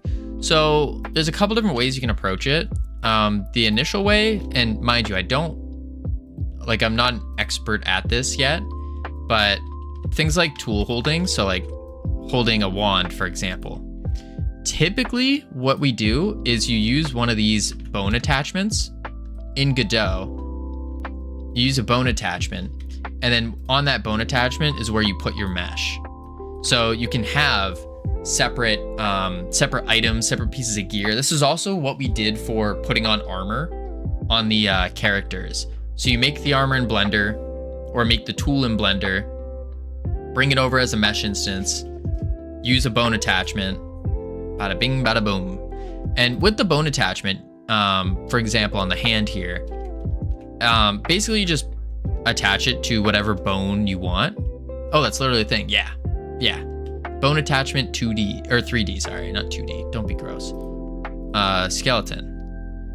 And so it does kind of matter a lot where your bone is, because this is where the attachment's going to occur. And how do you animate it? That's the beauty. It just automatically will go with the rest of the skeleton, because you're animating the skeleton. And so it's attaching it to the skeleton, and it will just follow. Unless you want your tool to do like some other separate animation, that's all you have to do. So like the hat, for example. The hat, super simple, but can you animate it? Yeah, you can make your own separate animation for it if you want.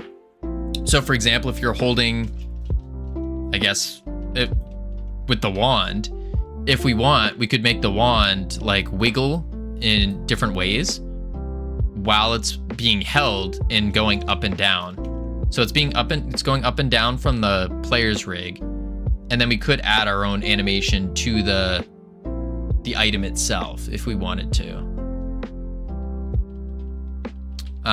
Things like hats, though, you just attach it on and it will bob just the way you need it to. But you could, it would be more complicated, but you could. I probably wouldn't suggest doing it at first, though.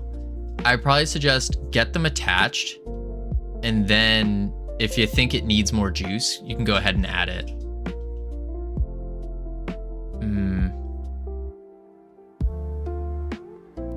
All right, now let's just our wind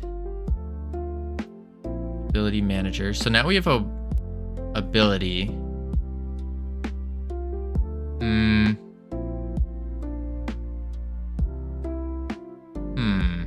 Big up, LT. How you doing? I think what we could do for ability 1 on the human class. Yes, I'm very well. What about you, sir? Doing pretty good. We figured out how to throw rocks. It's a little boring though. We got punching in, and now we're thinking about doing an ability for the human class. Maybe we don't even want it.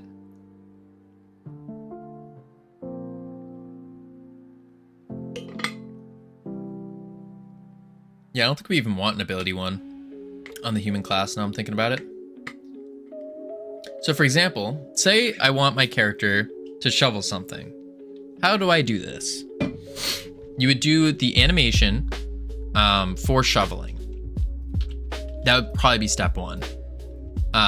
So the basic animation for shoveling, if you're doing like a stick figure, I don't know, you're kind of bent over, leaning forward, shoveling. In Blender? Yes, in Blender. In Blender. I would also, this is where it gets gone. If you want to make it really good, you should watch some videos of people shoveling, because, and it seems so minor, but the little movements, like when I'm shoveling and how I'm kind of going back a little bit, those little tiny motions make a huge difference. And do I do this with the tool? You don't have to hold the tool. I would suggest attaching the tool on just so you can like get a better visual of it, but you don't have to. No, you don't have to.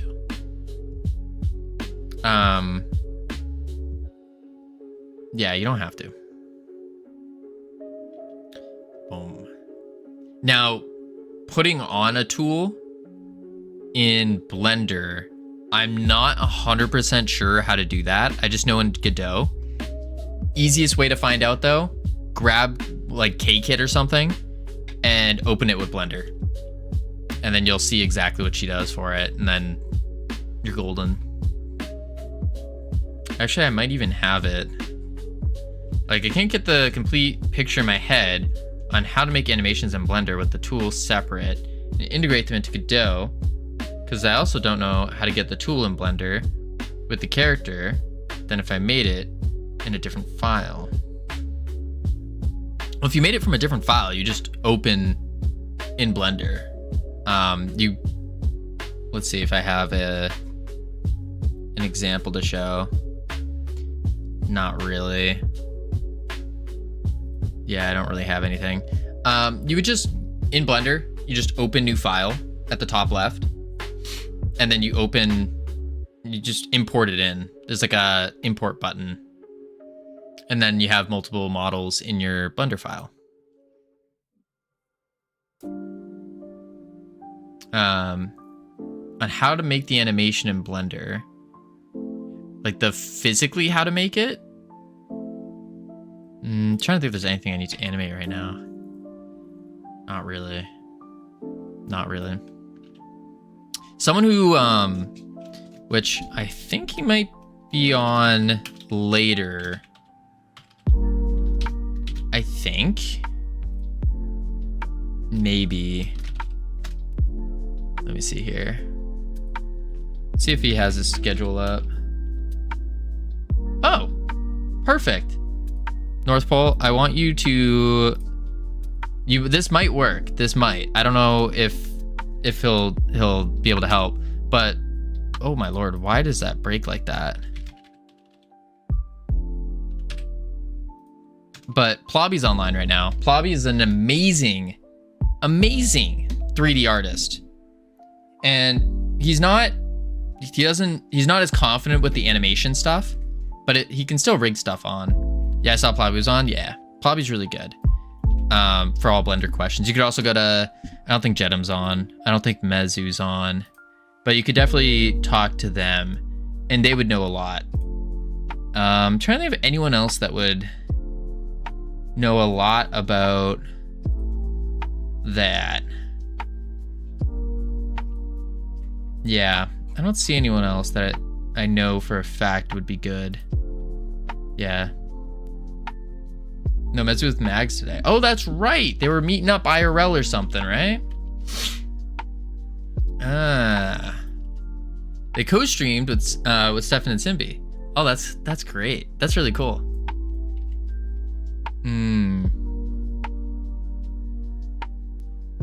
Little double date action. Dang, and I missed the stream. What the heck? What the heck? Set rig, human. Okay, I need another human ability. What would be a cool human ability? I guess no, I don't need a human ability actually. Yeah, so many beautiful people live on live on one stream. Absolutely, it's crazy. Crazy. Let's see. I think I want to do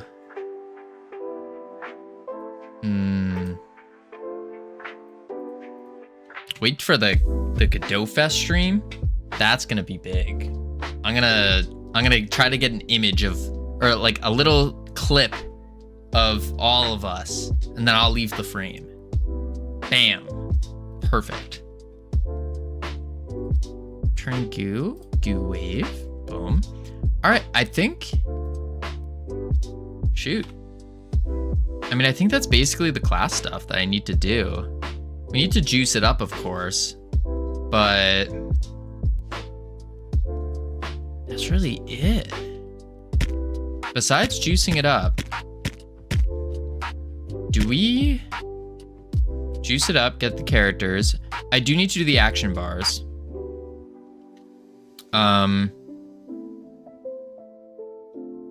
The action bars would probably be pretty important. Yeah, let's get the action bars going. So, player, and we need, let's see, action bars, UI. Yeah, this is the issue. Ability 1, 2, 3, and 4. So basic, special. Kind of want to move dash to the side.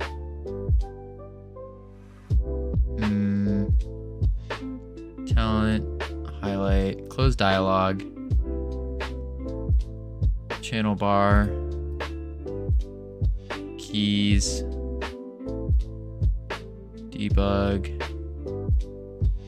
no goo, player level, talent. What the heck are you? Oh, global cooldown progress bar. I don't think I want to show that though.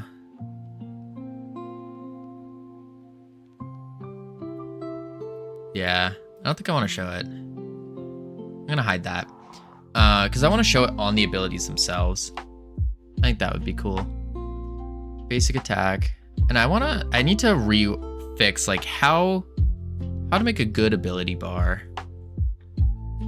That would also be pretty important.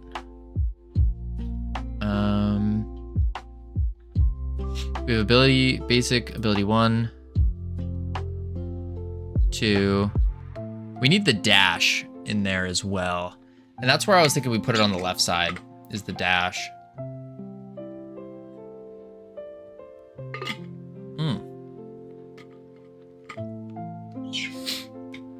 I think that might be the play. Yeah, we'll do... Let's do the dash, maybe. Maybe. Hide this, though. Hide this. And now we got that. We have 3 right now. I almost think I should rework this action bar.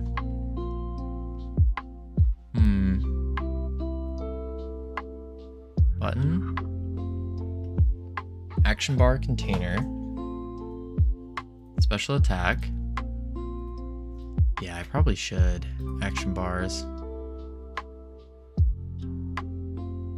Let's see what other game UI database. Let me go action bar. What up, iChads? No action bar? Really? Ability bar? No. We got one for Heroes of the Storm. So that's kind of cool. Heroes of the Storm was a pretty neat game, by the way. It looked neat, but they just didn't follow through. And they couldn't compete with League. But I thought it was really neat. I liked it.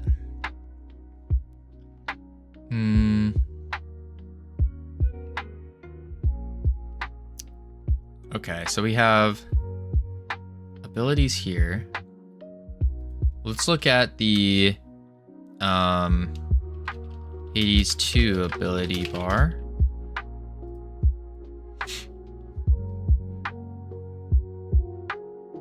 This is the full screen.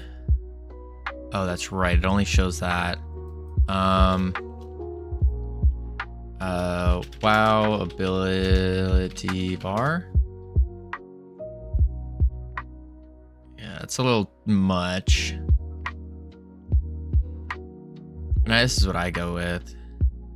Is the simpler bar. But it's still just showing a bunch of icons, which isn't great. I think we need to make it look cooler. Dungeon Defenders 2 ability bar. And they do the same thing, only separate boxes separated.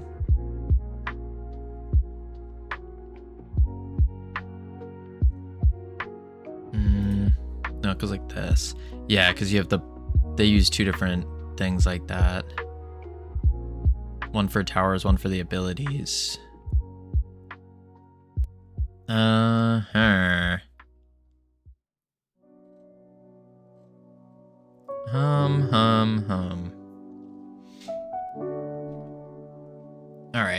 I guess we'll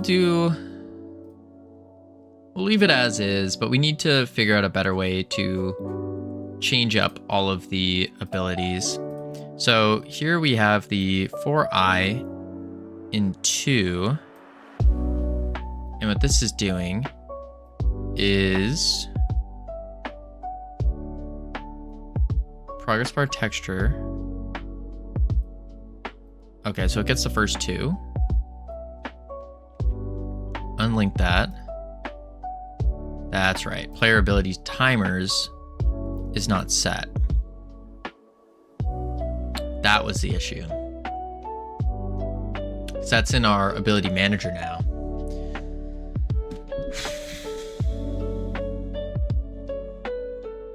Well, I guess we could throw the action bar in the ability manager.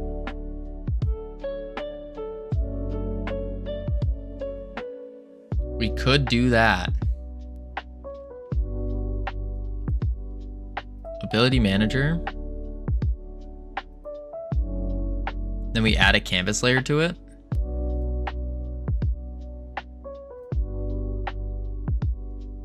So let's copy this, hide it, go to Ability Manager. We can add a node. We'll add the canvas layer with the control, going full extendo, paste it, bring it to the bottom, and then grab that margin.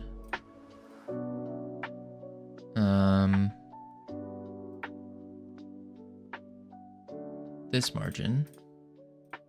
That's not a margin, that's a panel. That's the margin. Oh, I see. I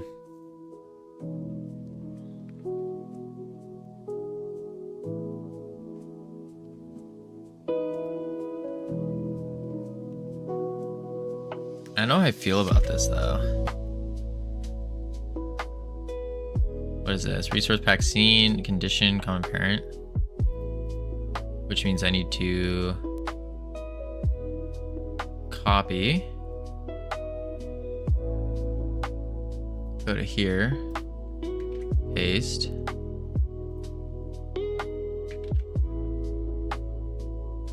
And then go to here. Paste.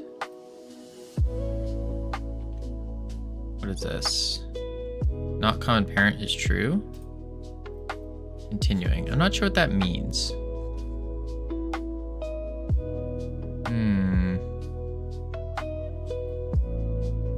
What is this? Oh, an index button. It is underscored.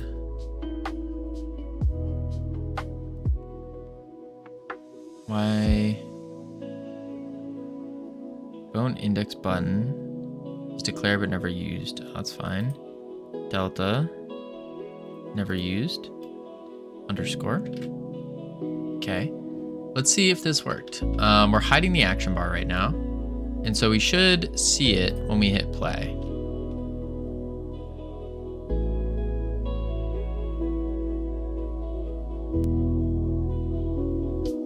There we go. I can't move because I didn't set the rest of the stuff. Canvas layer.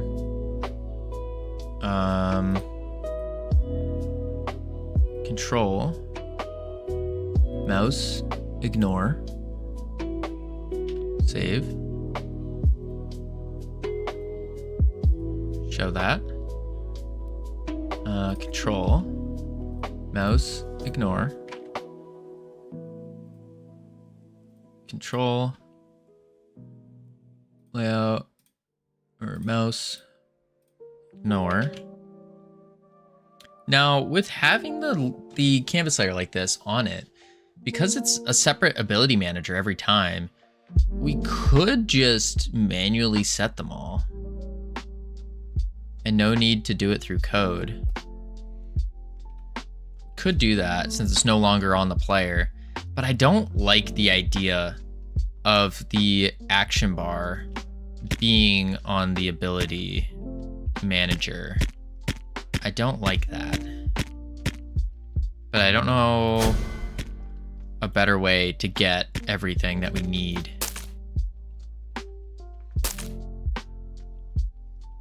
Yeah. So I guess we'll just stick with it. Stick with it. All right, let's go ability manager. And what we can do here is I think we're gonna add action bar, or we can say ability interface. Yeah, we'll do ability interface. Add a script to it. Create class name ability interface. That's, oops. Here we go. Okay. Then what we want to do is in the ability manager, we do have the player with the player class. So under nodes, we can export var ability interface as canvas layer. I think canvas layer is the right choice instead of just straight control. Boom. Nodes, assign, boom. Okay. Save. Now,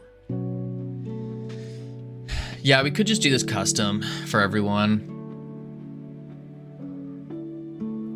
We could, but I don't know if we want to. We got the global cooldown, channel timer. Let's do on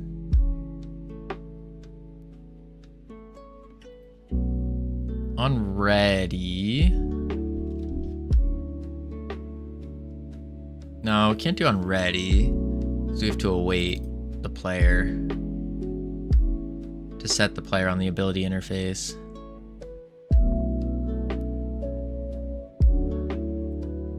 Right? I think so. Let me try it. Ability interface dot player equals player. I think we have to wait it. Var player. Then we'll just do like a set value, player value, print player. And that's not gonna work because I was dumb and I made these guys before I was ready. Yeah.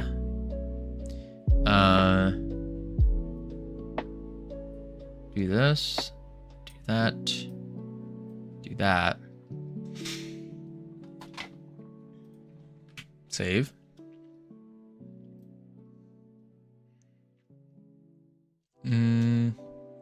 What I really should have done is probably inherited scene instead of duplicating. Let's copy this. Oh, don't cut it. Want to copy it. Delete. Paste.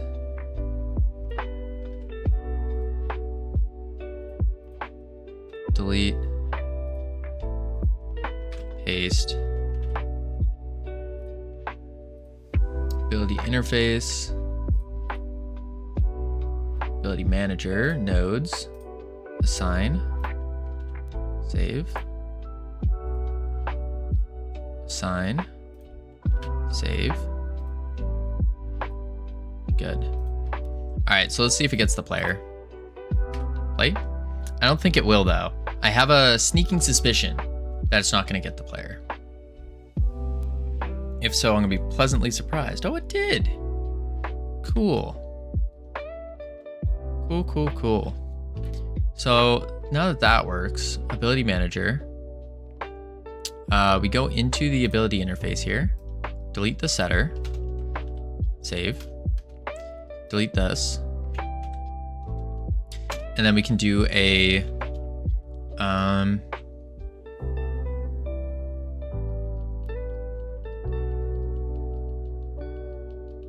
probably just like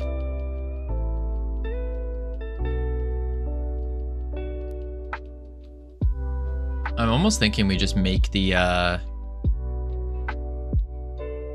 function to set the action bar. But then again, because it's not an inherited scene, we could just straight up change it. Nah, but we have to update for the buttons and whatnot as well. Which also kind of blows that it's on this ability manager. Is there a different way before I go too deep into this? I have the action bar, and then I can give the action bar. Wait. Why wouldn't I just do that? When I set the class, I give it to the action bar. Why wouldn't I just do that? Toss the script on the action bar, similar to the player bars, how we take a class, and then on class changed, we update the bar. Why am I so dumb sometimes? Delete. Delete. Save. Delete. Save. Delete. Save. And then what I can do is I can connect it through signals, because each ability has a stop. But we do need to get the timers from them. And that was the big issue.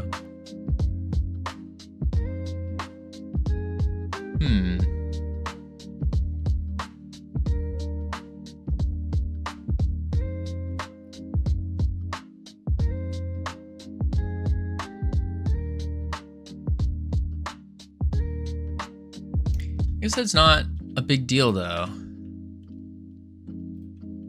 Because what I can do here is let's do ability interface, delete it. Okay. Player 2D. Let's add a script to the action bars. Characters action bars. No, let's put it in. Let's do it here. Create class name action bars, or action bar singular. And then from here is where I can do player class changed. And we export the player.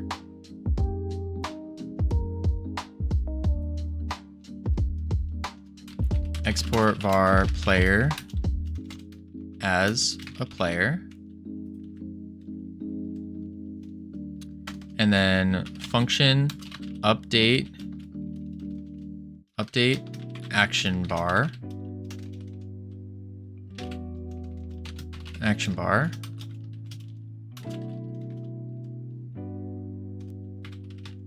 And then here I do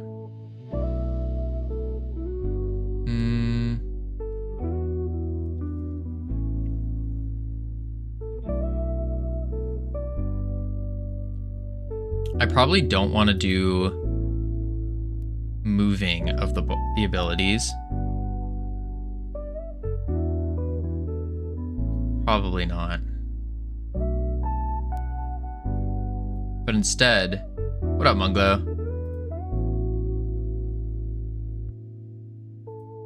I could get the button.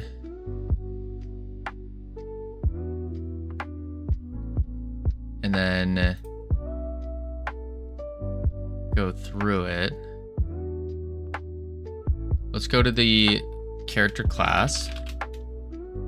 Character class.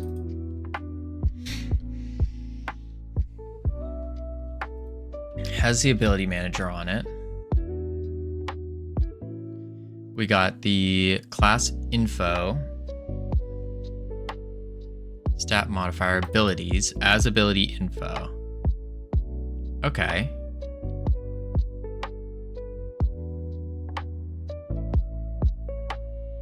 And I just matched the ability's name.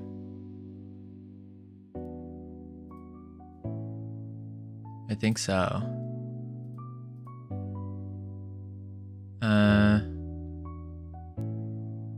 Goo character. Let's do Goo wizard. Trez. Then we have Mastery's abilities here.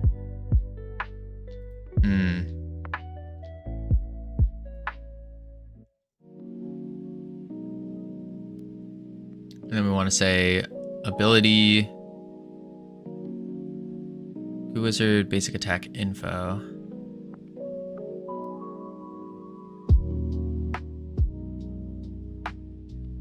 Special attack info.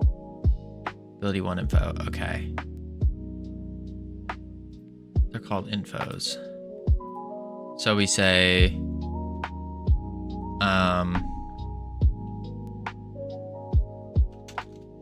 we want to do the, I guess we take in player class. But that's only going to fire. Covino, would you agree to test my GMTK game in its early stage so I get some feedback for the redeem? Yeah, sure. Action. But where do we get the player class?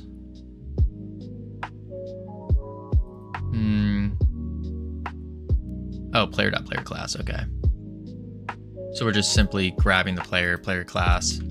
So we say player.player class dot abilities.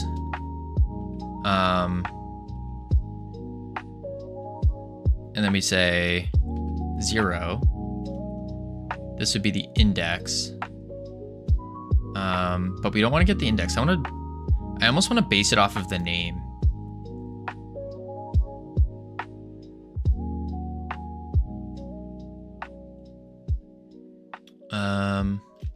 I. Let me go for I in ability. Oh wait. In ability hbox container dot get children get child count.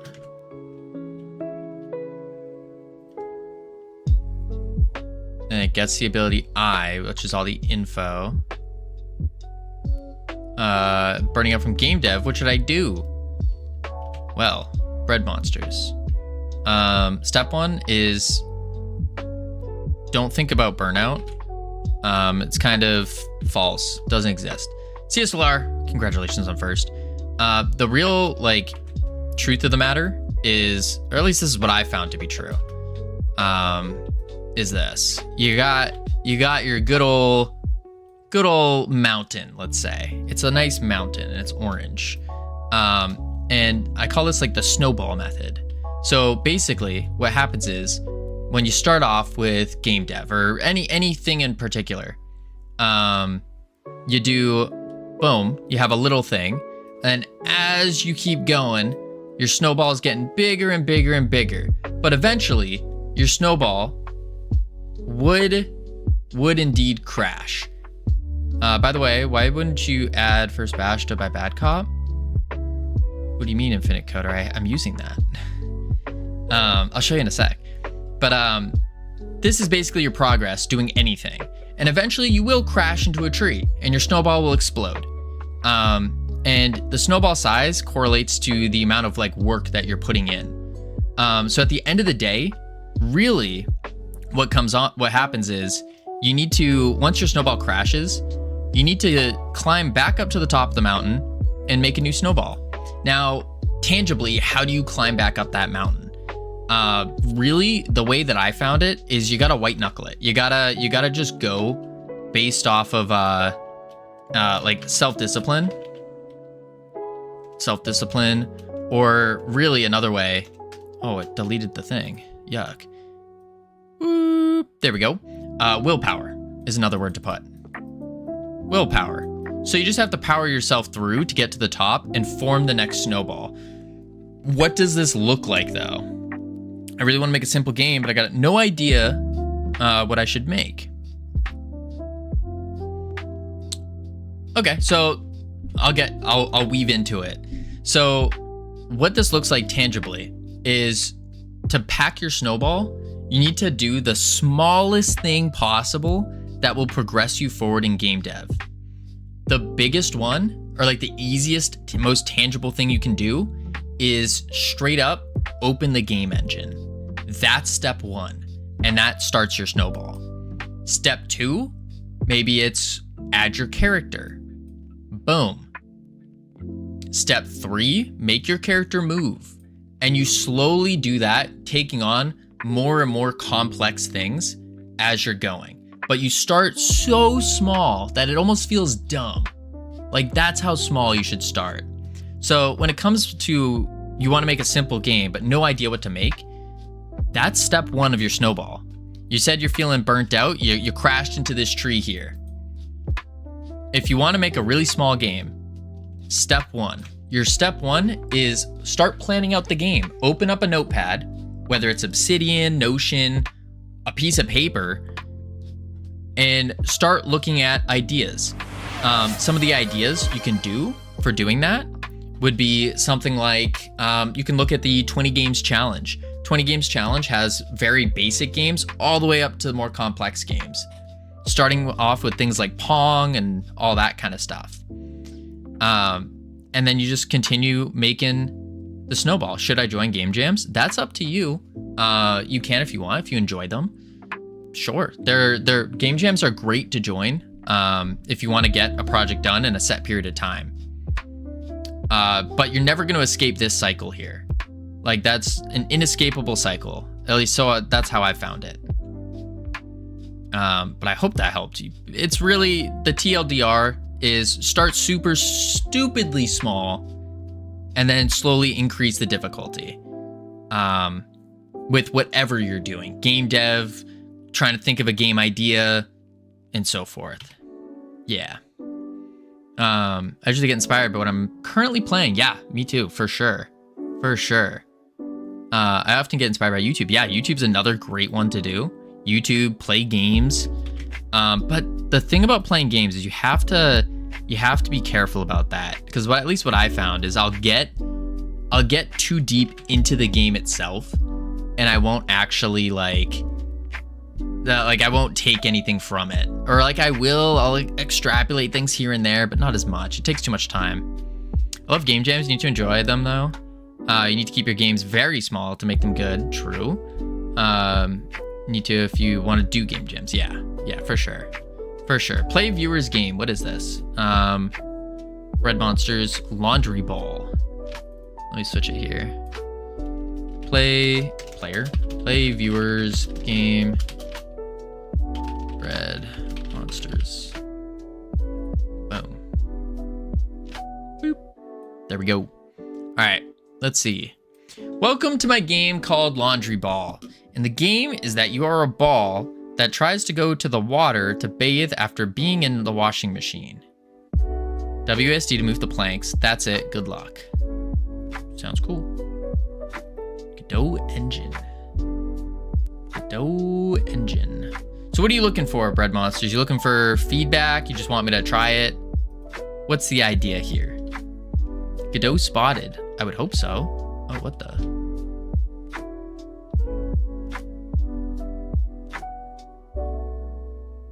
All right. Boom. Boom. Okay, I see what's going on. Forward. Left. Forward. Right. You win! That was pretty cool. Feedback? Let me replay it again. I mean, overall, it's a nice, simple mechanic. It's missing... It's a neat idea, too, yeah. It's missing some juice. It's missing a lot of juice. What I mean by juice is the visuals. Something to bring it more alive. Sound effects. Sparkles, that kind of stuff. Because right now you're a white ball with eyes. It's a little boring. The planks, interesting. I don't know why there's planks here. And why, if you just got out of the washing machine, why are you going back in water? I'm a little confused there. The core idea though is really neat. It's really neat. It is hard to see though. So how the planks are positioned, it's a little difficult to see. Like they don't connect completely, which feels odd.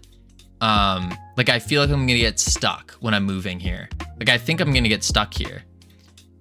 One way you could change that is by having the camera follow, just like a slight follow on this little character here.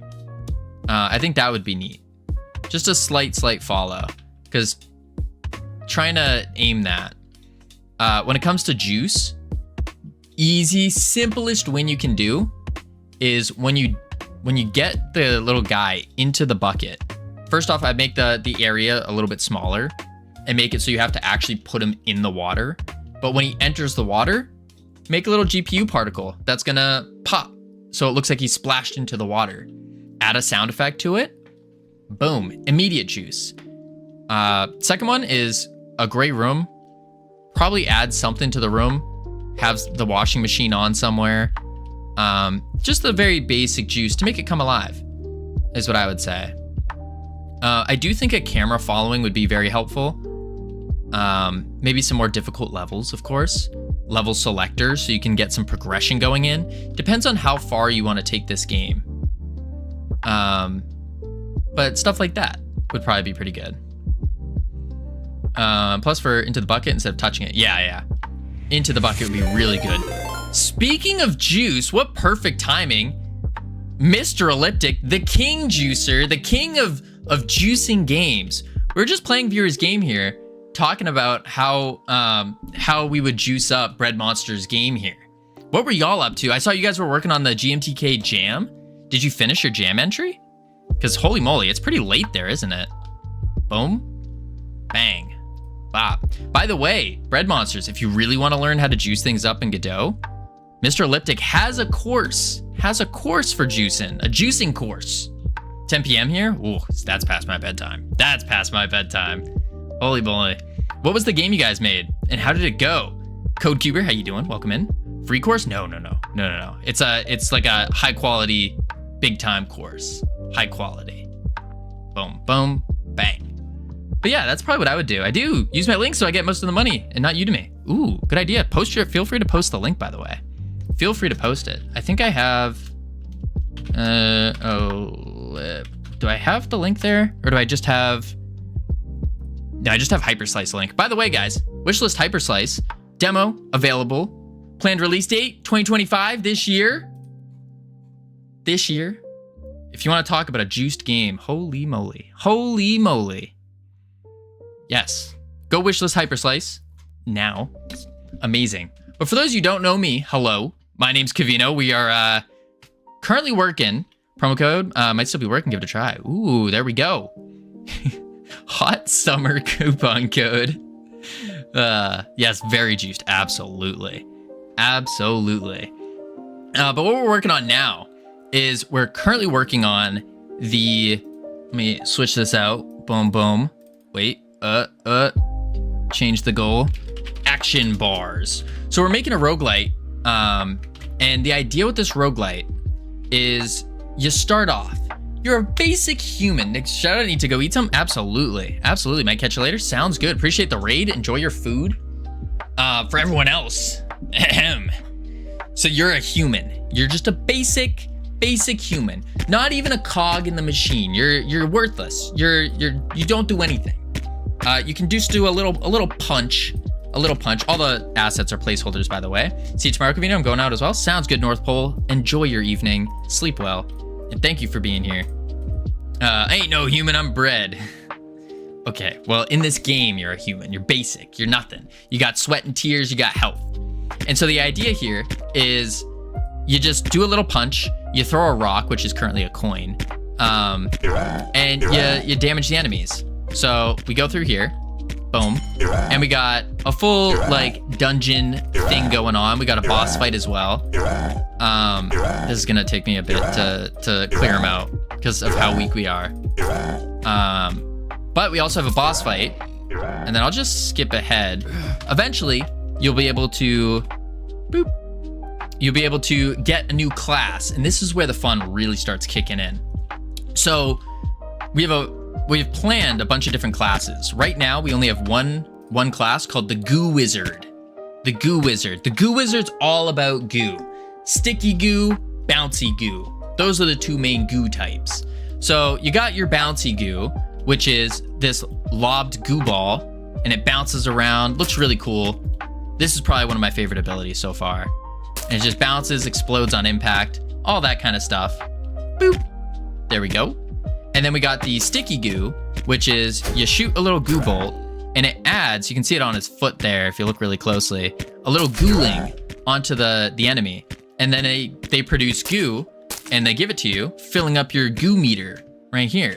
And then you use the goo meter to use your abilities, boom, like a goo wave where you knock the enemies back and do some damage to them. So that's kind of the idea. What's the goal of this game? It's a roguelite. So the idea is you want to progress through all the dungeons, beat the bosses up, kick butt, take names, and increase your progression. So speaking of progression, we have, right now we only have the persistent progression going on. So that's the stuff where you keep the bonus even if after you die. So right here, we have our mastery level. And as you're progressing through dungeons, your mastery level increases.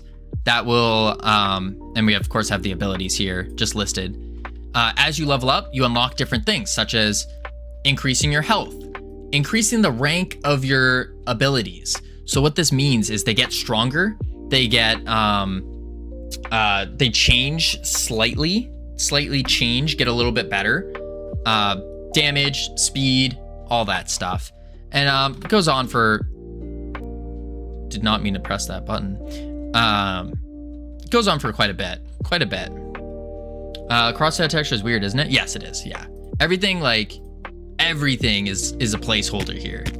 Just about everything, I should say. Maybe the goo ball. The goo ball is pretty cool. But we need to see how it matches with the rest of our models and whatnot. But yeah, that's kind of the base idea. And then what we're gonna do is we're gonna have some in-dungeon upgrades. So as you're progressing through the dungeon, you get different upgrades that do different things. And we have to figure out exactly what that is. Exactly what it is. It is changing with terrain. The goo ball? Yes, it is. It bounces. So if it hits a wall, it bounces, it squishes down that way. If it bounces on the floor, it squishes that way. If it bounces on an enemy, it squishes to the enemy. So yeah, pretty cool. Pretty cool. But we're working on the action bar right now. So before we had the action bar working, has global cooldowns, has ability cooldowns, that kind of stuff. But we need to re-show the visuals for it because we just refactored everything. So that's kind of the intention here. That's what we're doing. Off topic, when you play racing games, imagine having checkpoints and laps. When you finish a lap, would you rather see checkpoint time splits or lap time splits? You have checkpoints and laps. I don't know about... What is the checkpoint? Because I would think a lap is a checkpoint. So I would just want to see the lap split at that time. It depends which one's more important. Whatever one's more important to the game is the one I'd want to see. I wouldn't really care about the other ones. But if it's a racing game with laps, I'd assume the lap is the checkpoint, so I'd want to see that lap time. No, I did not make this model, by the way. This was from K-Kit. Just a free model. Same thing with all the models in here, actually. With the exception of, like, adding some goo. Very basic things. Ironic juiced up this goo wave that we saw. And then this guy is just a mixture of all the K-Kit assets. And so you take all the skeletons, you slap it on a body. The pillar was actually, it's actually just these pillars, just the rounded version.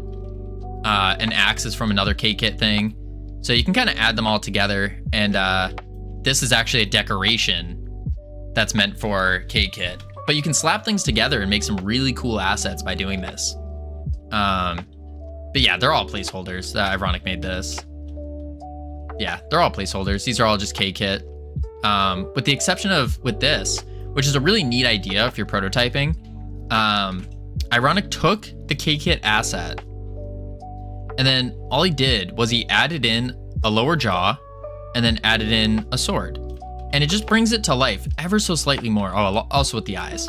He also colored in the eyes. But it brings it to life just slightly more, to where it's really cool. Yeah. But yeah, there's a lot of things you can do with just the free assets. Eventually we're gonna try to get our own assets going and and character customization, all that kind of stuff. You could see either time for last checkpoint or for the whole lap. And when you end the lap, oh wait, I missed something. Like lap is split into sections. At the end of each section, there's a checkpoint which would show your time. And when you end the lap, you also end the last section. So you could see either time for last checkpoint or for the whole lap. I would think for the checkpoint then. I would think per checkpoint is where I'd want to see it. That seems to be the more crucial information, I would think. But I'm not 100% sure on that. All right, let's go into the action bar again. So 2D view. Here's our action bar in the player. It makes sense. I'm watching MCC Ace Race to figure out how they do it. I haven't even heard of that. So what we're doing here is we're going to loop through these guys, getting a thingy, and then what we want to do with this thingy is that will give us the info, and we got the description, we got the icon. So we want the icon here, and what we would do is say, actually, we'd probably just do like ability hbox container dot get child I, and then that gets the child, which would be this guy. Oh boy. Dot get node, and then button.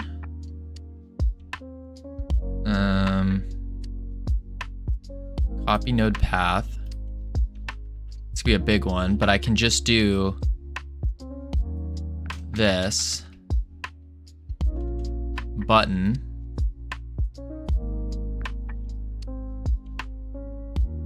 I could just do the getter as well. Dot texture equals player. Mixed use of tabs and spaces. Oops, there we go. Okay, so now what this is gonna do is we're gonna loop through the child count of the ability hbox container to fill these in.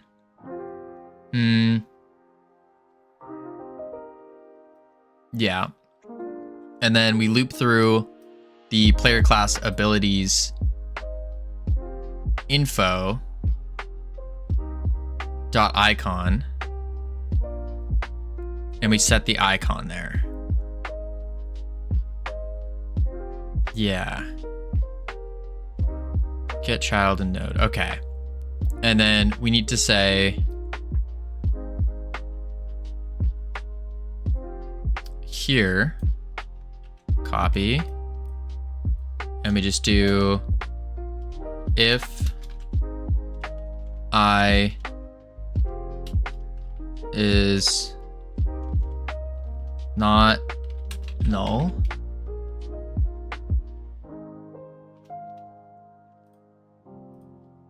I think this is what we're gonna do. If it's not null, then we do that. Update action bar. So it will loop through, it'll grab the button, and it will do the thing. But we do have an older version of where we did this exactly. And I think there was a slight change to it, if I remember right. But where? It might be in the Goo wizard. Or the wizard script, actually. Might do both. Oh, that would make sense. Wizard,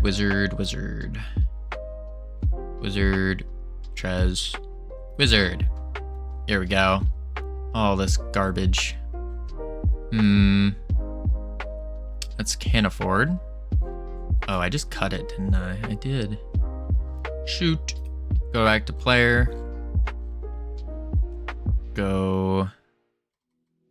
Where is it? Pain tween. Get mouse hover. Did I really delete it? I did. Shoot. because it was a loop somewhere. I definitely deleted it. That's fine. We got GitHub. Let's go into the player here. Good old Quaternions. Okay, nothing's there.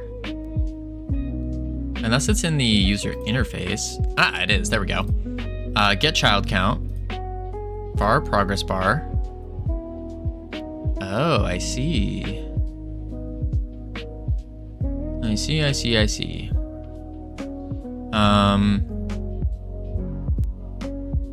We make a progress bar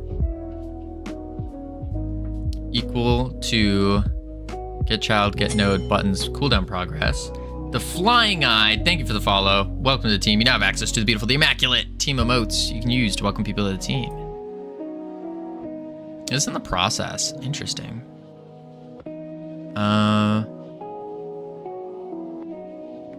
Variability wait times. So I want to take this. And we can go copy. Yeah, we'll do that. Let's set the icons first. So this will set the icons, I think, in the button textures. And then func ready, we say player dot class change dot connect update action bar. So we're connecting the signal there to do this. What I need to do though is in the ability infos of each class. So like Goo Wizard here, we have the abilities and they have icons. Good. We need to do it for the human or else it's gonna break. Human abilities. We can just, don't mean to do that. We can just throw in a good old icon SVG. Boom. Same thing here. Boom. And one more. Boom. Holy wall. Came out of the shower, just realized there is so much chance that a tournament was staged. One of the guys from the server told me that the host and the guy are best friends and got banned once. When the guy insulted him, got unbanned, my opponent started to try to dox him. The host was going along. When he lost the argument, he said that it was a random guy's fault that he got banned. And he got banned for no reason. Whatever he is doing is actually illegal. But he is still my friend, and I don't want to say anything bad to him. Don't worry. It's too late, I already read that, Santas. I would say, though, that doesn't sound like a friend. Does not sound like a friend to me. And I would beg the question and say, is that the kind of person you would want to be friends with? And on top of that, as a friend, isn't it important to call out your friends when something bad happens, when they do something bad? I would ask yourself all these questions. Invalid access to property key, class changed, base type nil. Okay. The way they look doesn't matter. Boom. Ready. Let me do. There's still a chance he's dumb and doesn't notice. You would never know unless you say things. Are you aware of my favorite palindrome? I am aware. I am aware, unfortunately. Okay, this is because player doesn't exist.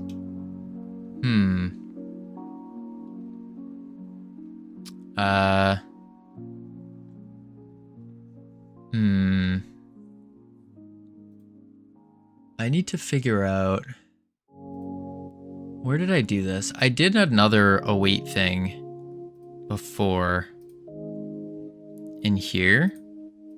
If player is null, return.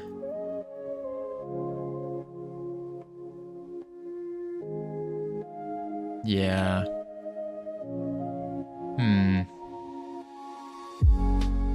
I should be able to do some kind of await though.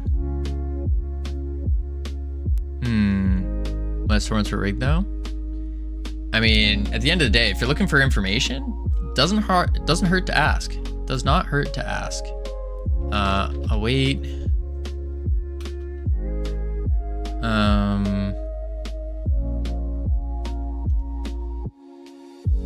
Maybe I do call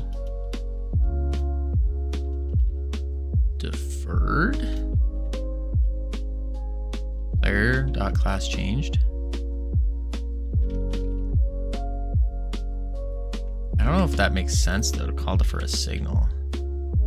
Definitely does not.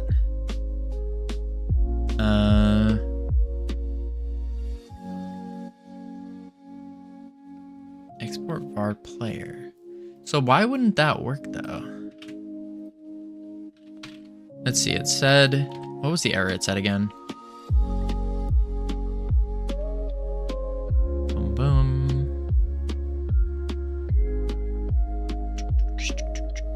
Class changed on base object of type nil.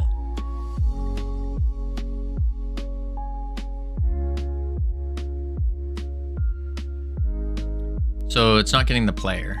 The player is nil. Gotcha. Action bar. Did I not? Oh, duh. I didn't sign the player. That would explain a lot. Play.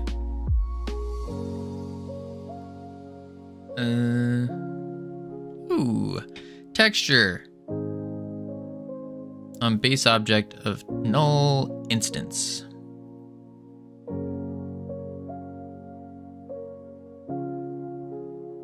I know what jam I'm gonna join. Hopefully finish. Let's go, Bread Monsters. What's the jam?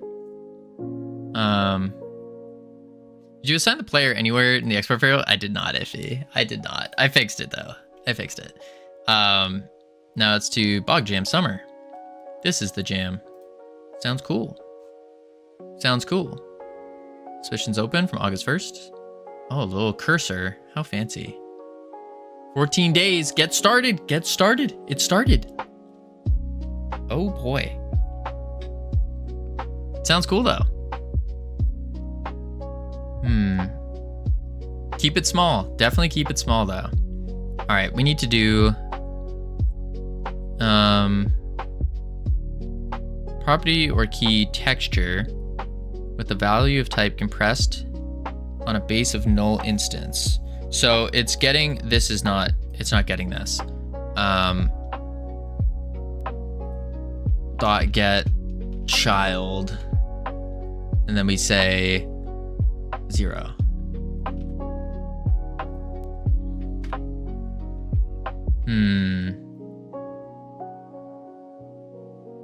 Oop. Oh wait, that's right. Oh, I don't think button is texture. I think it's actually icon. It's icon. It's not texture. Icon. Play. B, I'm working on it. Sounds great. No push-up redeems anymore, Luca. They've been gone for a long time. Long time. Out of bounds index. Okay. So this catch didn't work.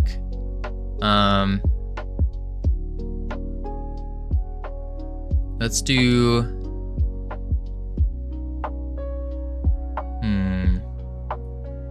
We'll just do this. If I is greater than or equal to 4, then 40. Return. Just a placeholder. So yeah, 4. I like them. Yeah, I'm sure you did. I'm sure you did. I had to get rid of them because people weren't using them the way they were intended. It was meant to, like, you know, motivate us to get out of, to get up, to move around. Oh, it worked. To move around because we're sitting in our chairs all day. That's not great. Oh, and it worked. Beautiful. Sweet. All right, we can now change our icons. Cool.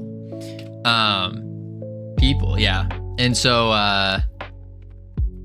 basically what ended up happening is people would come in and they'd have like a bad day at work or something, and they'd use the push-ups as like a way to punish someone else and like get their frustrations out, and they'd like spam it. It was very bad, very negative. People, no one has even played the game. Oh no, we're talking about push-ups, Santa's. Push-ups. I used to have a redeem for push-ups, and I would do, I think it was 15 push-ups or something.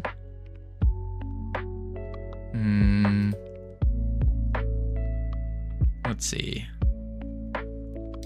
If I is greater than or equal to 4, return. That works. This needs to be a to-do though. To do once max abilities are set. Just fix the abilities in container. There we go. Why not anymore? I have so many points. I just explained why. Because too many people were using them as like a way to get their own frustration out, and as like a punishment. And so it just became toxic. Very, very toxic. And it's like, yeah, sure, I say something dumb, 15 push-ups, like, that's funny. But then when it gets to like 300, and it's like the stream literally has to switch into the health and fitness category, it's ridiculous. Ridiculous. And like, no one wants to sit there watching 300 push-ups being done. It's just not good. Not good. All right, we got the abilities. Now we need to do the timers.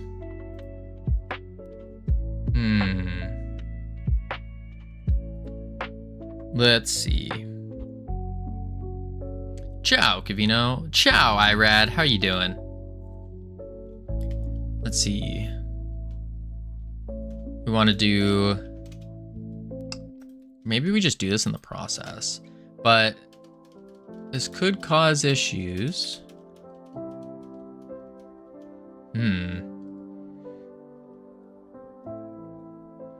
Because what we want to do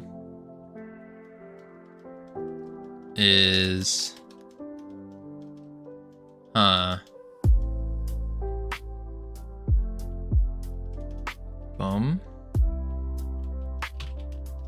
Why would you spam?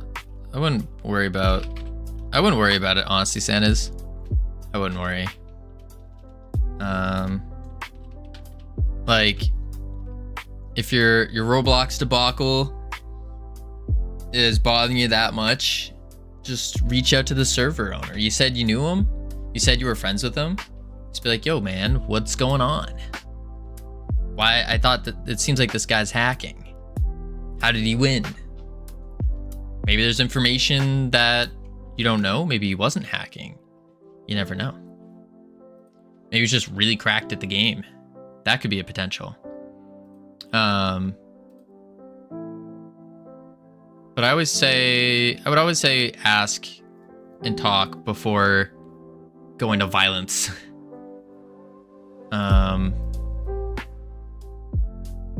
Let's see. I have 25k hours on Roblox. That means nothing though.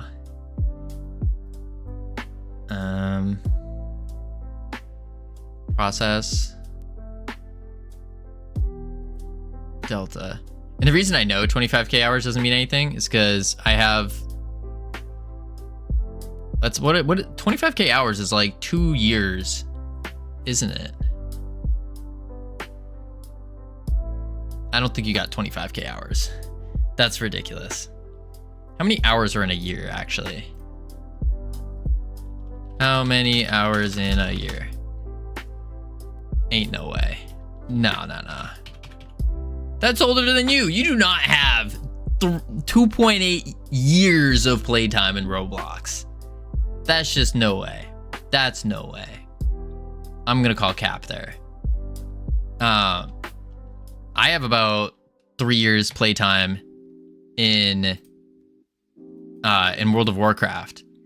And I can tell you straight up, 25, 30k hours of playtime, that doesn't mean it doesn't go to skill. I've played WoW for so long, still garbage at the game. Still bad. All right, let's see. So in the process, we want to do,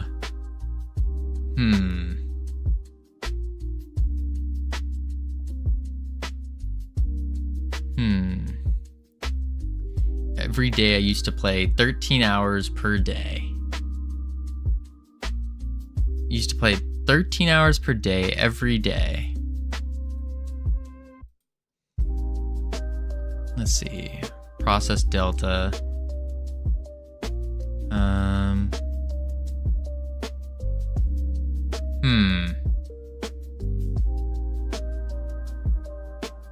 I think what I want to do is get the cooldown progress bar, but I also need to somehow get the ability manager.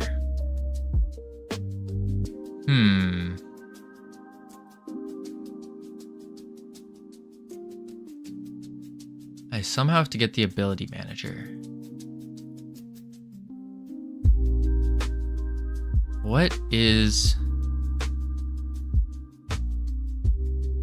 How would I get the ability manager? Because we're adding and subtracting it, which is not ideal for this. And that's why I wanted to put it on the ability manager at first.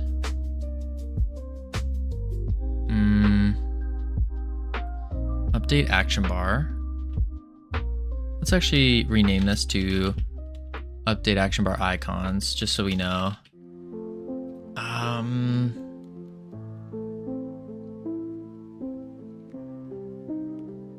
Maybe we could, when we set class,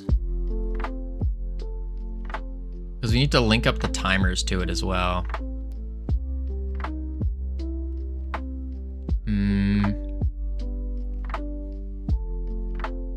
So under set class here, ability manager, class changed omit.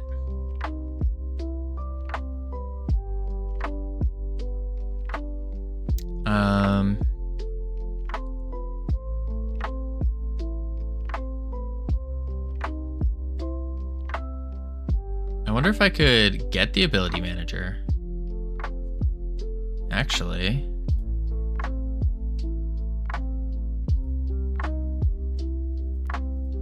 So I do something like,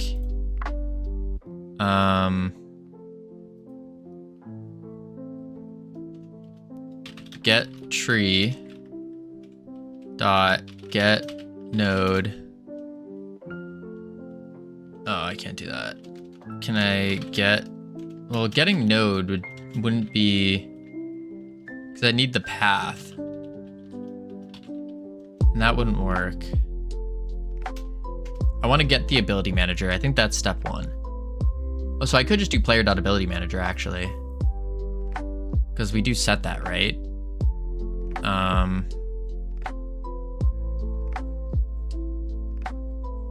Player ability manager. Ability manager, that's an exported variable though. And that goes away.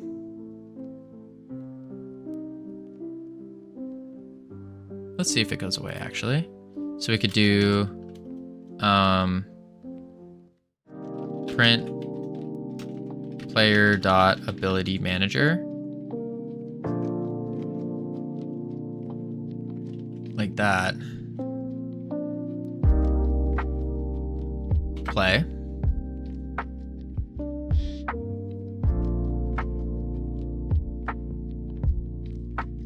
No.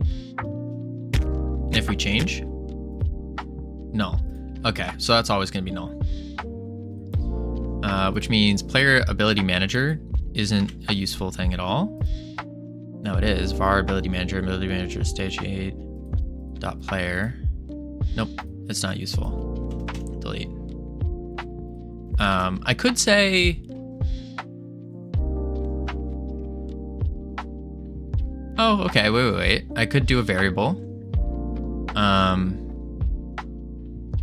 And then say var class ability manager as an ability manager. And then on set class, we do class ability manager equals ability manager. And we'll set this after we do a child. There we go. And now, here in the action bar, we can do print player dot class ability manager. Lobby, play. And this I'm feeling good about. Yep, there we go. And we swap it up. There we go. Beautiful. F8. So now we get the ability manager. In the ability manager, we need to do, let's do the global cooldown timer. Or global cooldown, I guess, is the first one we want to do. Global cooldown. Player global cooldown timer. Time left times 100. Okay. And then we do copy.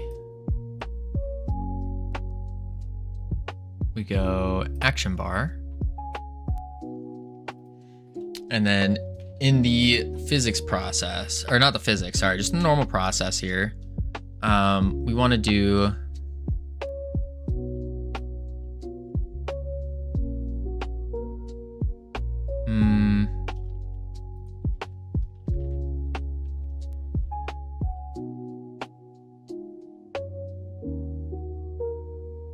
a float. Yeah, so it's going to be the argument that we take in. So what we'll do is func GCD animation. Barely Klein, how you doing? Welcome in. GCD animation, taking in a time as a float, doing void.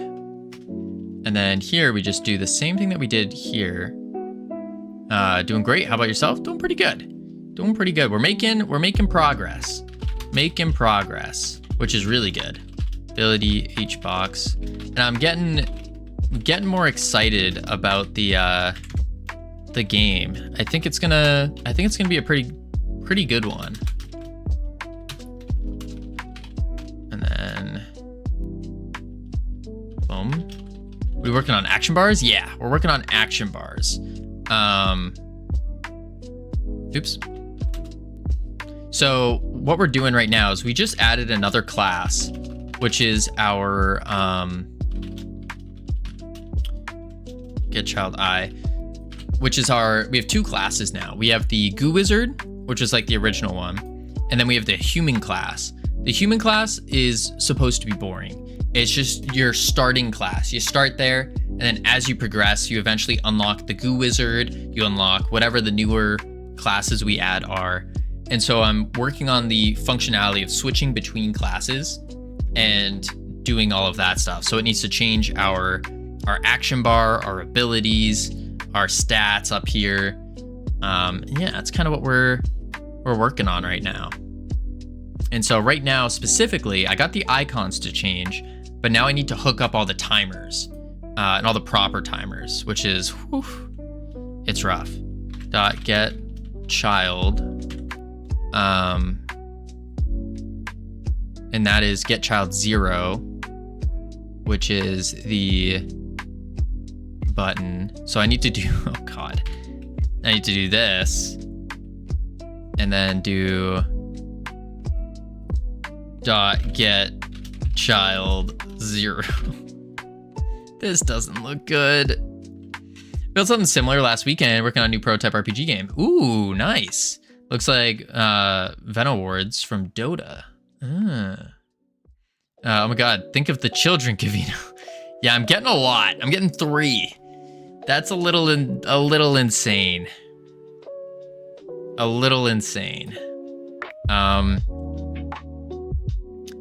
It's fine. It's fine. We got a grandchild on that line. Yeah. Yeah. Get child, get child, get child. I don't...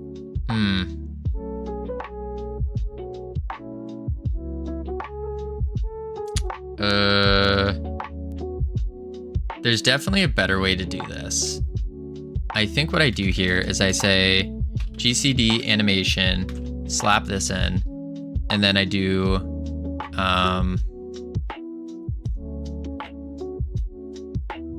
global cooldown timer. So this is actually going to be player dot class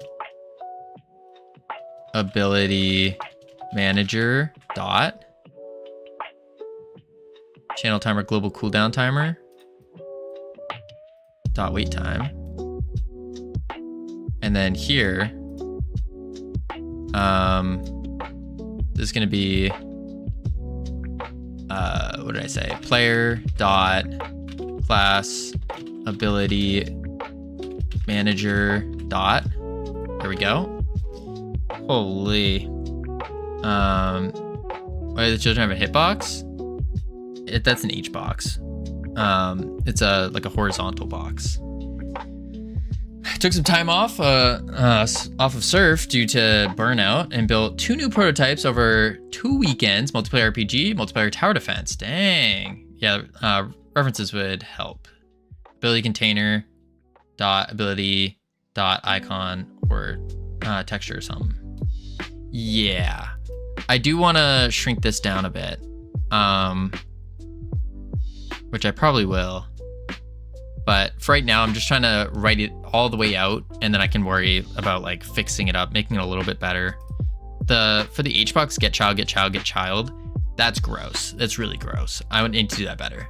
Yeah, get it done, then make it good. Yeah, that's kind of the intention.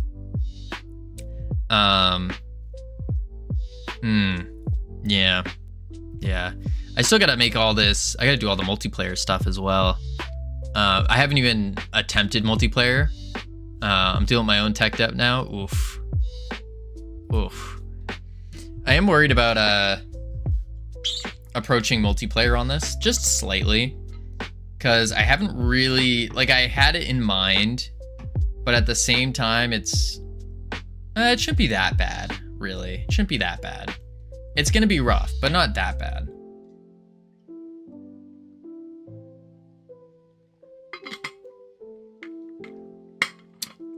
Get child 3 times as mad. It really is. It really is. Let's go into this. There we go. This is all I need. This. Let's just take the whole thing.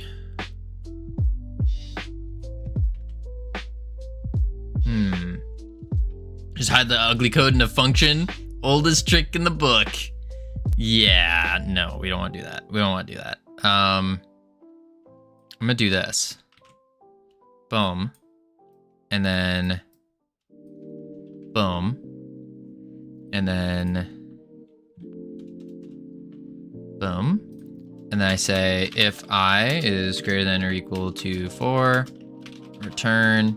And that's the same to do in here as well. To do, see above.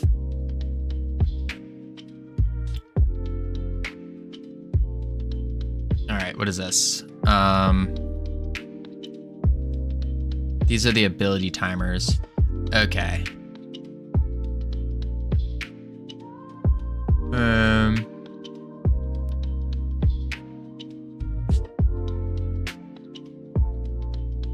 What I'll do is I'll actually just do this time. The reason I'm doing this is so we can show the global cooldown animations. I think that's gonna be the play. Yeah, get child, get node. That's much better.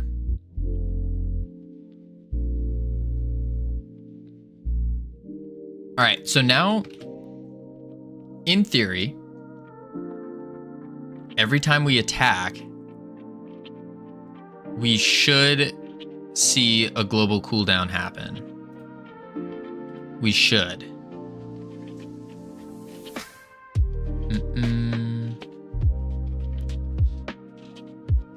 Here we go.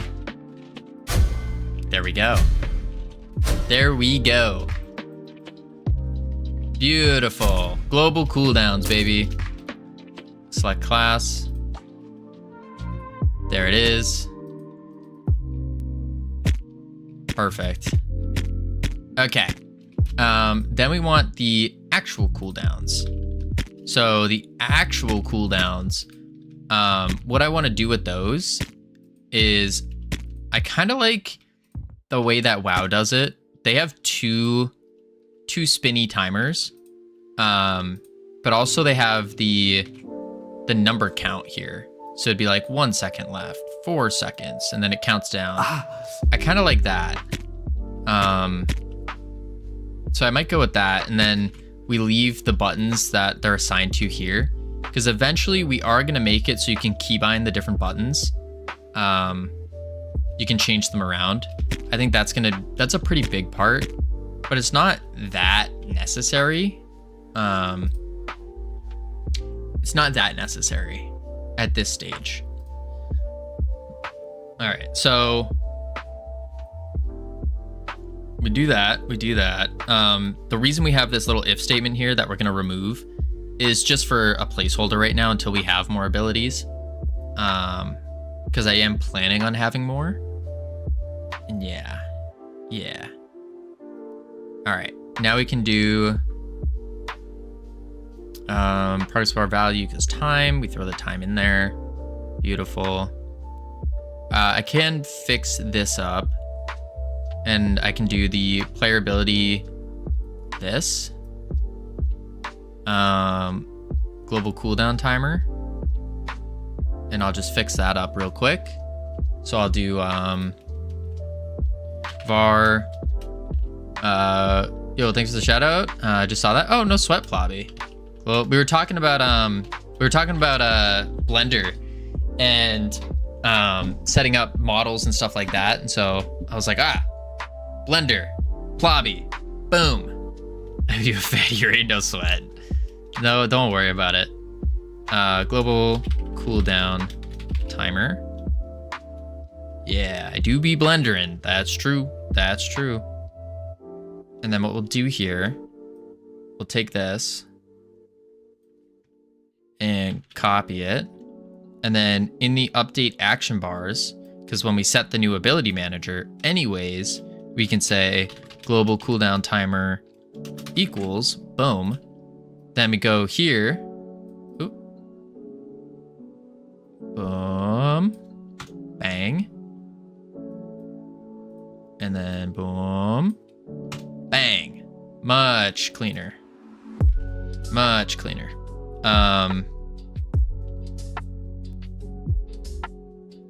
I could make this slightly cleaner by removing the 100. But the 100 is just because we are scaling it off of 100. So I guess I could say like const max fill percentage or max time percentage. Nah, we'll just leave it at 100. I think that's over pushing it, but I also don't know what I would call it. It's just 100% of the timer.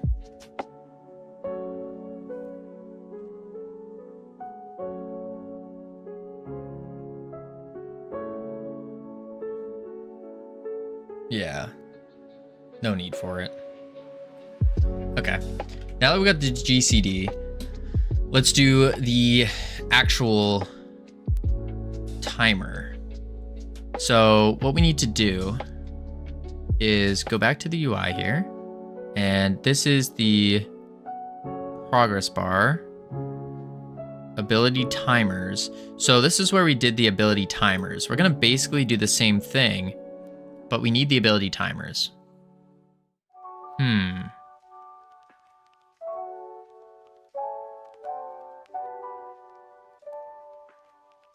And the ability timers are on the abilities themselves. Each ability has their own timer, which right here, cooldown timer.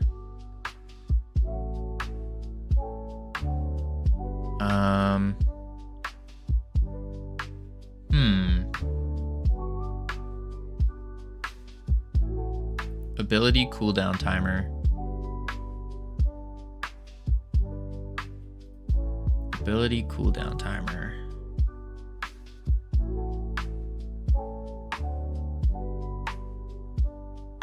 I guess I could do an array of ability timers. Export var ability time cooldown timers array equals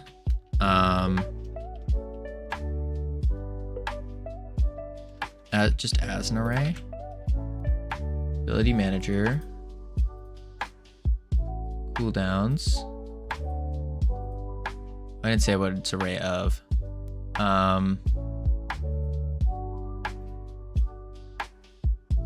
Let's not do that.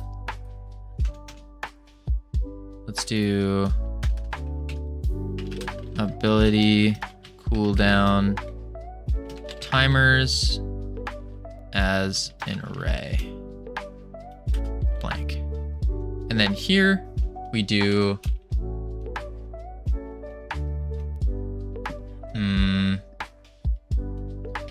ability cooldown timers equals basic attack dot ability cooldown timer. I just want the timers, right? I don't want the anything else. Let's see. Back to the UI. Progress bar value, ability timers, time left. Yeah, I just want the timers. All right, so I can do timer special attack dot ability cooldown timer. Let's make this is gonna get dirty, so let's just start by cleaning it. Go here, here. There we go. All right, and then dash dot ability cooldown timer, and then ability one dot ability cooldown timer. There we go. Ability cooldown timers. So we snag all the timers now. And then what we can do is we call the ability manager, because we now have that.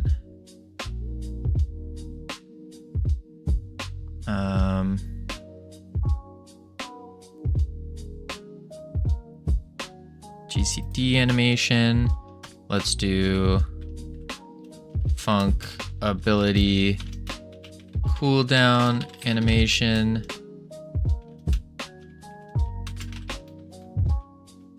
Okay. And I think, how are we going to do this? So we could do another spinny thing, another cooldown bar spinny thing.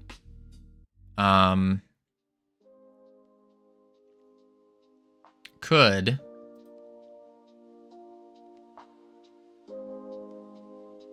I don't know how I feel about that though.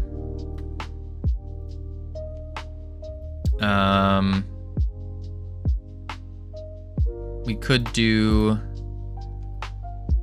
just put the number in actually for the attack. Or where is it? It's on the button. Oh, we could just change the number on the button. 1, 2. Mouse button 2.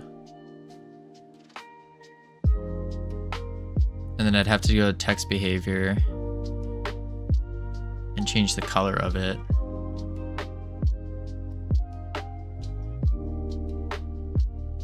But I think having a different cooldown progress would be better.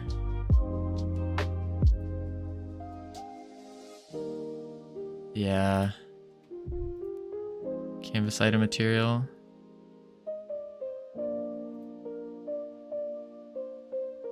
Canvas item.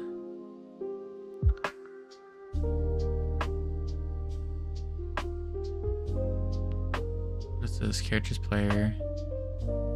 Canvas item material. Under characters. Okay. Alright, we got ads coming up. We're gonna check on the words real quick. And when we get back, we're gonna figure out the timers.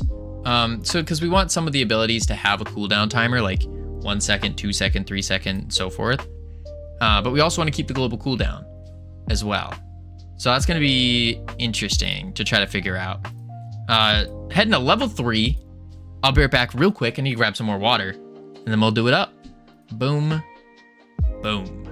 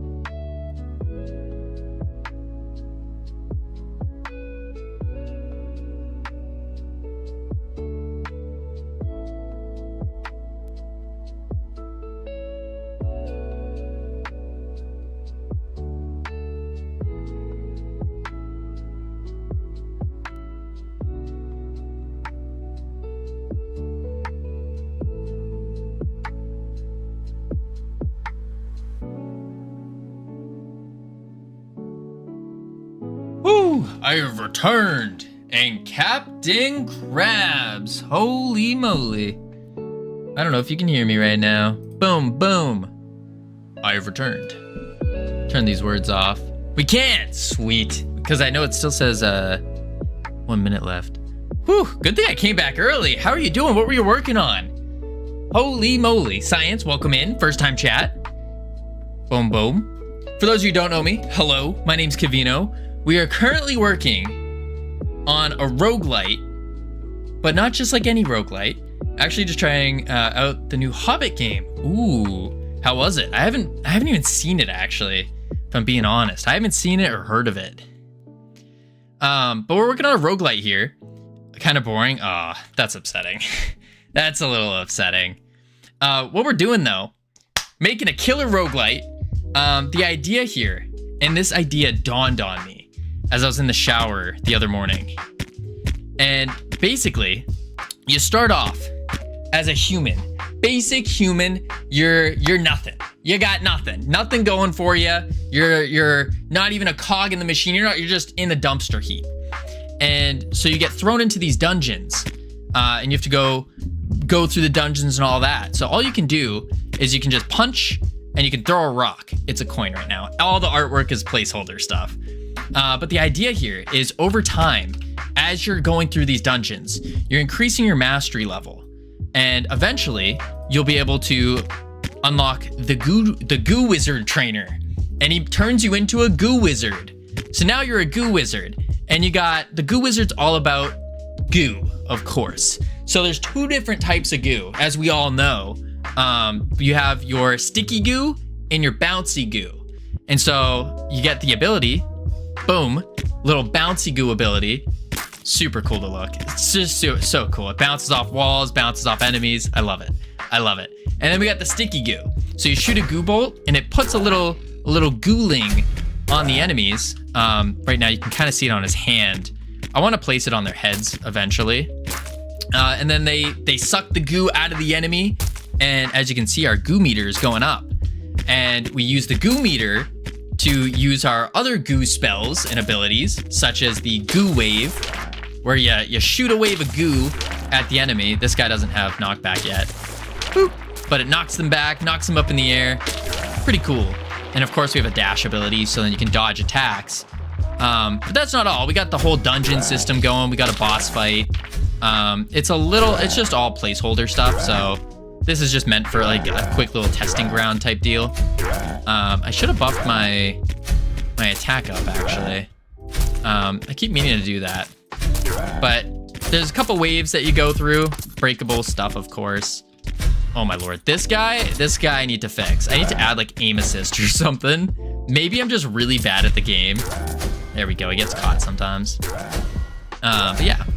I got an idea to remake Minecraft, but Mario Bros. Style, with a prototype to see how good I am. All right, bread monsters. We just talked about a little bit about burnout. I would say if burnout's a concern, don't make a big project yet. You gotta, it's a muscle you gotta work on. It's just like lifting. You don't start lifting a car. You're gonna hurt yourself. Practice proper form. Practice taking it easy, take it slow. Make smaller games first. Don't go. It sounds like an amazing idea, don't get me wrong, but take it slow. Take it easy. Very like one or 2 mechanics. Or maybe if you're really I'm making it but simple. What about I'm gonna remake Minecraft but Mario Bros. Style is simple?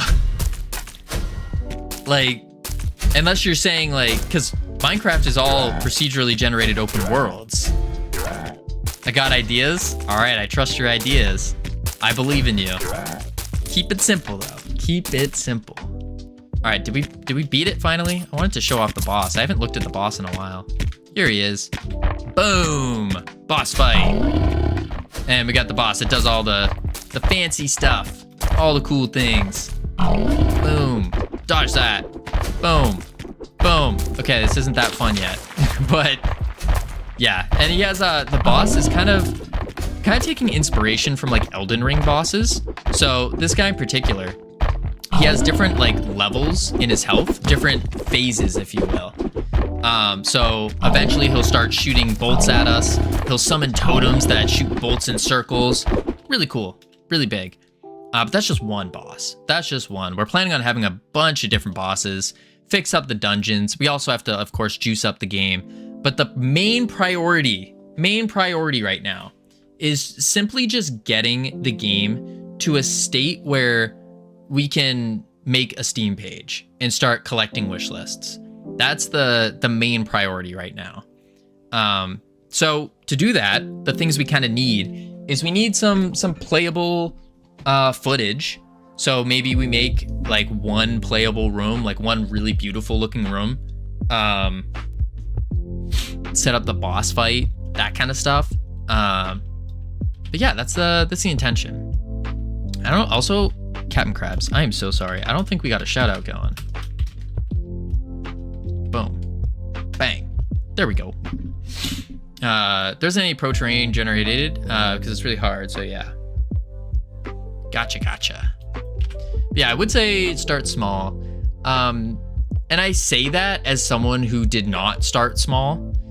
I started with what I thought was small, and then 7 months later, it was still not even close to being good, but we released it anyways. Yeah. Start small.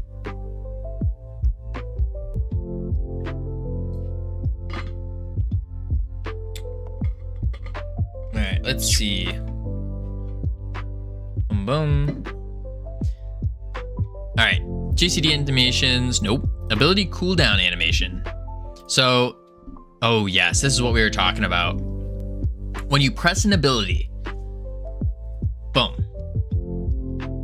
We have the global cooldown timer. And with the global cooldown timer, it does a little sweep, a little boop. There we go. But we need another one that's going to sweep through and is going to show like an actual timer.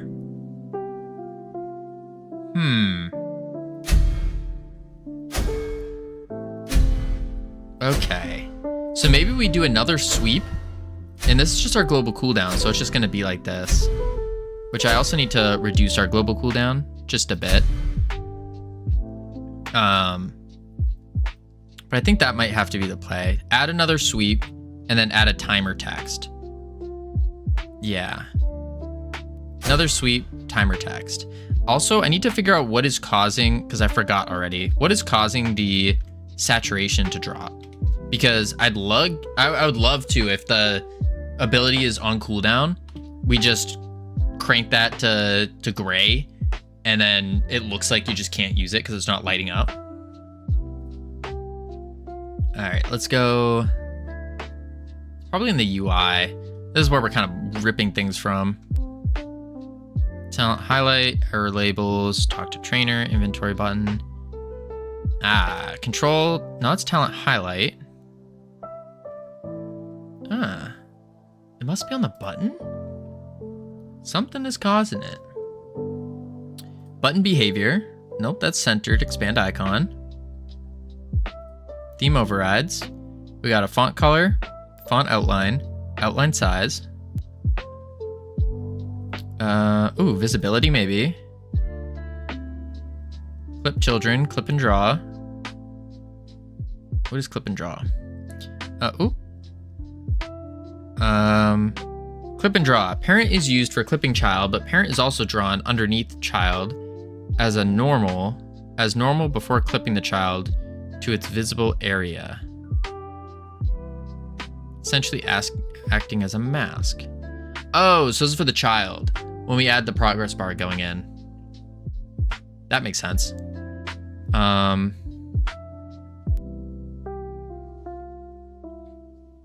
It still doesn't explain what's causing the graying.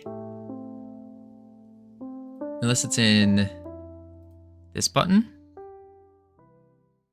And we have a signal going. Theme overrides. Those are just the font things again. Visibility, clip and draw, same thing. Where is this signal going? It ain't going anywhere. Okay, good to know. We'll just ignore that for now. Action bar. Ability cooldown animation. So I think step one, we'll just go through the labels right here, and we can change their text to be a number.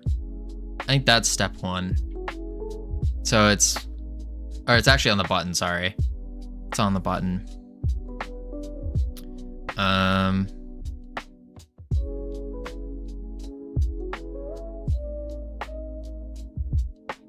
GCD animation. Yeah, I'm really gonna have to do the same thing multiple times. It's a little weird, but it's because I'm doing ever so slightly different things. There's no way. There's probably a better way to do this. Let's see. Get child icon. I don't think there is. Virus1 1980. How you doing? Good evening to you. Let's see. I think, yeah, I'm gonna have to just do it again. Dang, that's not ideal.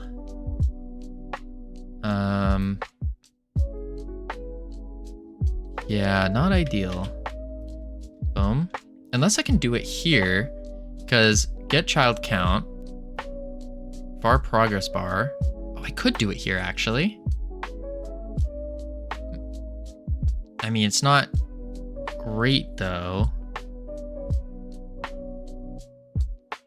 Not great to do that. Unless I put it in here. Yeah, maybe that's the play. So I do get child I like that. Copy that. Paste this. IDX as an int. And then we do dot. So this is getting the button. Oh, whoops, I didn't do. Yeah, nope, that's getting the button. So we get the button here. And then now that we have the button, we should be able to get the, oh, my music already ended. Weird. Yeah, now that we have the button. Oh, that's not the button. That's the, yeah, that's not the button. Dot get child 1 or 0. It's 0. Whew. Get child 0. And then dot text. Dot text equals test. So HBox container get child, it gets the 1, and then get child 0, that's the first child within it, and then we get text, and we're going to set it to this. So we just need a time now for it, and the time for it is going to be our ability timers.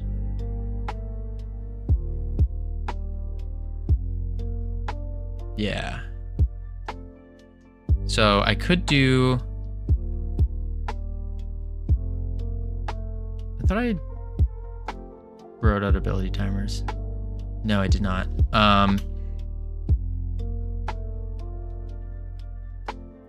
Dot text equals, oop, no. Player dot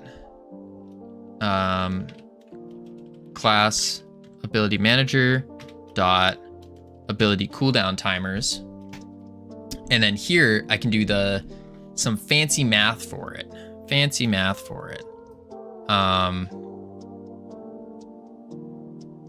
But to save some space, we send this into a variable.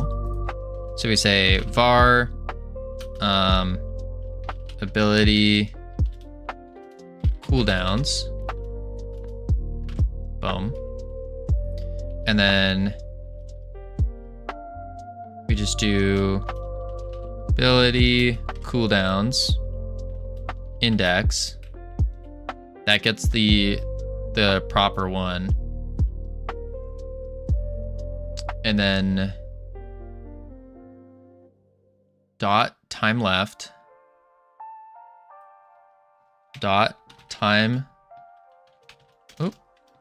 left divided by ability cooldowns index dot wait time, and then times 100.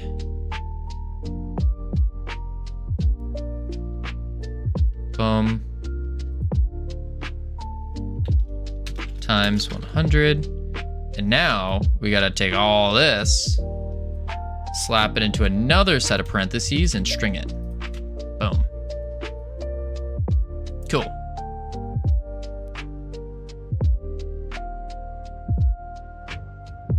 Although I probably don't need this. Instead, what I could do is ability cooldowns here.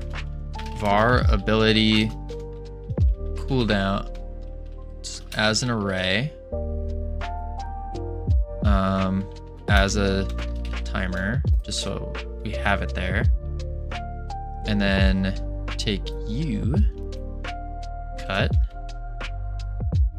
and we'll do it here. Not var. Update action bar. Remove the icons now because it's no longer doing that.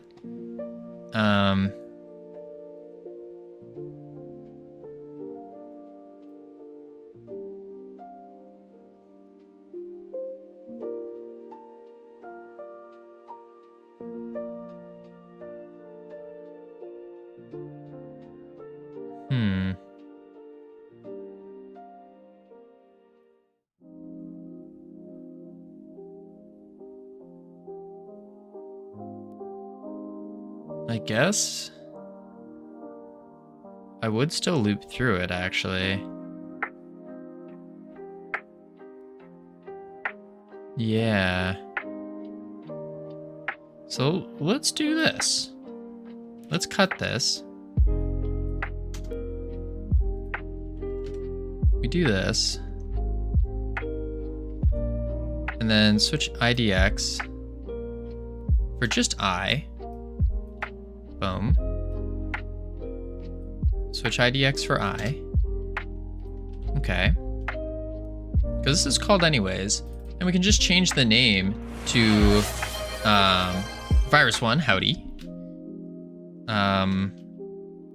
This would be like cooldowns animations. Cooldowns spirals. Cooldown spirals. Let me do cooldown spirals. Save.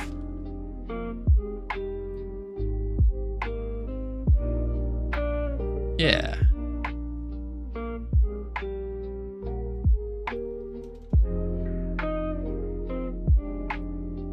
Or cooldown timers.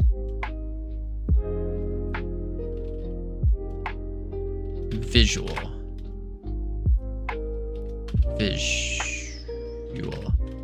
It is. We do need to have nice function names.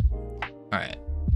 Now that that's set, let's go into our goo wizard, and we'll make the special attack have a cooldown of 2 seconds. Boom. And then the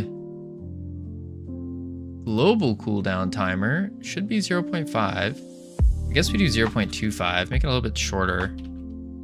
0.5 just didn't, it seemed like a second, honestly. It seemed like a second.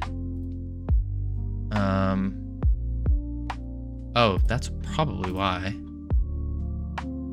Cooldowns, it was 0.5. Because this guy gets changed anyways. Boom. Global cooldown. There we go. 0.5. Lobby. Play. Moment of truth. Should be pretty good. Boom. Ooh. Oh, gross. Oh, gross. Oh. I mean, it's cool, but it... Oh, we need to round that. That needs to be rounded, for sure. Player. And then here. Down here, sorry.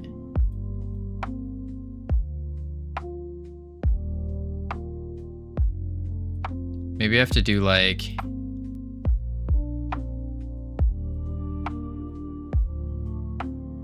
Wait, this doesn't have a closing bracket either.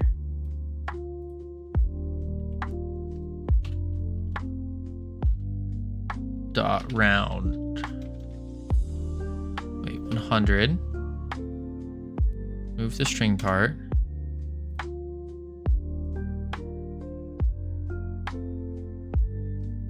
do this. Parentheses. Dot round. I think roundy would be good. Or is it just round?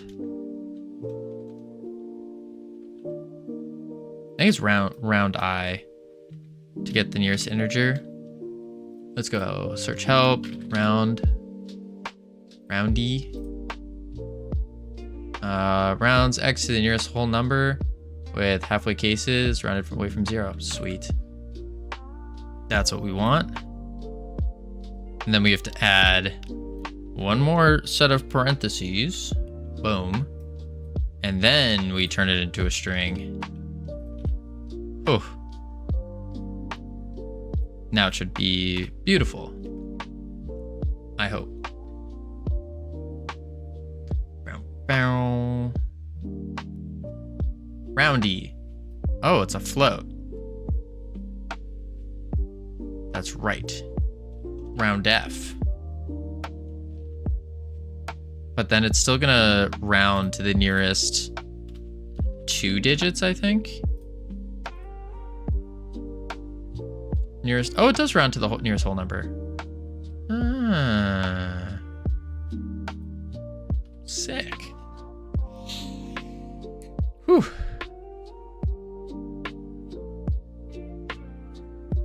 Round F. What? Base site Todd. What? On base. Invalid access to round F on a float. Oh, unless this needs to proceed.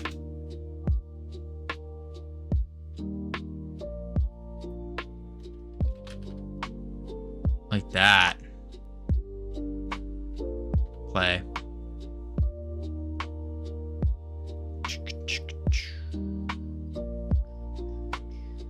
Yep.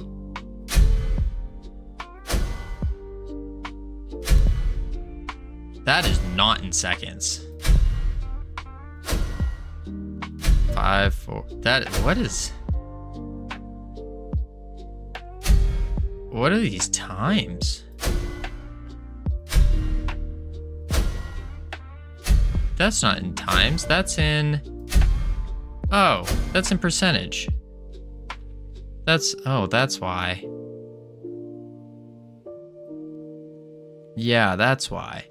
I just need to show time left. What am I doing? I just need time left.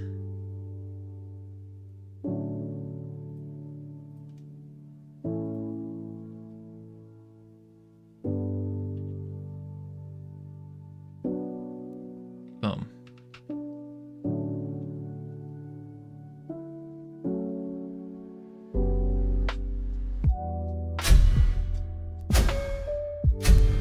All right, 1 second.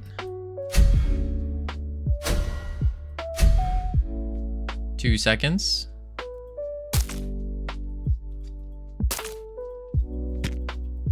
One, 0. Okay. 0. F8. And then what I need to do is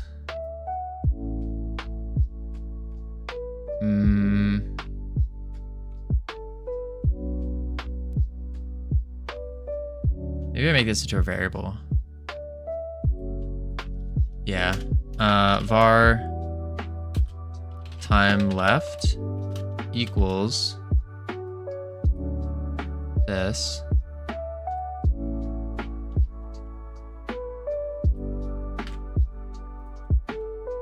As a float. Time left. But then I need to say if time left is 0, actually better yet, time left equals 0 if time left equal 0, else time left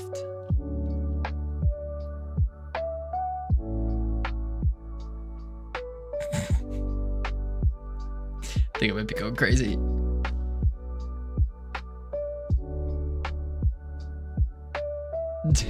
Time left equals 0 if time left is equal to 0, else time left. No. That's not what I want. I just want to change time left. Okay. Better idea.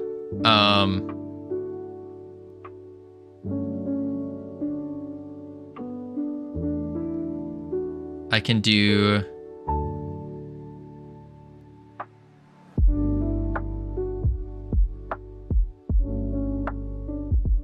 I could do it here.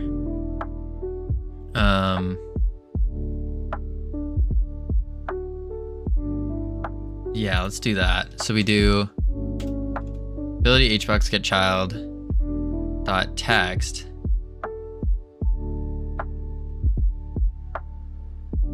is that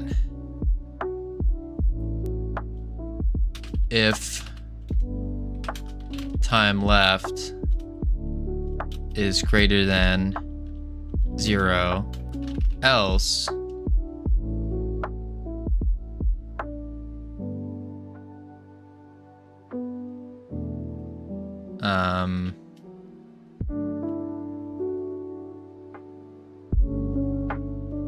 I shouldn't write this as a ternary. This would just be hard to follow. I was just writing a ternary for the sake of writing a ternary.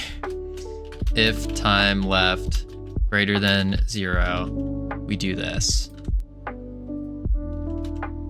Else we do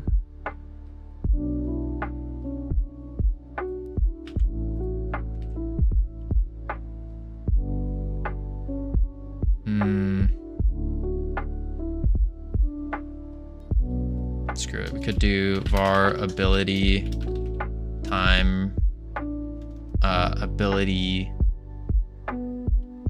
visual ability timer text equals this, and then ability timer text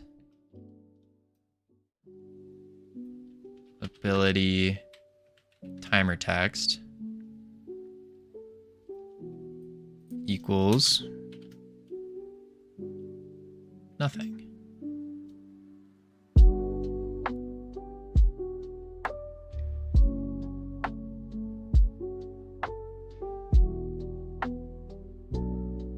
I think I could do that actually. I'm doing it again.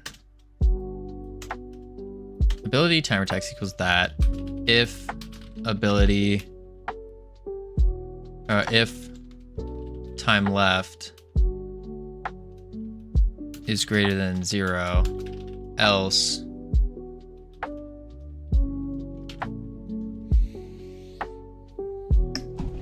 I think that could work. Let's try it.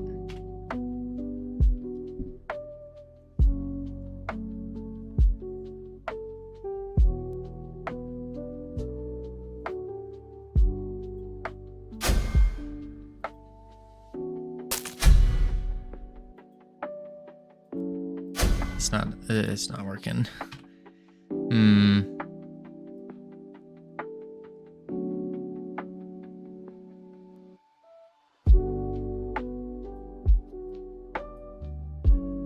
Maybe I do remove this, remove the dot text, ability timer dot text equals that.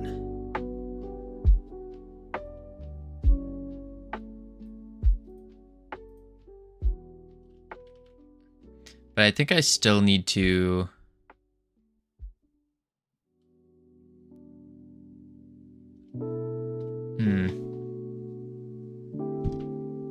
I think I would need to still say ability timer dot text equals in the else. Oh, maybe not. Nope, I don't. Never mind. Ternary for the win. Professional game dev right there. Boom. Boom. Boom. All right, need to change the text as well.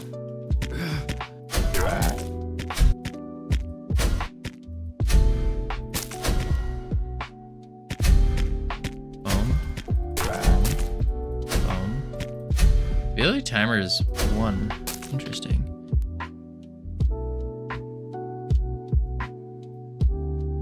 Sick. Cooldown visuals, check. And that's just in the process.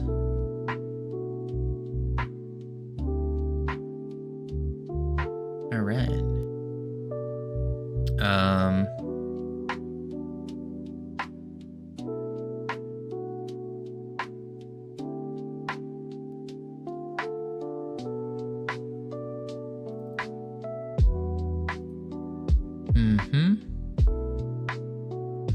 I guess I want to change the text now in our thing. So we go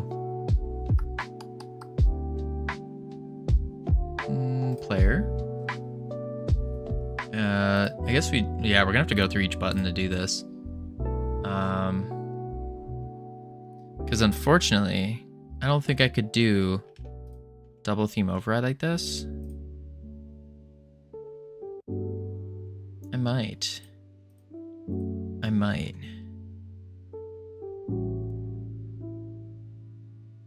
Okay, I think I can actually.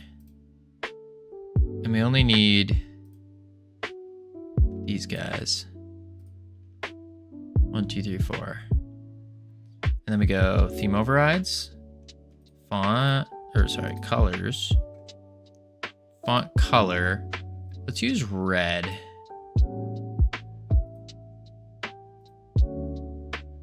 With black.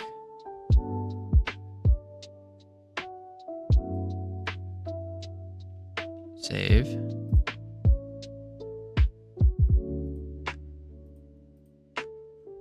Yep. Yep. Okay, that did work. Wizard. Basic attack. Level upgrades. Cooldown is at 1 second. Let's just change it to 0. 0. Go. Player. Lobby. Play. Whew. Now shoot. Still says 1 second on the timer. Kind of annoying. I would like to desaturate the color though, or the icon.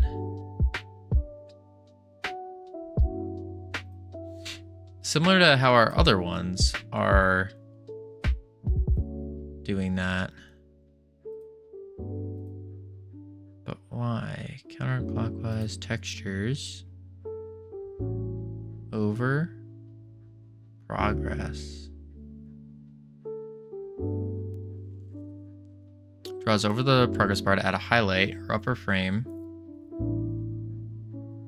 Ah, that's interesting.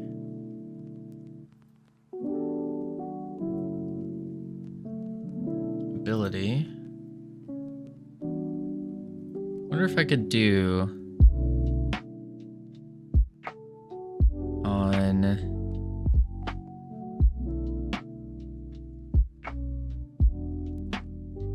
or step changed, value changed.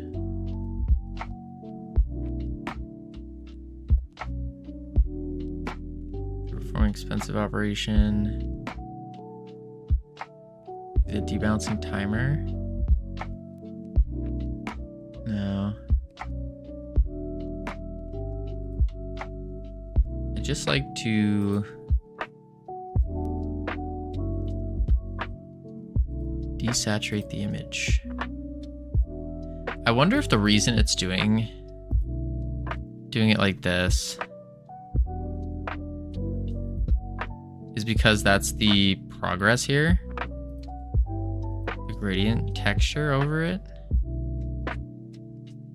Let's cut this. Copy. It is. Paste. Okay. That's what it is.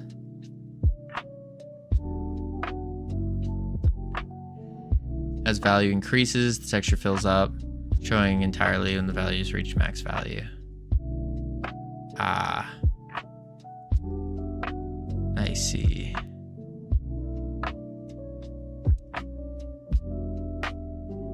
I see. Which is a texture progress bar.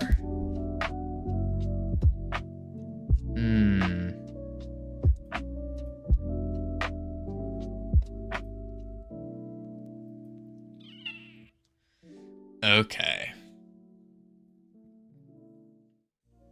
I think ideally we wouldn't want that. I think ideally for this, we only want to desaturate it or put this cover over it when it's on cooldown, not on the global cooldown.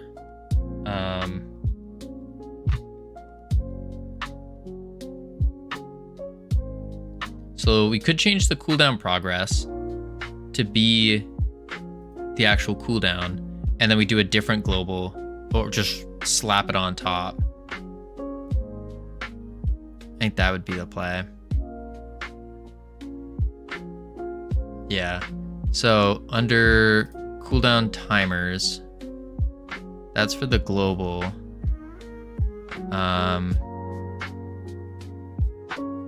Ability cooldowns, time left. Here. Progress bar, get child. Progress bar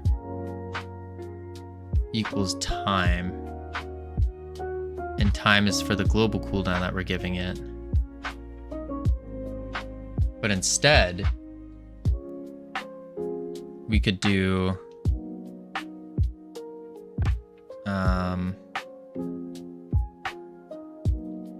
let's do this. Comment it out. And now we do a new one. Cooldown timer's visual. And the time will just be our appreciate the lurk. Will just be our time left. Here.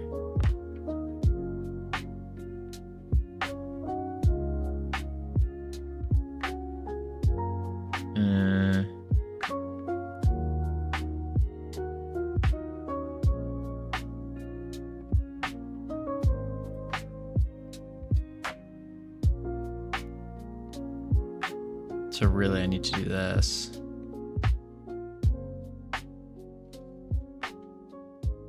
Copy.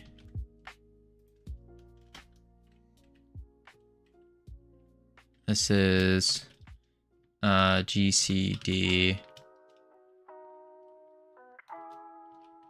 on progress bar. Paste it again, clear that out, and then we do time left. We'll actually go up one.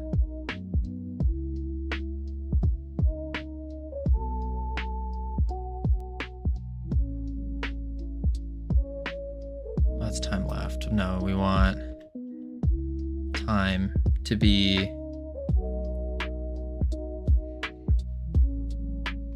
progress bar value equals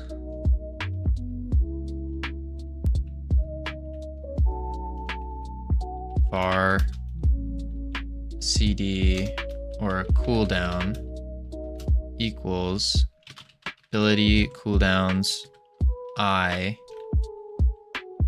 dot time left divided by ability cooldowns I dot wait time. Put this here and then times 100, and that will give us a new thing. Cooldown underscore this because we're not using it anymore.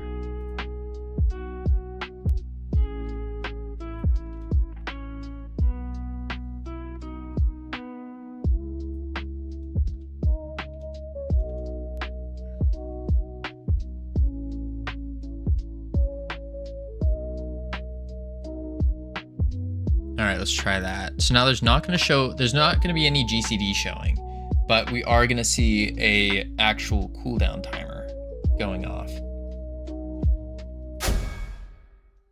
Yeah, because that's at 1 second. 2.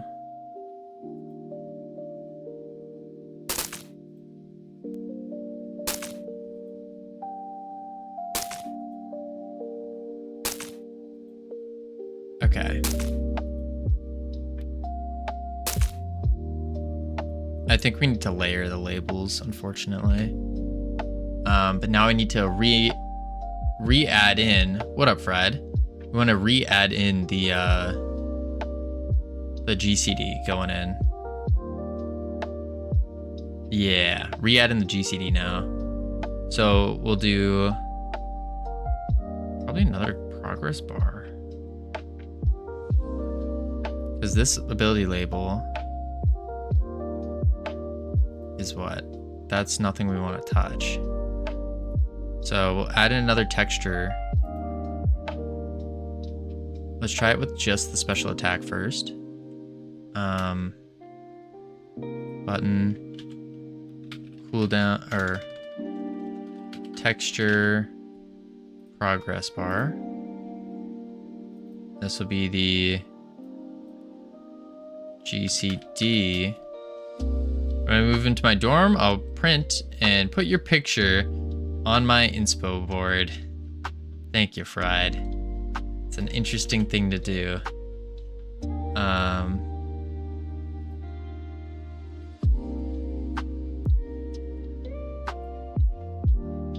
Honestly, it's probably just gonna copy this. Let's do that. Let's go boom. Duplicate.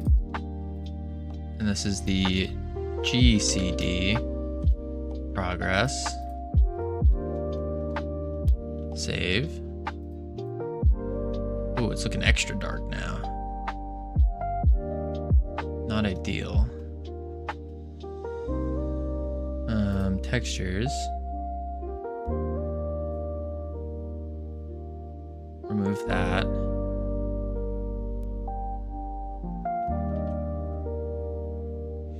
Let's see if that works. Now in the script, we're gonna say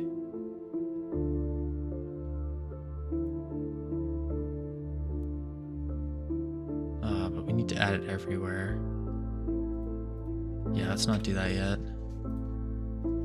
Don't do that yet.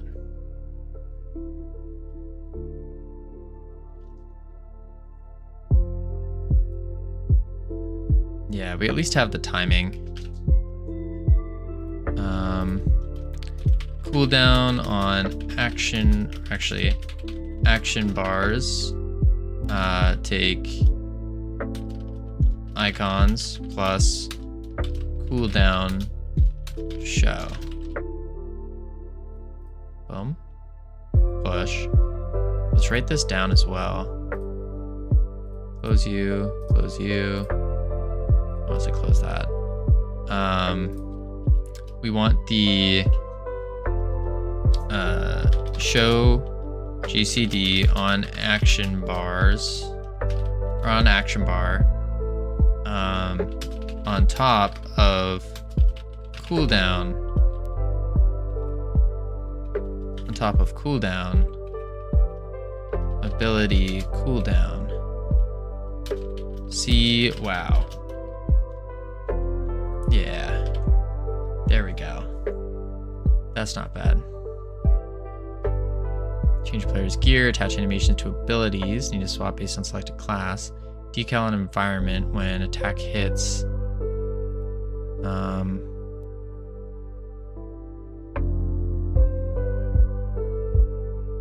Decal when attack hits environment. Boom. There we are. Not too shabby. Not too shabby. Boom. Bang. Bop. Boom. Pow. Close the words here. There we go. There we go. Bang.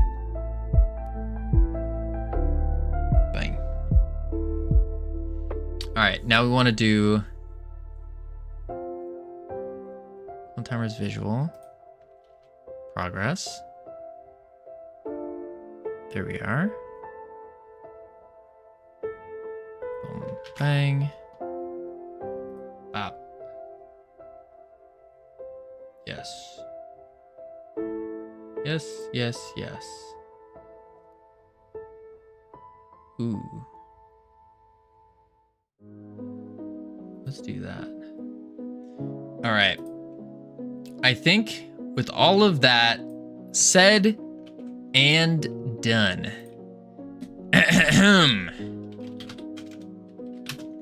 Alrighty, folks. We are calling it here today. Whew.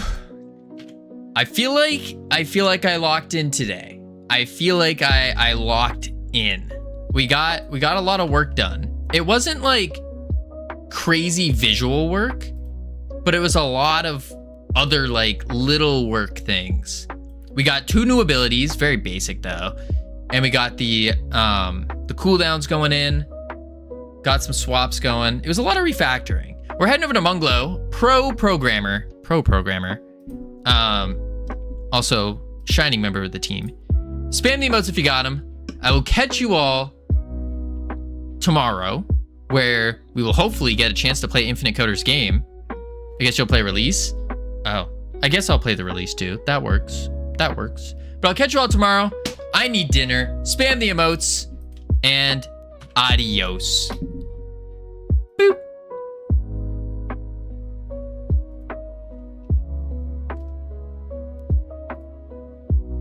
We can